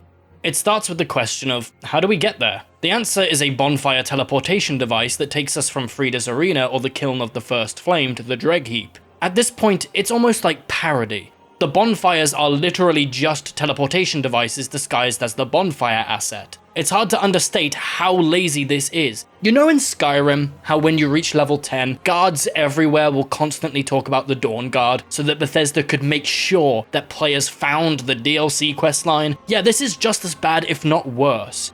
If there were just the one teleporter, it'd be bad enough, but there's two to make absolutely sure that players find the Dreg Heap, even though it doesn't make sense to be able to enter the Dreg Heap until the Kiln is unlocked, seeing as the environment is clearly based on those visuals. One of the many things I do to research for these videos is watch a few playthroughs on YouTube, and the Dreg Heap teleporter after Frida managed to hurt one Let's Player's experience because he found that before reaching the Kiln, and so the Kiln's visuals were completely spoiled. I think we went to the Dreg Heap too early. Because look at what's happened here now. I think ideally what I would have liked to do is I think it would have made just like a tiny bit more sense for me to have done this first and then go to the Dreg Heap. So that's a bit strange that the Dreg Heap, like a Dreg Heap bonfire was put after the Painted World.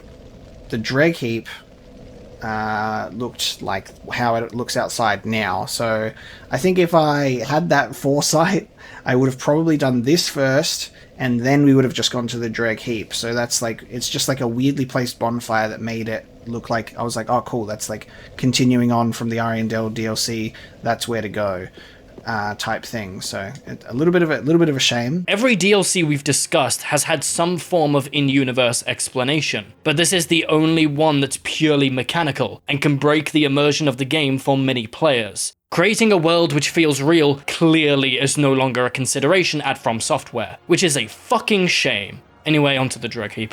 The Dreg Heap is characterized by its spots that reduce fall damage to 0, and the angel that uses ranged attacks as the player traverses the area. The fall pits aren't used for anything interesting, they're mechanically identical to ladders in how they're used, it's just faster.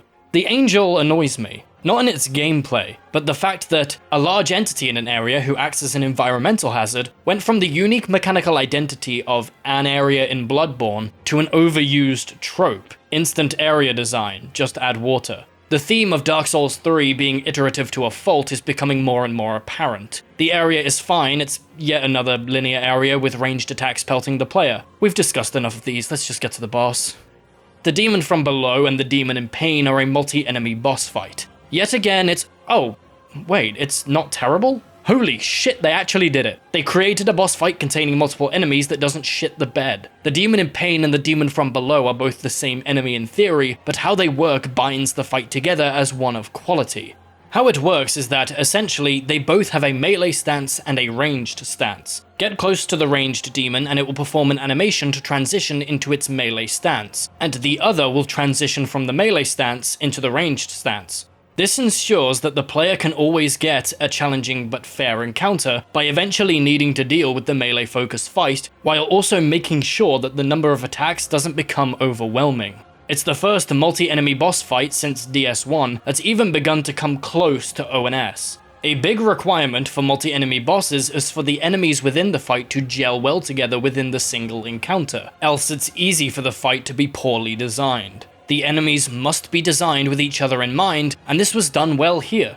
The only time it doesn't quite work for these demons is the short period of time where both of them are in their melee stance. When the ranged becomes melee, the other won't transform into the ranged variation immediately, so the player will need to deal with two melee demons which have the usual multi-enemy issues of an overwhelming number of attacks. Luckily, this is a very brief portion of the fight and is repeatable, so the player can anticipate it. As soon as one of the demons goes into the ranged stance, it's back to being a quality boss fight. Of course, this is yet another fight with a second phase, but multi-enemy bosses like this are some of the times where it's the most appropriate, and the second phase maintains good quality.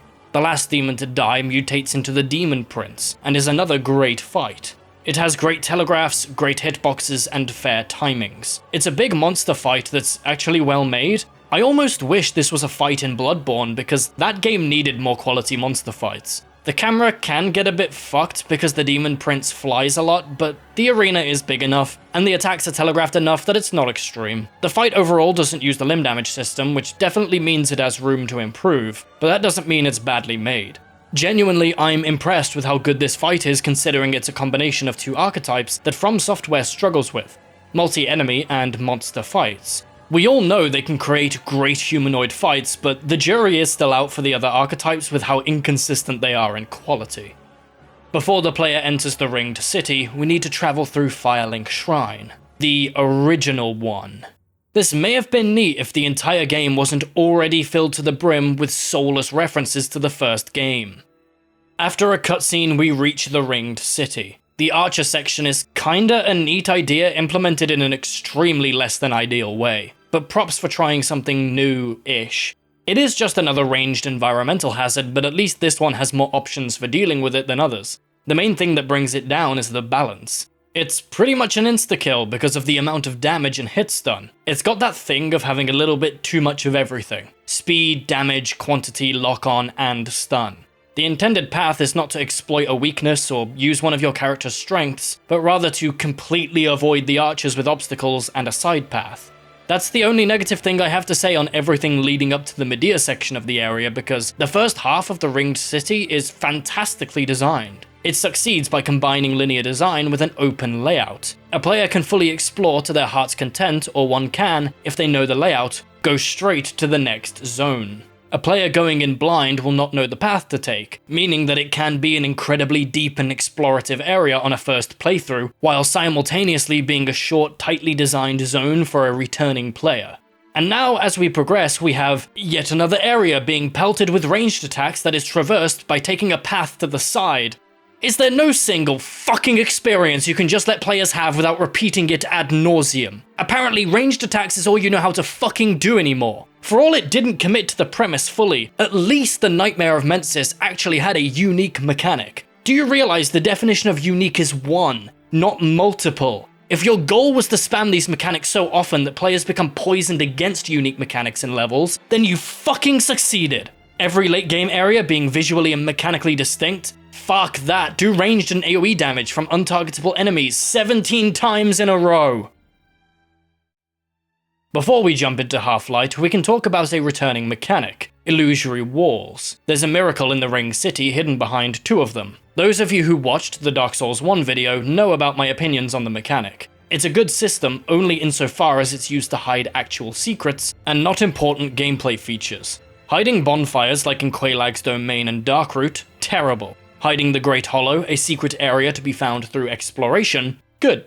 Illusory walls have seen zero changes from their Dark Souls 1 iteration, and to be honest, that's mainly because there isn't much one can do with them that doesn't just rid them of their purpose. Give them a visual element to distinguish them from regular walls is something I'm in favor of, but FromSoft clearly just wants them to be as hidden as they can be so that players can share their locations with the message system. I do get a level of vindication from the fact that no one seems to mourn their exclusion from Bloodborne, but I digress. Mechanically, there's not that much to criticize or praise for this system in DS3, because it's no longer got any egregious use cases, nor does it add a lot to the experience of playing through Dark Souls 3.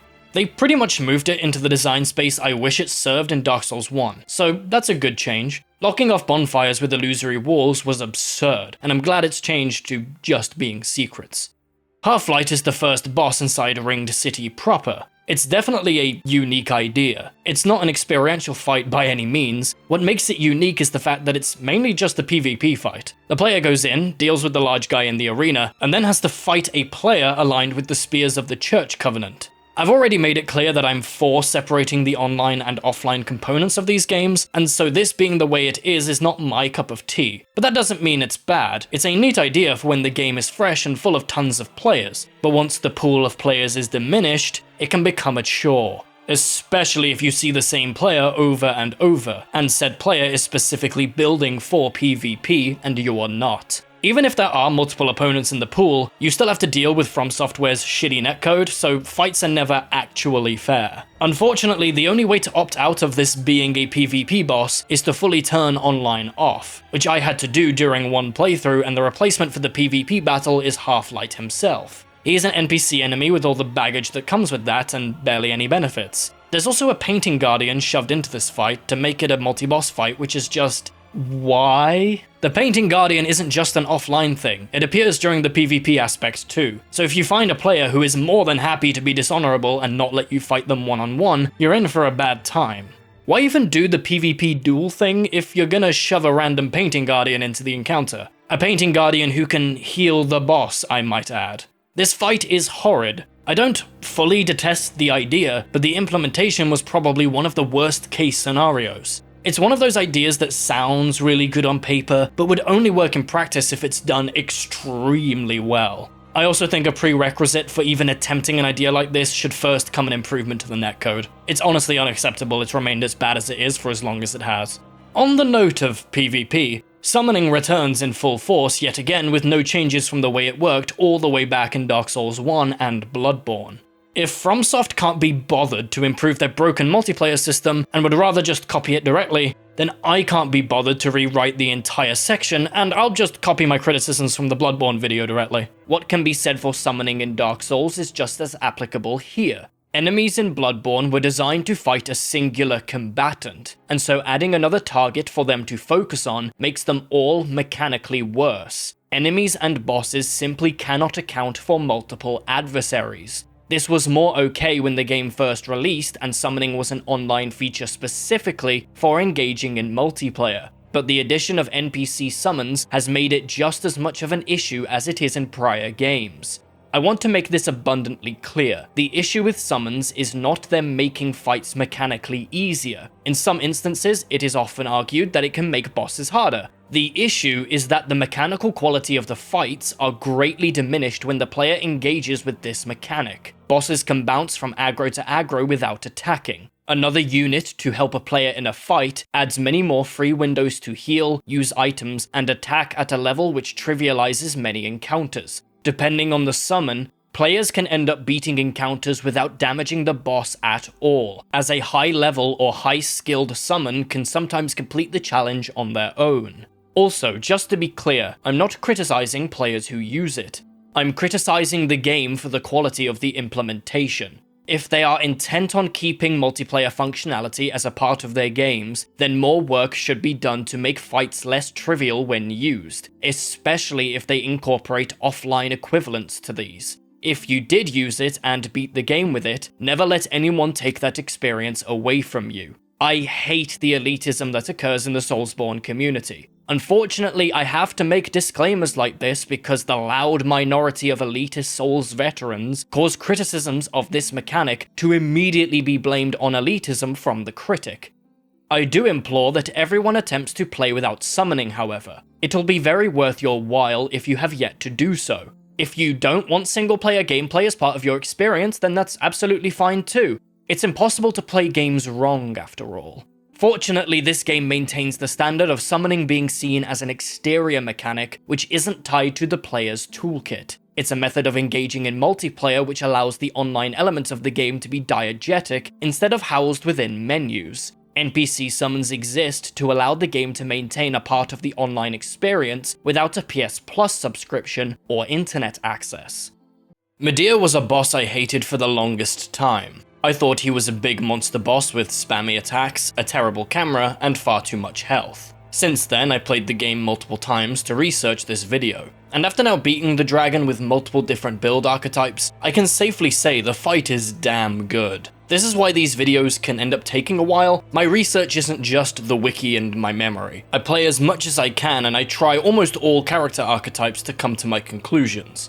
So, Midir. The beast is deceptive. I think the reason why some players can come away with a bad impression is down to the fact that, unlike other bosses, Midir has no clear weaknesses. Some bosses can be spammed with spells, others staggered with greatswords, and others cut to shreds by fast, dexterous blades. But Midir is a boss that overcomes all of those advantages and forces the player to play by his terms. A dragon fight in the Dark Souls series is not one to be taken lightly. They are meant to be almost impenetrable flying fortresses, because anything else would be a direct contradiction to the story of the first game.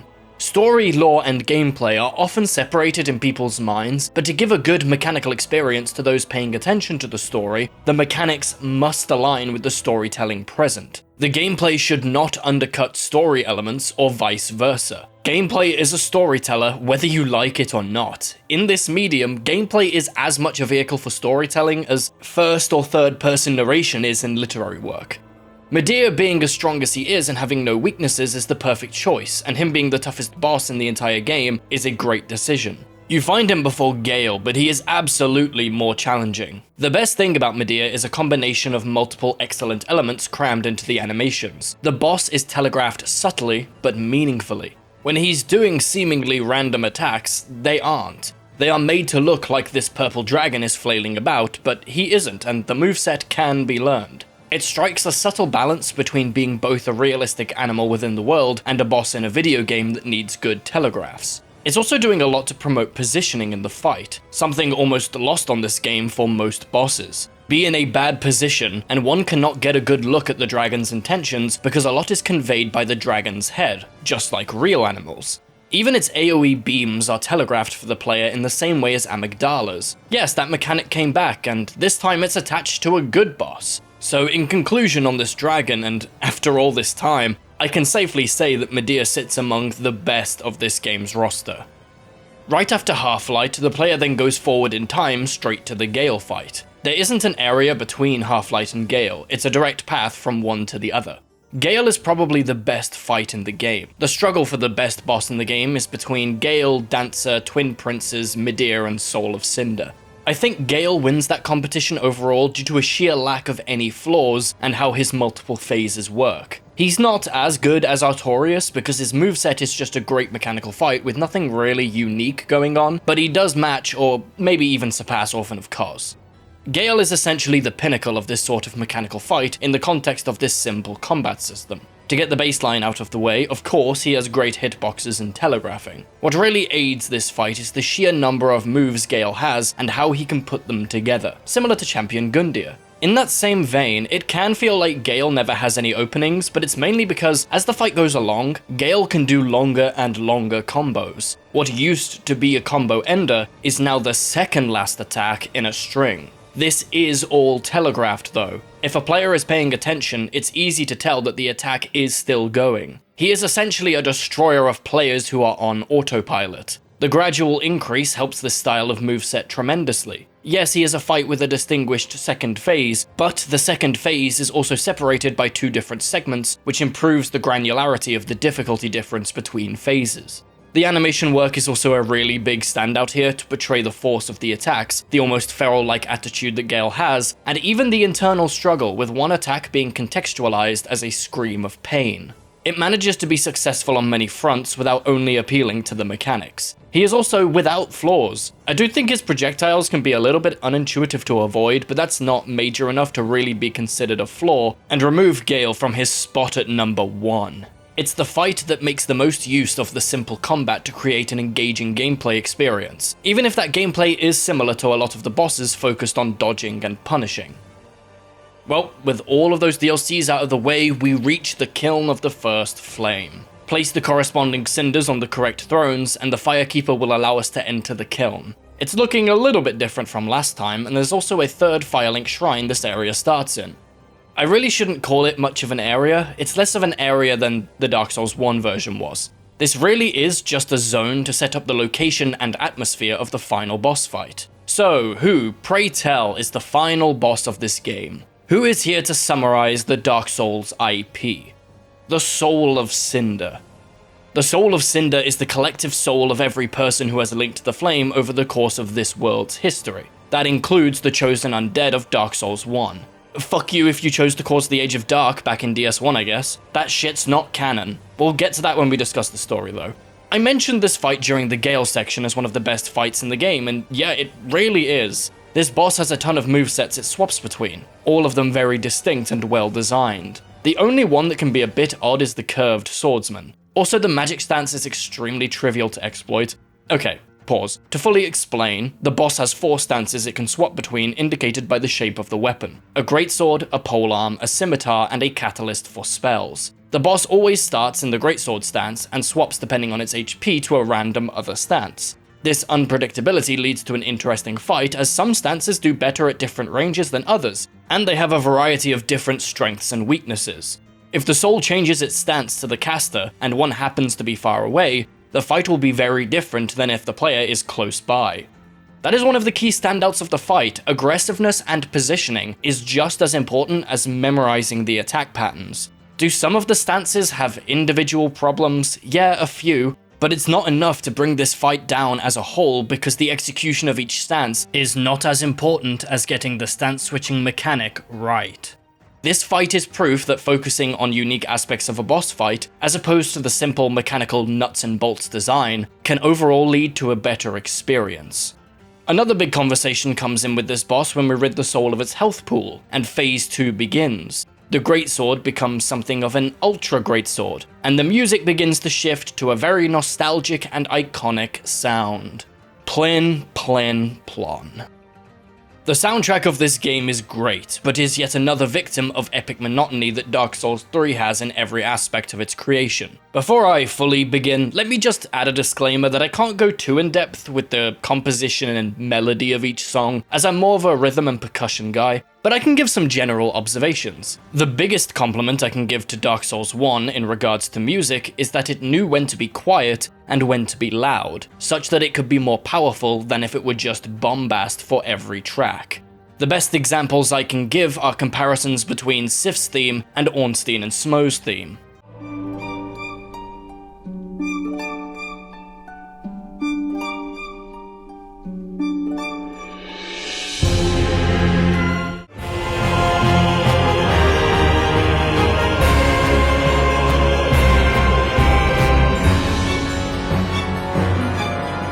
Dark Souls 3 maintains this in one aspect by keeping the Soulsborne tradition of having no ambient music. The soundscape of the game is left diegetic when outside of boss fights and a few key zones. This accomplishes many things, but the main one is increasing the gravitas of boss fights in special areas, as music adds additional layers to their presentation, tone, atmosphere, and experience.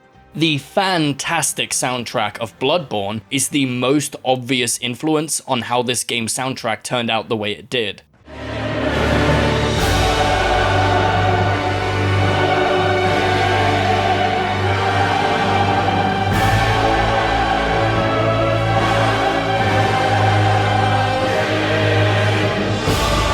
Dark Souls 3's soundtrack is loud. Bombastic, one might say, just like Bloodborne, despite the differing tones between Bloodborne and Dark Souls 3. There is not a lot of contrast in the tracks. They are all, outside of a few exceptions, massive orchestral buffets.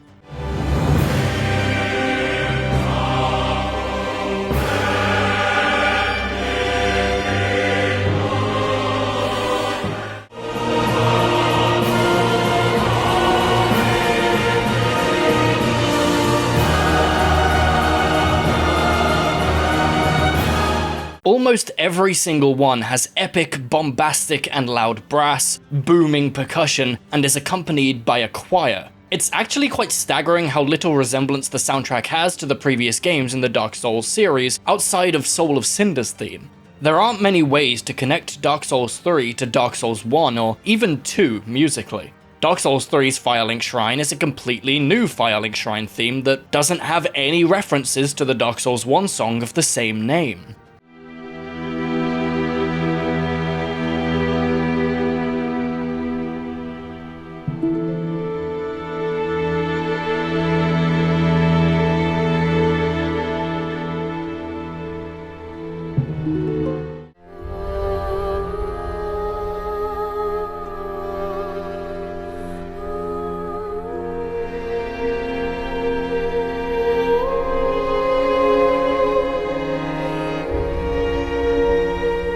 All the music similarities from Dark Souls 1 in Dark Souls 3 were shoved into Soul of Cinder, making the track the one that's actually cohesive to the series it's a part of.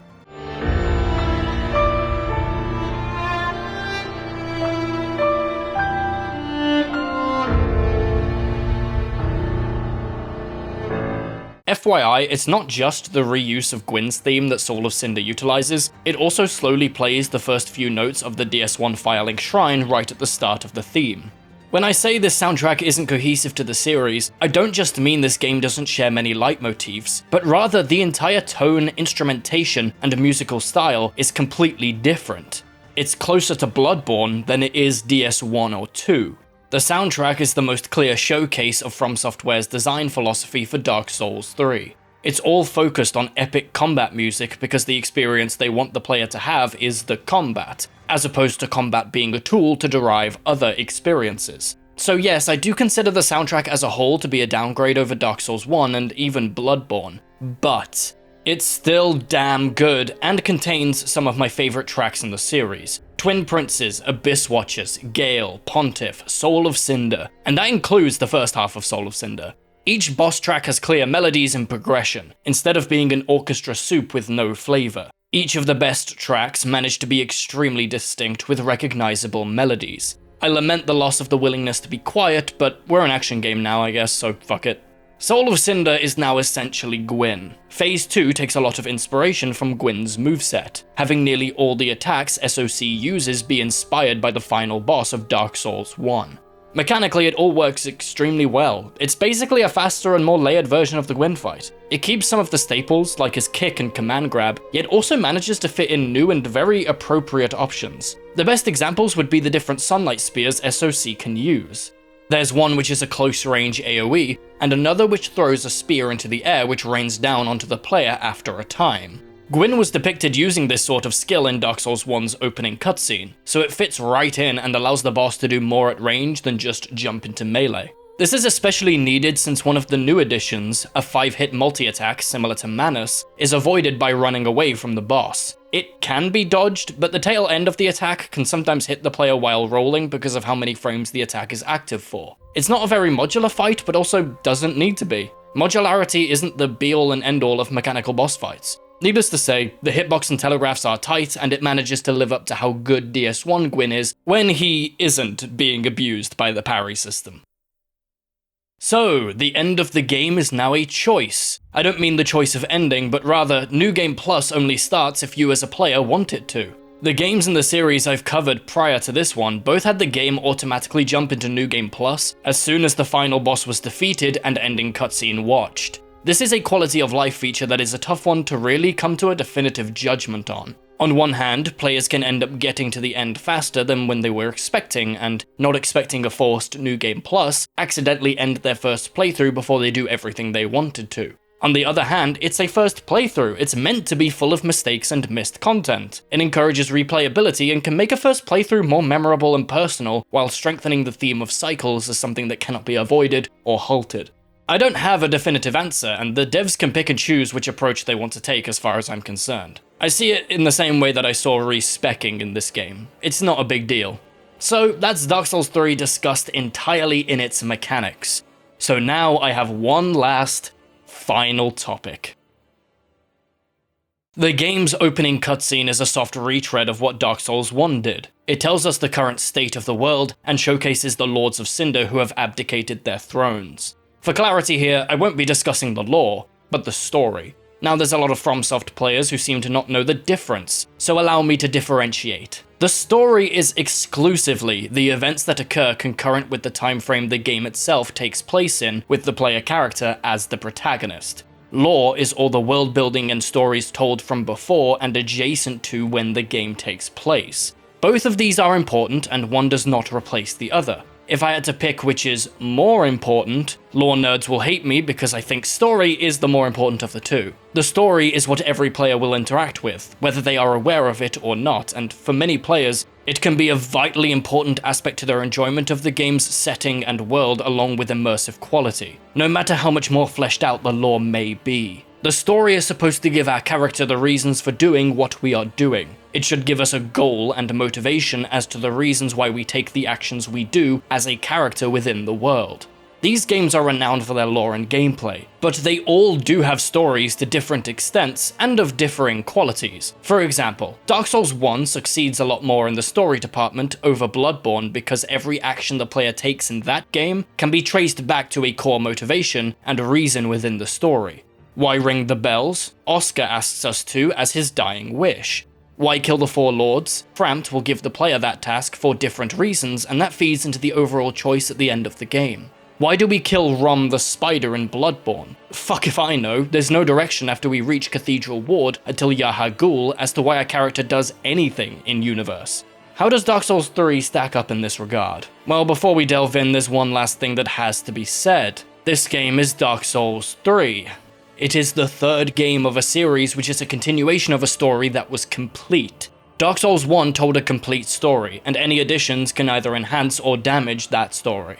Now, this isn't exactly Dark Souls 3's fault. Dark Souls 2 is the game that established that these games are taking place within the same timeline and universe. There's already a huge negative to this approach, namely the player's choice at the end of Dark Souls 1 is now meaningless, because canonically, the chosen undead linked the first flame and restarted the Age of Fire, and Dark Souls 3 relies on this being the case. DS3 cannot be blamed for this choice, and it does now have its own challenges of creating continuity between both Dark Souls 1 and 2. That being said, it could have taken Dark Souls 2's approach of being basically completely detached from its prior entry, but instead it decides to take Dark Souls 2's Rising and Falling Kingdoms continuity and take that idea to its logical conclusion, which, might I add, is the same choice we already had in Dark Souls 1.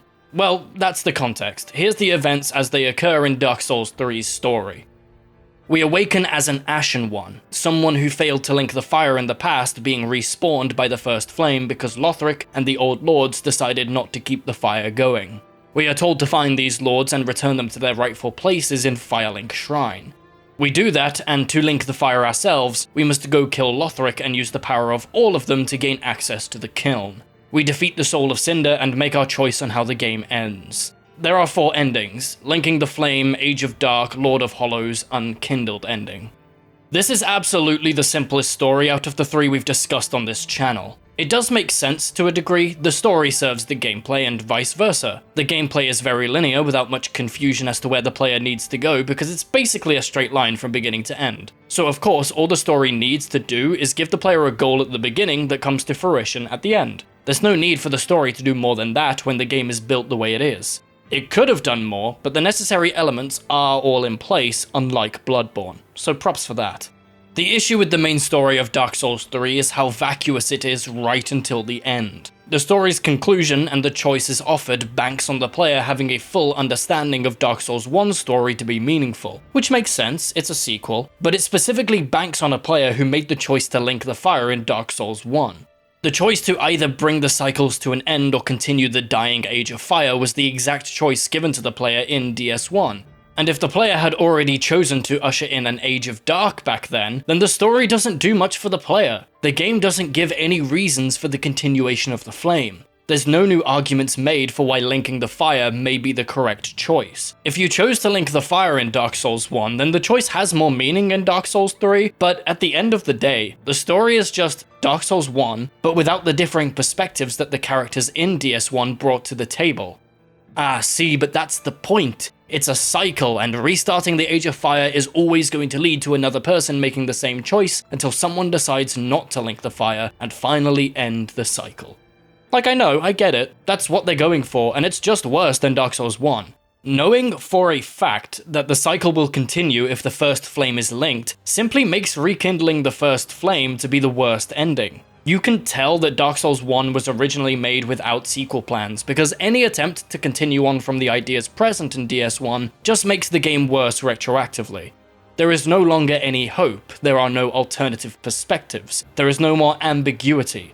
A cycle of dwindling flame was always a possibility from DS1's ending, where the player links the fire, but it being confirmed just makes the non-canonical ending of ushering in an Age of Dark the correct answer in that game. Dark Souls 1 no longer has a choice at the end because of Dark Souls 3's continuity. You know how Palpatine returning in The Rise of Skywalker robs Anakin of his victory and choice at the end of Return of the Jedi, ultimately making it so Anakin failed in his destiny and bringing balance to the Force, and instead giving it to Rey? Well, the cycle continuing until Dark Souls 3, no matter what choice the chosen undead makes in Dark Souls 1, and instead giving that ultimate choice to the Ashen One in Dark Souls 3, is basically the same thing, just in a dark fantasy setting rather than a fantasy sci-fi setting. This is why I refuse to accept Dark Souls 2 or 3 as canon. They are official FromSoftware Dark Souls canon, but in the same way that Star Wars fans disregard the sequel trilogy, I disregard DS2 and 3. There's no need for me to discuss all 4 endings because what they mean for the story is overall kinda pointless. Either the fire is rekindled or it isn't, and the cutscenes that follow each other ending is mostly flavor. All of this being the case though, many see there being 2 stories with 2 endings for the Dark Souls series happening concurrently in Dark Souls 3, with the overall narrative of both the DLCs being a separate story. There's everything involved in the real world with the First Flame, and everything to do with the Painted World and Slave Knight Gale. Unlike the base game's ending, Gale's fight is a meaningful end because it's 2 nobodies fighting over nothing at the end of time. Shut the fuck up! Cringe. These are 2 of the most powerful beings in this universe fighting over whether or not the world continues in a painting. Saying they're nobodies fighting over nothing at the end of time is as true as saying the exact same thing for the ending of Dark Souls 1. Even if it were true, that doesn't add any meaning to the story other than what you personally feel about the events. Whether or not Gale and the Ashen One are ants or godlike entities, the story is still a grand fate of the universe plot. Many don't see the Soul of Cinder and Flame endings as the true endings of the series, but instead the Gale fight and subsequent conversation with the painter in Ariandel as the end. The story requires a bit more piecing together than the main story, but it's essentially that Gale is trying to get the power within the Dark Soul in order to create a painted world to move into. In line with the series, Gale has gone mad before he could complete this goal, so killing him grants us the blood of the Dark Soul, which we can take to the painter in the painted world. This entire story is incredibly simple and lacking any nuance or details. The reason why some people find it so effective is because of their own story and details one can make inside their own head as to the motivations of the characters and the outcomes of the events. Bear in mind, we meet Gale once before entering the Painted World and then once more for the boss fight. He is not a character. We barely know anything about how or why he's doing what he's doing, outside of maybe some item descriptions and pure guesswork. I don't mind people finding it meaningful. Honestly, if you were able to get something out of it, I'm genuinely happy for you. But it's not a good story because it's barely a story in the first place. Yet some people have convinced themselves that because they can headcanon a cool story, that makes the story present within the game well crafted. Some players have deluded themselves into believing that Dark Souls has some profound story to tell, when 80% of that story is work they've done in their own heads because FromSoftware leaves so much up to interpretation. While it's true that FromSoftware is using a storytelling method only really possible in the medium of video games, the story isn't exactly one that couldn't be told in another medium. When you cut down to brass tacks, these stories are incredibly simple, but can appear more out there and medium defining because of the ambiguity and missing details in the smaller stories going on and in the lore. If you want to experience a story that can only ever exist within a video game, play Soma or The Outer Wilds. Those games are a much better example of using video games to tell a story that probably couldn't be told in a written medium like books, movies, or TV shows. So the story of Dark Souls 3, when you boil it down, is about as simple as Dark Souls 1's story, but without the effectiveness of Dark Souls 1's story because of every way it undermines itself with the Dark Souls 1 references, and because of how uninterested it seems to be in exploring multiple angles of the narrative. But does it get one aspect right that both Dark Souls and Bloodborne got correct? The tone, atmosphere, and themes. Well, so far, it's absolutely the worst of the 3 games I've covered in this department. The story and art really wants to be just as depressing, dark, and tragic as Dark Souls 1. But remember, this is a video game, and the mechanics of Dark Souls 3 are diametrically opposed to the bleak atmosphere. Every boss being a mechanical spectacle makes for a more high-octane action-adventure tone than one of melancholy and tragedy. That's not even to mention the soundtrack. One of the biggest flaws with the soundtrack, despite being great in a vacuum, is that the bombast engulfing the soundscape of the game destroys any tragedy or bleakness that a boss attempts to embody in their design or lore. Tone is tough to nail, but Dark Souls 3 is absolutely confused on what it wants to make the player feel. But you know, that kinda tracks with how the game was developed. Take any game and throw a new director in after pre-production is completed, and more often than not, you'll get clashing visions and ideas, even if that director is someone as renowned as Hidetaka Miyazaki. In conclusion, Dark Souls 3 is mediocre. The game is almost an incoherent mess, but avoids being such because the boss roster manages to glue the rest of the haphazardly placed elements together, but not tightly. Inspect any aspect of the game with a magnifying glass, and you'll see as the cracks start to form, more so than any game in the series bar Dark Souls 2. The game is obsessed with referencing Dark Souls 1 for the purpose of either nostalgia, theme, or both, but harms its theme in the process along with the overall continuity of the Dark Souls IP. The game is mechanically just as much attempting to be an action game as Bloodborne, but it has removed or deducted from improvements made by Bloodborne that make this gameplay framework fit into an action-focused paradigm. Some examples include the limb damage system, blood gems, the rally system, projectile parries, wall bounces, and the backstab mechanics. A lot of these mechanics are the way they are because Dark Souls 3 wants to be more like Dark Souls 1 than Bloodborne, despite those games' vastly different goals as to what experiences they're attempting to offer players on the whole. The grounded aesthetic of Dark Souls 1 that was mostly maintained in Bloodborne has been utterly torn to shreds by several aspects of the game, with the main culprit being weapon arts, a system that attempts to deepen the combat but utterly fails in that goal. The combat system overall is still as simple as it has been since Demon's Souls for the most part, and this is a combat system that struggles to gel with a game that is attempting to offer the majority of its experiences through combat. Combat used to be a part of the game, not the entirety of the game. Even with this focus on combat, that can only really be said for the bosses. This game has the best boss roster of all of the games released before it, but the standard combat encounters have suffered tremendously from this game's design choices. The Estus Flask is too strong for most players, the time between bonfires has diminished substantially, the level design is uninspired despite there being a few level layouts that stand out. The camera still causes all the same issues it has since the start of this series, with the action focus drawing out its worst qualities. The mechanics of magic are extremely underbaked for an action game, and the summoning mechanic still causes the same issues that it always has. And that's just the systems within the combat framework. What has been lost outside of and parallel to combat is even more stark.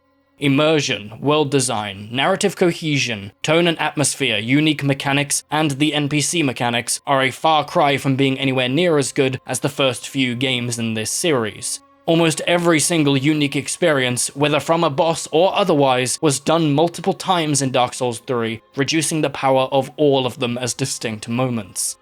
This is why I describe Dark Souls 3 as mediocre. Most aspects of the game that function always has some kind of glaring fault or does not gel with the other systems present. The game wants to focus on combat, but the combat system is thin. It wants to give off a melancholic tone in art and story, but portrays a very epic tone in mechanics and music.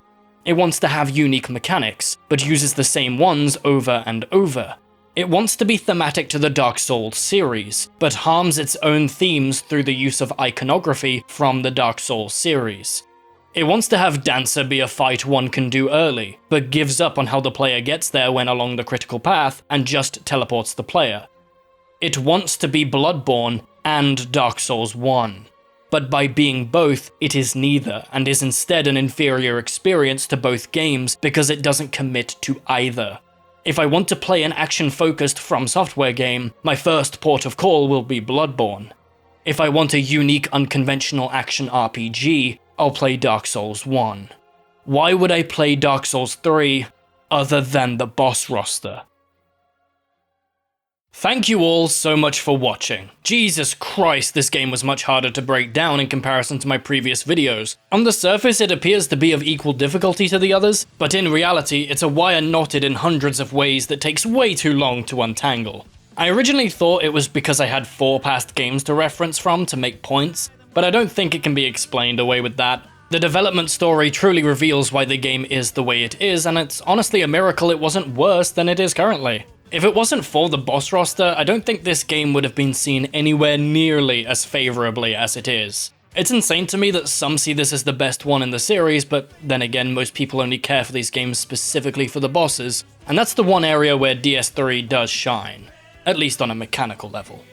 Next up for me is the Elden Ring video, the culmination of this critique series. Also, as a side note, please do not watch the original Elden Ring video on my channel if this video leads you to others I have created. I made it very early on and do not see it as up to my new standard of video making. If you haven't seen the previous 2 critiques, I do recommend you go watch them, especially if you disagree with me. Seeing my perspective on Dark Souls 1 will absolutely help you understand why I see Dark Souls 3 the way I do. If you want to help me to be able to do the whole YouTube thing long term, then please support me on Patreon. You can do so from as little as £1 a month. Thank you to the Patreon members who supported me at any point between the Bloodborne video and this one, they're on screen now. YouTube memberships are also enabled if you'd prefer that method of showing support. The tiers on there should be identical to the Patreon ones. If you cannot support me through that avenue and you still want to show me support, then just like and subscribe, as that does help with the algorithm. I do also stream every now and then, if that's something you're interested in. I try to multi-stream to both YouTube and Twitch, so just pick whichever platform is your preference. Thank you again for watching. Goodbye.